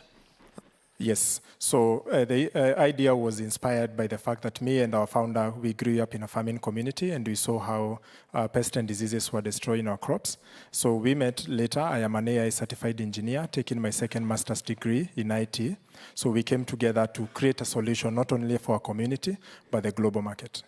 Thank you very much for sharing your story with us. If you pass the microphone along now to our second finalist, and that is Mark from the Philippines, and your project is promoting sustainable eco-tourism. Tell me a bit more about that. Yes, so basically what we do in our organization is we connect communities and organizations to nature to fund conservation, and that is through ecotourism and community-driven solutions. And why does this matter? Why does it make a difference? Well, because we can see and we can feel that we are having this environmental decline, and our oceans plays a critical role to that, how ocean produces a lot of oxygen, right? So, and given this anthropogenic activities that really exacerbate the impact of climate change, all the more that we need to protect our marine environment. At the same time, we can see that it's majority of the marine protected areas are being underfunded. So they really need an intervention where they can help generate economic opportunities while at the same time protecting our marine biodiversity. And that's how it fits with the big message from Global Solutions, that you still have the important economic contribution that tourism makes in the Philippines, but we do it in a better way. Yes, correct. Fine, thank you.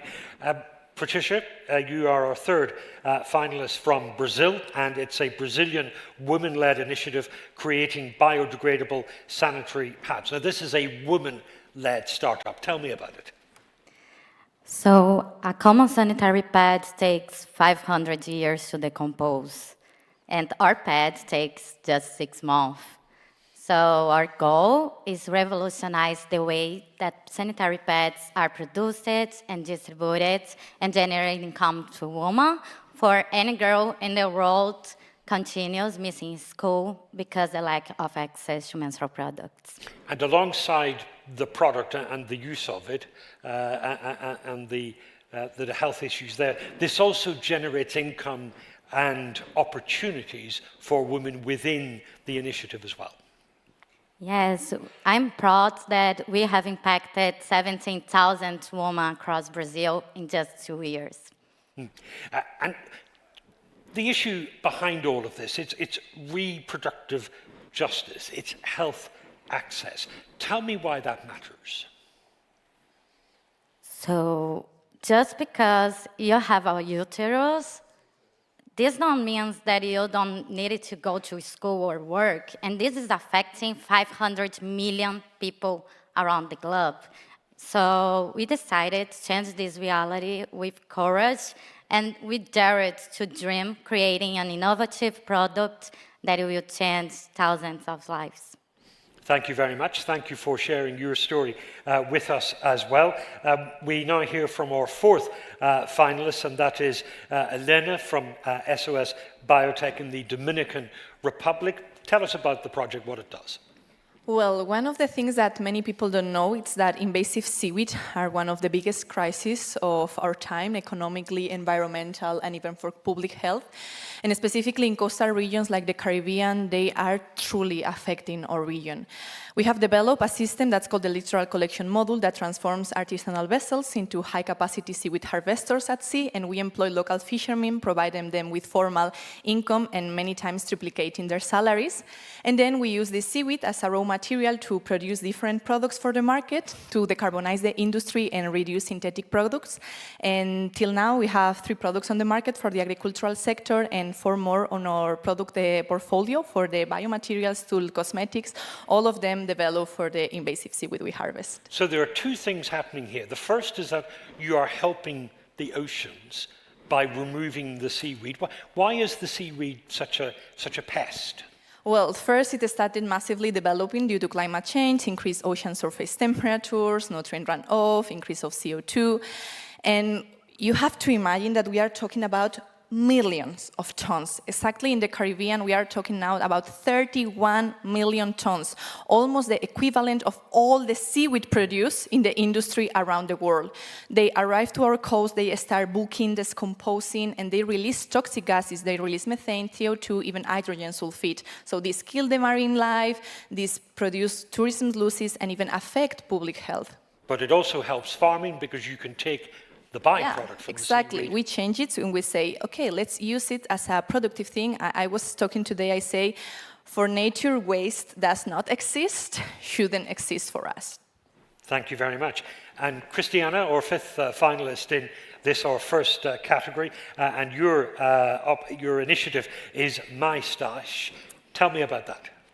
So My Stash is a simple digital tool that helps informal workers to save towards long-term needs like pension and emergencies. So this is sort of a digital tool for saving, and it's useful, it's helpful, it's transformative because as well as saving, it builds up a financial record for people who may not otherwise have had it. Yes. So one more thing that we do, through the savings is that we're able to monitor that financial habits, the savings habits, and that allows us to assign credit scores to these users, and then they're able to access low-interest loans more easily, which is very important because, prior, over 40% of these users are women, many of whom prior couldn't access these low-interest loans easily. So it's very important, that particular feature. Why is there a need for a product like this, for a service like this? I think what's more shocking is that it's taking this long for it to exist. It's unfair that formal workers are able to plug into the pension scheme and are able to save pension easily, and then informal workers cannot do that. It's ridiculous, in fact. So it's important that that exists so that people can access this tool, be able to save, be able to do more with their savings in terms of access more financial things like stocks and other investments they can make with these savings in the future. Looking at the presentation outside, and I invite everyone here to go and look at the boards outside which have more information. The figure that jumped out was the percentage of employment in Nigeria that is informal, 90%, really? Yes, over 90%. It's mind-blowing that they don't have a pension scheme. That's why it's even more mind-blowing, yes. And your background's in fintech, so that's the combination of opportunity and a tool to solve it. Definitely, yes. Well, thank you very much. Let's give our 5 finalists another round of applause.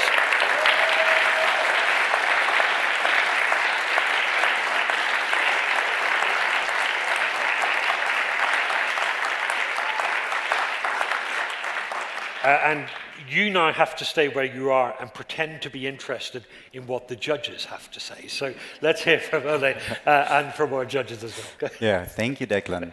And for this, I would like to invite 2 of our judges onto the stage. That's Tatsuoka Charai, Managing Director of the Impact Hub Harare and also the member of the Global Board of Impact Hub, and also Clara Perron, Founder and Managing Director of Value for Good.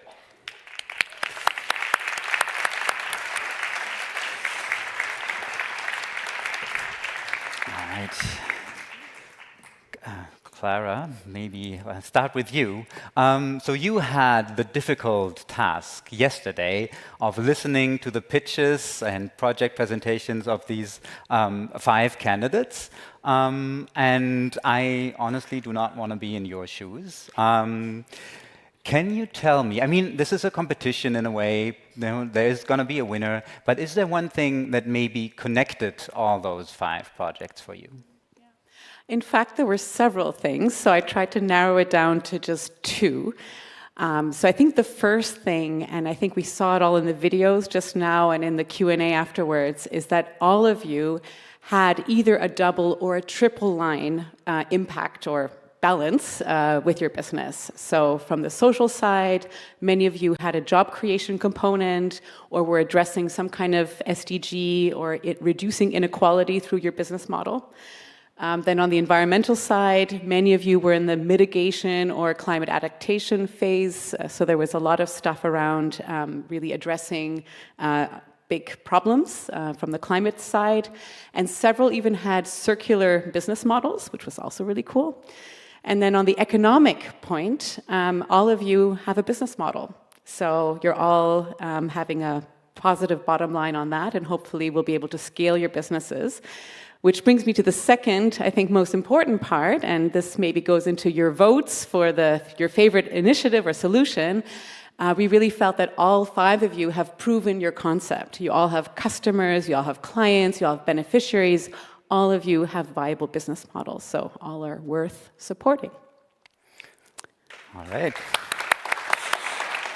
Thank you. And I'll hand you this for a moment, and I'll take the envelope from you, because you made a decision. And I don't think we have a drum roll, but you open this envelope. Oh, you made it difficult for me. And let's see who the winner of the Reimagine Business category is. It's Jacob Rugano, Farmer Lifeline Tech.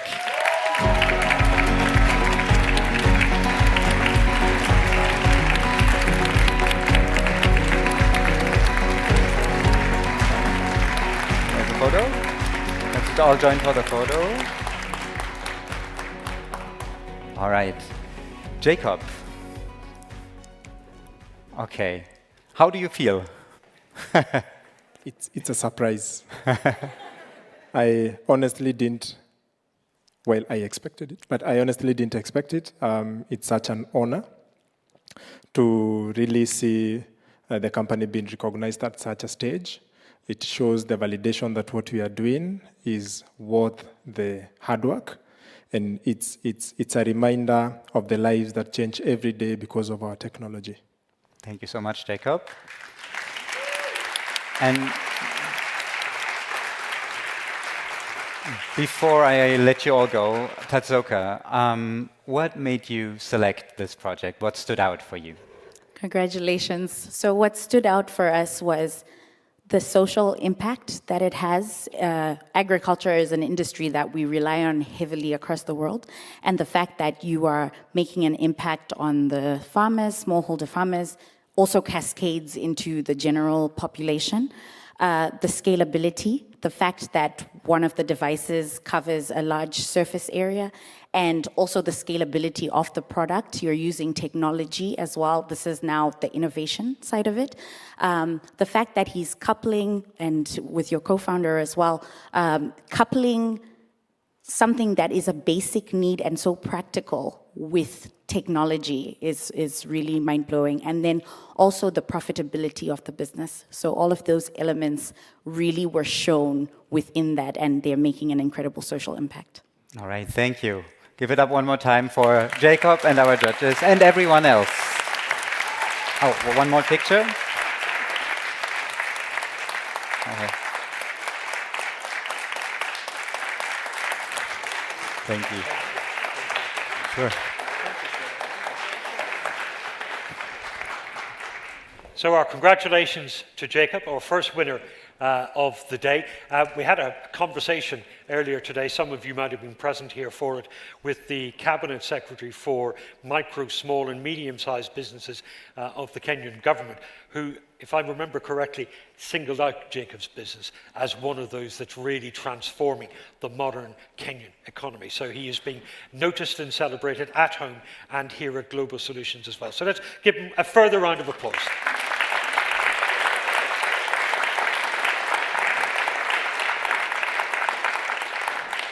The second category is Reimagine Social and Climate Action. So to introduce the category and to get our first glimpse of the finalists, let's watch this short video together.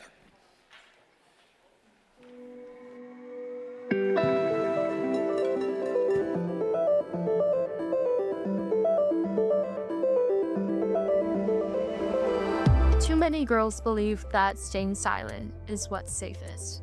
However, silence does not make any situation better.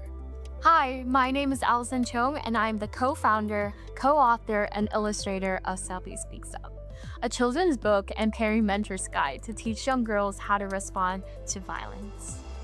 And that's the goal of the book, to be the bridge between the child and the safe person. Hi, my name is Adam Miller, and I am the Executive Director and co-founder of Planet Indonesia, an international nonprofit that works at conserving at-risk ecosystems. We work alongside communities to reduce socioeconomic inequalities, to create the enabling conditions where indigenous and local communities can engage in good governance of their natural resources while also improving human well-being. Hi, my name is Shamsia Umar, and I'm a young person who dares to make a difference. This is where we are special. We are creating solutions. We train persons with disabilities in digital marketing, skills acquisition trainings, and disability tech bootcamp, leveraging technology for inclusion. We upcycle waste into accessories, turning environmental challenges into opportunities. And recently, we played a key role in developing the local adaptation plan of action for Nasarawa State, Nigeria, providing strategies to combat waste and flooding.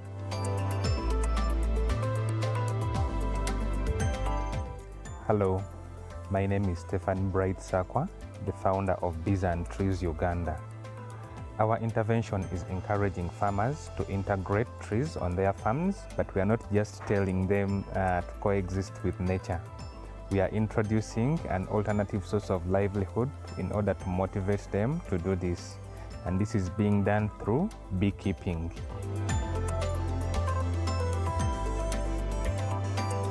In Click, we are working on two models.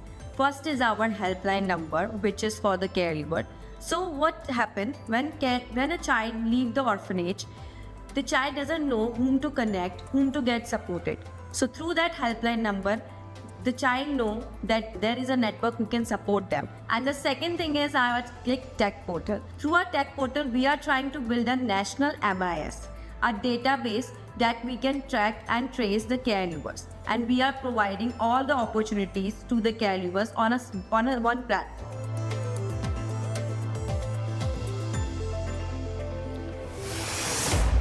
So let's welcome our 5 finalists to the stage. Give them a big round of applause.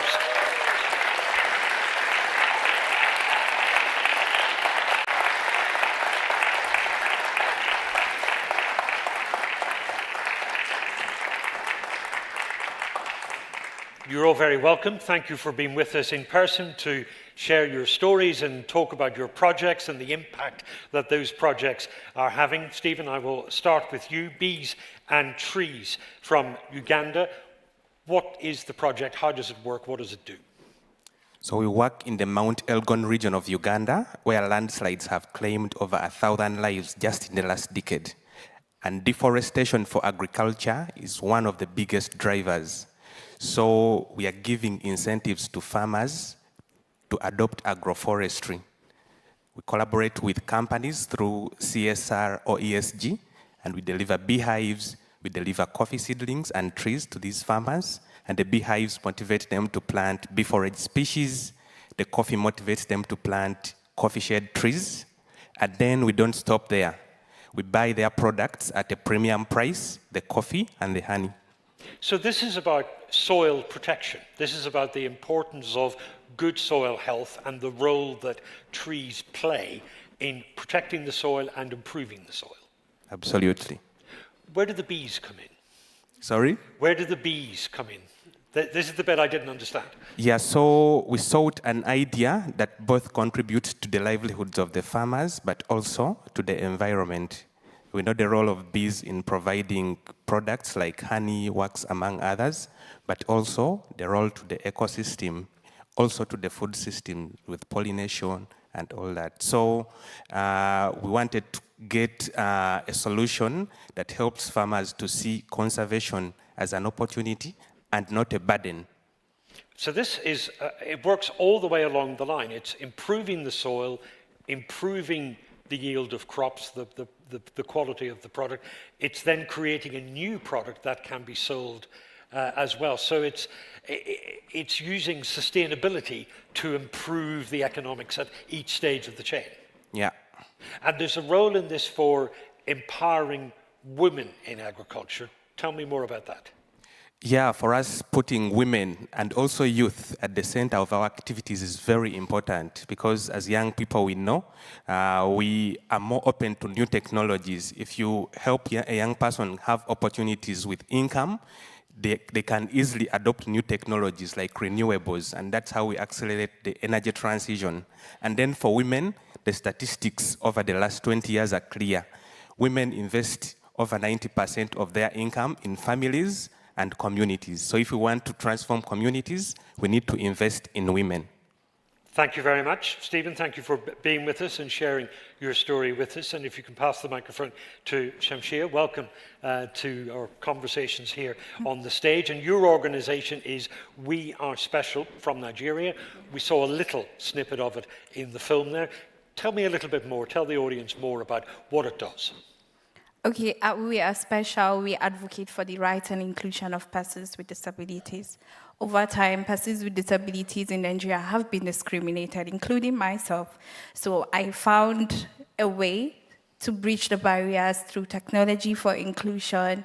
And we understand that plastic waste, hinders accessibility of persons with disabilities. So we use the waste and we recycle them into accessories that can be sellable by those people who need their environment to be accessible for them.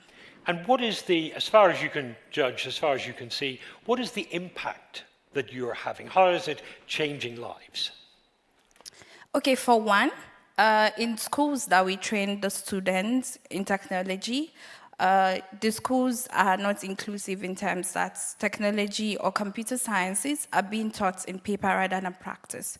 So for us now, we teach them how they can see that technology can be used and it exists. Because surprisingly, if you go to the schools, they do not have any interface with computers. Some of them do not even know how to on them, right? And then we teach them in terms of graphic design, web design, so that they can make these flyers and be tech-savvy people and, advertise their businesses and sell out to a larger community. Yeah. And just looking at some of the numbers behind this, it's clear that there is a need for a project such as yours. On the board outside, the figure said that there are 25 million people who live with disability in Nigeria. Your project helps many people, but it could help many more. Yeah. Okay, yeah, so about the data, it's now 26 million. Yeah, because it grows every day, and we understand that that's a large number. That's over 12% of the population, right? And we matter. Then we are reaching out to those who are closer. What we do is create a chain, right? Make a change in one community so that it can transfer to another. And that's why we like the persons with disabilities to be in charge, to be the voice. I'm sure you saw the LAPA that we created. And the reason why we do not want other people to create this technology for them is because we want them to create it themselves so that they can be able to scale it and teach other persons with disabilities, and the chain keeps going on. Thank you very much. Thank you for the work that you do. Thank you for sharing the story with us today. We move on to Anisha, who's our third finalist here in this category. From India, the organization is Click Forum. Tell us a little bit about what it does. Yeah, so hello everyone, first of all. So I am working for orphan youth in India. You will be amazed to know that we are having 2.3 million orphans in India. Only 5% orphans are fortunate to come into the childcare institutions. But what happens when they turn 18? They have to leave their orphanage. How do you feel if you turn 18 and your parents said you, please go, find out your space? No. How do you feel? How do you feel when you don't have the identity, you don't have the shelter? You are living in a country where your rights are like right to shelter, right to education, right to food, right to everything. But you are not fortunate with that. So yes, I am leading with that community, which is feeling like an invisible in this country. And I'm going to visible this at this platform, and it is the biggest opportunity for me to standing in front of you guys. Thank you.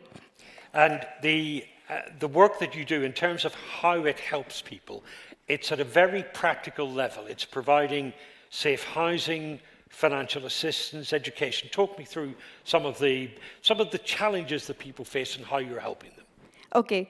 So our first challenge is finding a safe housing for ourselves. So what we are doing in Click, we are building a tech portal for the care leaver. So they register on our tech portal. So when they register on our tech portal, they will get all the opportunity that they are in the need of care.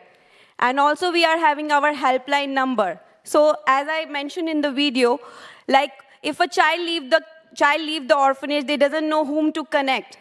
So now they know that they have a network, they have a family outside who is waiting for them when they're coming out. So they'll directly connect us, and then we are helping them to get a housing, to get a skill and training, and also they will get the jobs. So we are not empowering them, we are just giving them the space in the society. Yeah.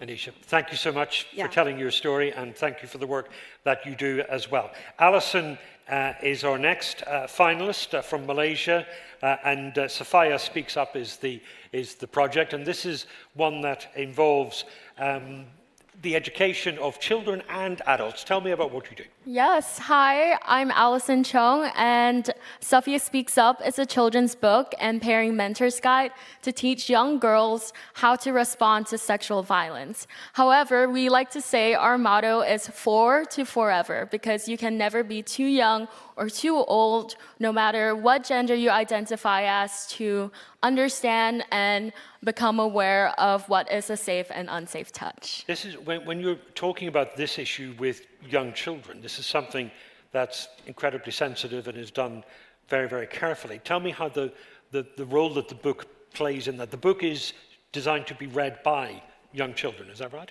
Yes, so we have the book, which was fully illustrated by me, and then the book co-written by my team and I, and we also have a pairing mentor's guide. So the book is designed at least for the child to be able to pick it up at a school library or at a hospital's library and understand by themselves. But at the back of the book, if you're a parent or a guardian or any adult in the young girl's life, you can go to a pairing mentor's guide we have that has a whole list of resources and questions a child might have about consent after reading our books. And that's how we ensure that the conversation is continued after reading our book. Thank you very much. Thank you for sharing your story with us, and thank you for the initiative as well. Adam Miller is our fifth finalist from Planet Indonesia, and this is about strengthening solutions for climate action and biodiversity. Give me some more detail. So we work to accelerate and amplify community-led conservation. So we partner with frontline communities, communities that are literally safeguarding the lungs of our planet, and we support them in 3 major areas. First is navigating the legal battle to secure rights over their ancestral lands and territories. The second is we make investments to amplify indigenous governance systems. And then the third is integrating livelihoods and helping communities advocate for themselves to receive access to basic services such as public health care and education. And when you talk about the ecological balance, that's everything. That's forest, it's coast, it's marine environment, it's all the things that make Indonesia beautiful. Yeah, I mean, I think one of the challenges of the system is, if we talk about this idea of decoupling and recoupling, most local communities and indigenous people don't see the world in a decoupled way. It's actually a lot of times the systems in the global north that define them as beneficiaries, when actually we are benefiting from them. Our planet would not exist without the work that they do in safeguarding the lungs of the earth. And so I think very much the communities that we partner with, they see the world in a coupled way. Human health, their trust in their neighbors, their trust in their leaders are integrated and intimately connected to the health of the environment. Thank you very much. Let's show our appreciation for all 5 of the finalists. Let's give them all a round of applause.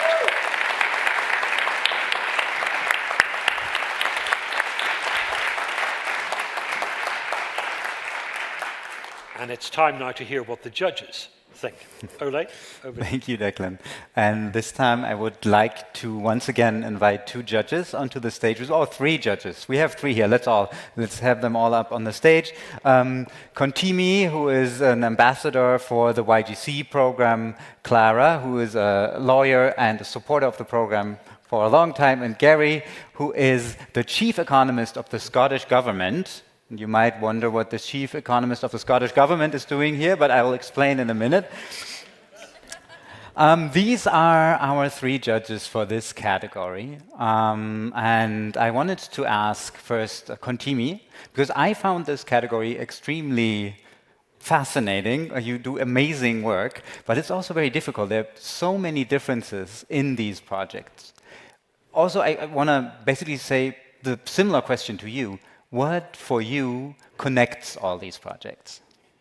I think the biggest thing is probably the passion that they have when they talk about their project and in the way they implement their project. We saw that in the pitches, we saw that in the Q&As, and it made our lives as judges even more difficult, picking a winner.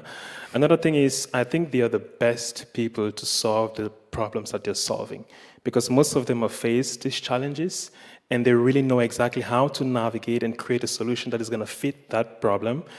And taking that experience and transforming it into a solution so that those that come after them wouldn't have to go through the same challenge is just powerful. So.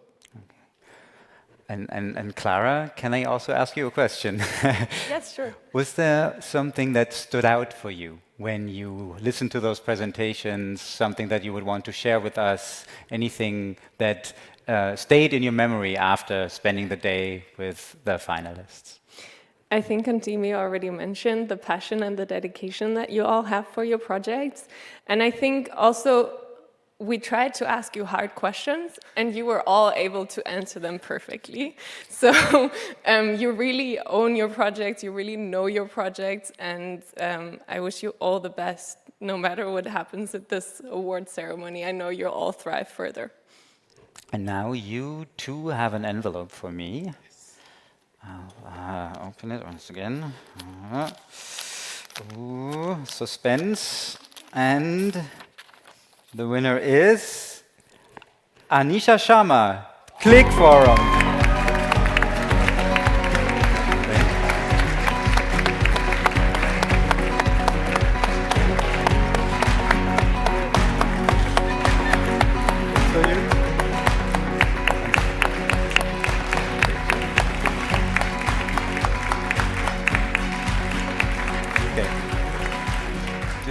Who's hiding the microphone? Anisha, when we talked this weekend, you told me this is the first time you ever left your home country? Yes. Okay, I hope we gave you a warm welcome here in Berlin. Do you want to say a few words? Oh, I don't have words actually. So I'm very overwhelmed here because I am coming from a background where I don't have a family, and now I'm standing in front of you because I'm leading the family of 2,500 caregivers. And I don't know what to say, but it's just a huge moment for me to presenting my community at this stage, at this Global Solution Summit. And I'm not here for winning it because while I'm traveling to the Berlin, I was thinking that if I don't win, I already win because I got in. I'm in Berlin, so I already win this game. So I don't want to win this. So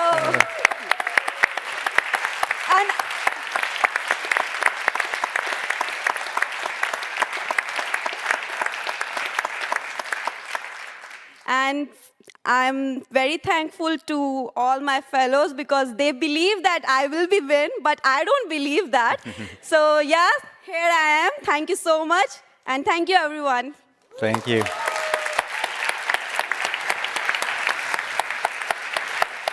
And again, before I let you go, Gary, we invited Gary quite purposefully because he is the chief economist of Scotland, but Scotland has implemented something it's called the well-being economy, which we find aligns very well with what we're trying to do here with our recoupling awards. So very briefly, maybe say what the well-being economy is, and then also how that relates maybe to the project and how you pick the winner.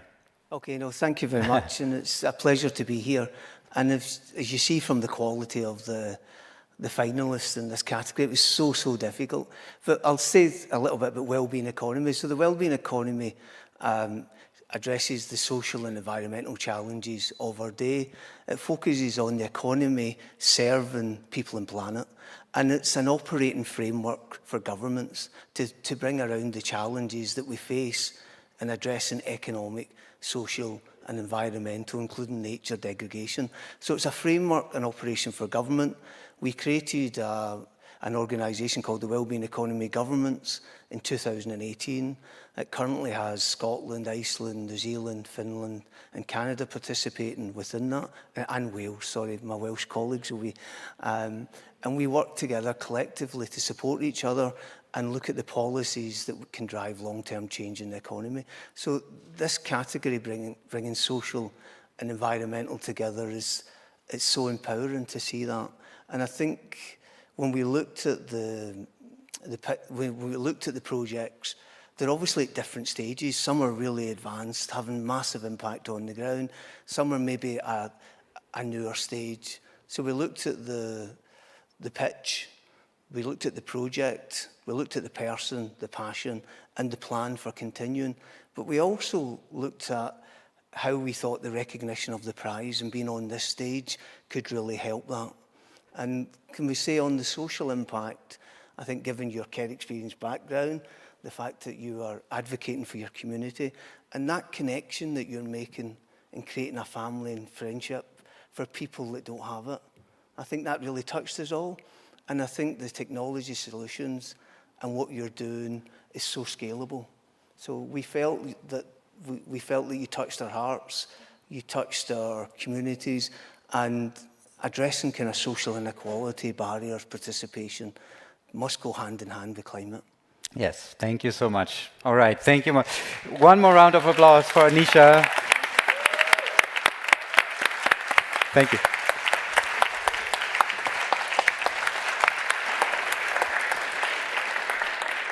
A terrific winner from an incredibly strong field of finalists. Let's give our winner and all of the finalists in that second category another round of applause.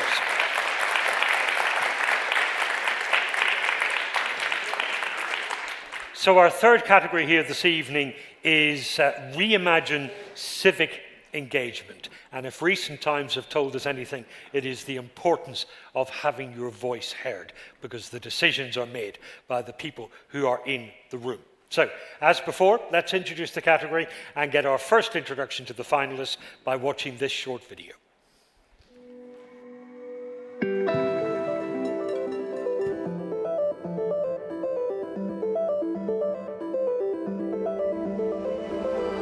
Over the years, politicians use election promises as dirty tricks to garner votes when aiming for office. Also, studies have shown that many of these election promises are either broken or swept under the radar. This is why we have built Promise Tracker NG, a data-driven digital platform that tracks and monitors promises made by elected public officials in Nigeria. Hi, I'm Ed. I'm the National Director of Run For It. At Run For It, we believe that for the dial to be shifted on the issues that matter to young people in Australia, we need to start changing the politics and bring young people together to gain the skills they need to create a fair and just future that they and their communities deserve. At Run For It, in the next 12 months, we're going to equip a group of young changemakers and community leaders to start shaping up politics and business as usual and get involved in our democracy as voters, volunteers and candidates for election. Imagine living in a world where your struggles remain unheard, where your voice is lost in the noise. For years, entire communities in Colombia have spoken, but no one has truly listened. With every story shared, we break barriers. With every connection made, we empower those who have been ignored for too long. And with every voice that rises, we make one thing clear: silence will no longer define us. Growing up in a place where violence is survival and silence is safety. These children live in a place where right and wrong lose their meaning. That's when the football school began. I didn't have a plan, I had a pain that refuses to settle. At football school, we are building a crowd that when it reaches to your locality, it reaches to your colony, you're not scared or you're not afraid of it. You're so motivated and happy that you join them in the constructive work. I'm Thais Sician, co-founder of Delibera Brasil and Ecosistema de Impacto, and also a researcher in political participation and social innovation. Delibera Brasil is a pioneering organization in Latin America created in 2017 to strengthen Brazilian democracy through citizens' assemblies, as known as mini-publics or citizen juries. In addition to assemblies, Delibera Brasil developed innovative programs and projects that expand citizen participation and promote qualified deliberation in various contexts, implementing partnership with local governments, academic institutions, and civil society.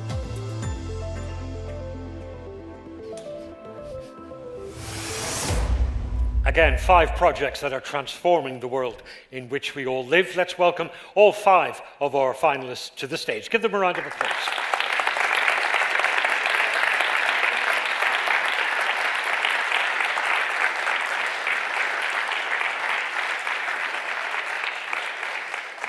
And welcome to all of you. We are delighted that you're with us here in Berlin and that you're going to share your stories with us. Thais, we will start with you, if we may, from Brazil, strengthening democracy in Brazil through citizens' assemblies. Tell me a little more about how they work. Sure. Thank you for the question. Actually, we bring people together. They are random but representative for the population that we work on. So we help them deliberate a solution for a complex collective problem that we have as climate action, education quality, public resources, and that on. And what sort of impact do the assemblies have? How do they deliver that impact? I think the first thing comes to mind is like we partnered before with local governments to make sure our recommendation will be able to happen. And then we have like a full vision of what is better for everyone who's involved. So the solution is really included and is prioritized as it should be for population. And where did the idea for this come from? What made you take on this initiative? That's a tough one because first time we saw this methodology, we saw here happening in Europe actually, and we say, yeah, it should be nice to have that in Brazil. So bring like 11 people together, they're all scientists and political scientists and for different areas as economic, and we just start doing it. Thank you very much. Thank you for being with us to share your story of your initiative. Mohammed Sahil, you are our next finalist in this category. Welcome. And you're going to tell us about the Footpath School. We saw lots of young children in that video there taking part in activities. Tell me about your work with them, what it is that the difference you're making to their lives. So what we're trying to achieve is like, we work with children who are living on footpath streets and who are exposed to all kind of violence. And as they grow up, that kind of remain in them. For them, it's like robbing or lynching is like habit for them. So we're trying when they're still kid, we're trying to instill moral and morality into them and trying to integrate them into the society. So as they grow up, they don't turn out to be goons or something around that, and do better for themselves. And we are also breaking the for them. We are breaking the cycle of generational poverty. And this is saying to them, showing them that there is a different path. Yes. That how difficult is it, without the work that you do, how difficult would it be for them to find that other path? I mean, they're completely isolated from society. I mean, they do beg on streets and footpath, but they the government doesn't do anything for them because their parents are not their vote bank. So and if we or people like me were not doing the kind of work we do, there would be growing rates of crime in Delhi. I mean, still there is a lot of crime in Delhi and all over India, but still we are trying to reduce it. That's all. That's what we do. Thank you very much. Thank you for sharing your story with us as well. Our third finalist, Maria from Colombia, welcome to this discussion as well. You are giving voice to people that have their voice ignored. Tell me about that.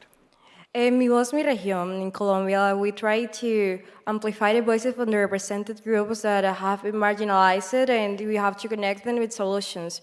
We are partnership with NGOs and foundations, and also with local government entities to try to work short-term solutions and to get public policies based on the necessities of this part of communities. And these communities, who are we? Who are the voices that don't get listened to? Okay. Historically in Colombia, there are communities that have been underrepresented, such as Afro-Colombians, indigenous communities, victims of the conflicts, and rural population. And in terms of how you make a difference, what are the tasks that you do? We saw there that information was being shared. That's one of the techniques. Yes, of course. Part of our process is to guarantee or try to implement strategies for long-term solutions. So we share data with local government entities to try to get them on the floor so they understand what the necessities of these populations are. Thank you very much for being with us. Thank you for sharing the story of your initiative as well. Ed, you are our fourth finalist from Australia. The organisation is Run For It. We saw a little of what it does. What's the issue here? Is it that younger people just don't get listened to, or is it that the big issues are going to affect them more than people my age? It's both, I guess. Young people aren't represented in our parliament, so their issues aren't discussed, or when they are, they're not discussed with the intergenerational frame that is needed. And at so many like local government levels and state level governments, there's no youth representation, and then there's no voice on issues like childcare centres and swimming pools and libraries and things that are really important to young people. But is this because, are young people not part of the conversation because they don't take part, or are they trying to take part and they're just not being listened to? Again, it's a bit of both. I think that a lot of young people look at politics and they see it as pretty antagonistic, they see it as unrepresentative of them, and that means that they don't want to participate. That's initially a turn-off for them, but there are also structural barriers. So when young people want to go and try and participate in politics, it costs a lot of money, or there are systems that are designed to exclude young people. And your work it's in Australia, which is a mature, well-established democracy. You might wonder why a project like yours is needed in a mature democracy like Australia. Yeah, Australia is a mature and quite a stable democracy as well, but we have really poor representation of young people. In our most recent parliament, before Saturday, out of 227 of the MPs in our parliament, only 3 were under 35. Thank you very much. Abiola, you are our 5th finalist in this discussion. Welcome to our stage. The project is Promise Tracker. It works in Nigeria. Tell me a little more about what it does. Okay, so what Promise Tracker does is it serves as a social barometer for citizens to use to hold the elected public officials accountable. So it's a tool that allows citizens to drive change It's a tool that allows journalists to use to drive solution journalism. It's also a tool for civil society organizations to see premises that have been broken and also bring them towards advocacy and also to drive accountability within communities that these politicians represent. So at the heart of this project is knowledge and information, collecting that knowledge and making sure that it is shared with people. Definitely. And what we do is that we have a team that pour through speeches. They also look at policy documents. We also look at interviews. And we don't just take all these words. We take important premises that aligns with the socioeconomic needs of the people. So we see it everywhere around the world. We are going to cut unemployment by this rate. We are going to make sure that healthcare waiting list or people get access to more healthcare. We are going to reduce illiteracy. So all these are measurable, and we try as much as possible to follow throughout the administration. So when they fail, citizens have something to make decisions, not just in elections, but to drive accountability. And also when they fail, we try as much as possible to get them on their, when they do well, we try as much as possible to get them on their toes, to do more, and make sure that citizens get dividend of democracy. Thank you very much. Thank you to all five of you for telling us about the projects and the work that you do. Let's give them all a round of applause.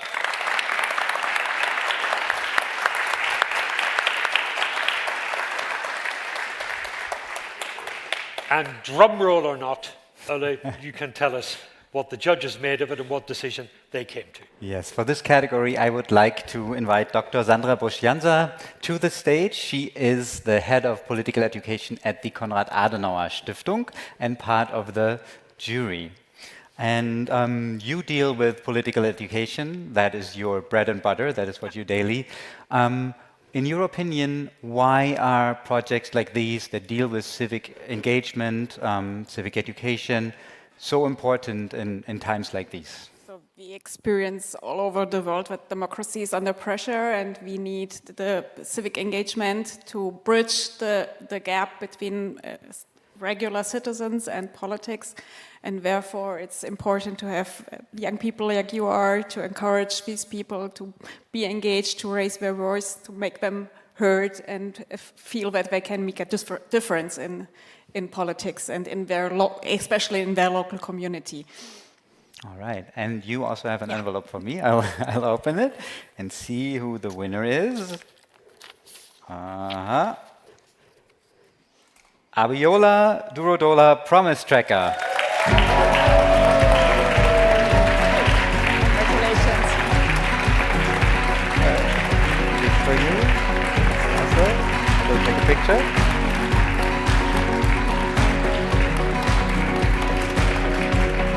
All right, I'll just steal this from you, and this is for you, Abiola. You want to share a few words with us? I think Anisha took all the emotions from me away because it was really inspiring also listening to her. I want to appreciate the Global Solution Initiative for giving us this platform. It's very, very important.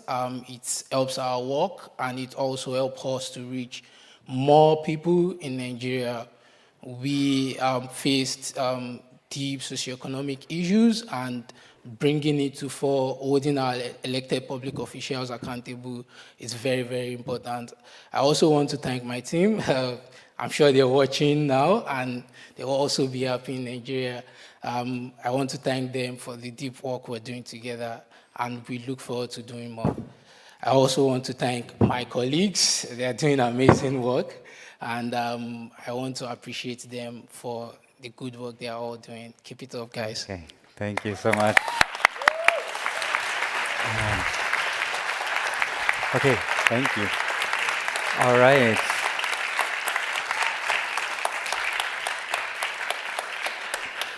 And those are the three awards. We've had three terrific winners, but from such an incredibly strong field of candidates, not just the 15 we saw today, but the whole backstory of all the other finalists and entrants that you told. I forget the exact number. How many? We selected, I think, about 60 projects this year from over 700 applications. And the work carries on. The work carries on. There will be recoupling awards next year as well. I hope so, yes, very much so. So the progress continues, but for this year, I'd like you to join me in giving another big round of applause to the 15 finalists that we saw on the stage today.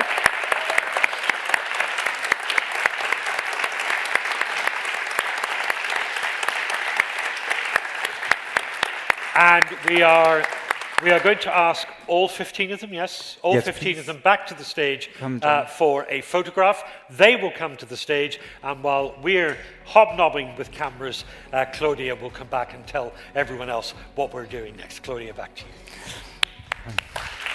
Come to me.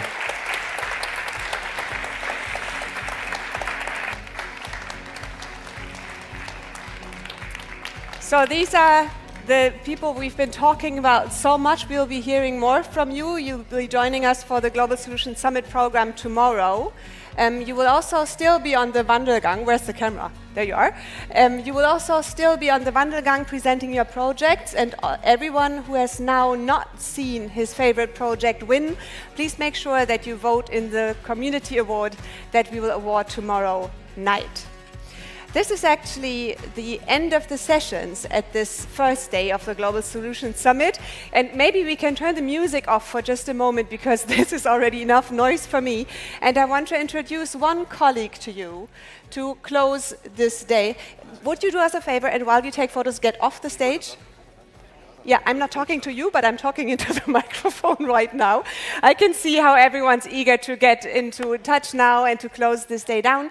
But to give you a short preview of what's to expect tomorrow, I'm going to introduce my dear colleague to you. That's Vidisha Mishra, our GSI Director for Global Outreach and Policy. Where are you? Vidisha, it's hard to get people's attention here, but we'll just squeeze in here. Maybe we can try to sit on one of these. I wouldn't dare. Let's not recommend that. So at least we do have a very beautiful background. Let's stand here, and this is the web stream camera we're talking into. Okay. And I'm going to ask you, Vidisha, to maybe share a few impressions from today and give us a heads up of what to expect tomorrow. All right, great. First of all, thank you for giving me any attention while that is happening in the background. I'm not going to take up a lot of time. I essentially just wanted to say thank you to all of you for being here. It's been a long day, and so many of you are still here. It really warms our hearts to have your attention when so much is happening in the world. We're very grateful for it, and we hope to see you tomorrow as well. Today, I've had the privilege of having so many conversations outside of these rooms, which really shows me the value of these platforms, because we've had a lot of discussions about there are so many platforms now and everything can be viewed online. So what is the point of coming together like this? But really all of the discussions that we've had in the sidelines, I've met so many people that work on similar projects and have the exact same idea about where we need to go and what we need to do in terms of solutions that, you know, I can't believe I didn't know about them earlier. So please, if you haven't had a chance to talk already, please stop me in the hallways and so that we can talk and collaborate more in the coming year. Finally, there's a lot to look forward to tomorrow, and this has to do with the YGCs. So we're starting tomorrow morning with YGC ambassadors being a part of the conversation. We have a lot of G20 Sherpas coming together to discuss core issues. We are launching the T7 Canada communique. As you know, G7 Canada is underway at the moment, and the communique that the think tank group has produced will be launched tomorrow as well. So please join us again tomorrow. We're so grateful for your time once again, and look forward to continuing this. Stay with me, Vidisha. Let's not get any more movement on this stage, but just tell the web stream good night and see you tomorrow at 9:30 sharp. And share all your thoughts at GSS2025, if you will, so we can also follow. And to all of you here in Berlin, remember to cast your vote until tomorrow around lunchtime in the community awards about the Young Global Changers. And then now join us for an evening reception. We have a band playing. We finally have some little things to eat for you and some light refreshments, and surely a lot to talk about. So thanks for being here today. See you back tomorrow. Thanks, Vidisha. And off you go into a good night. Patricia's birthday.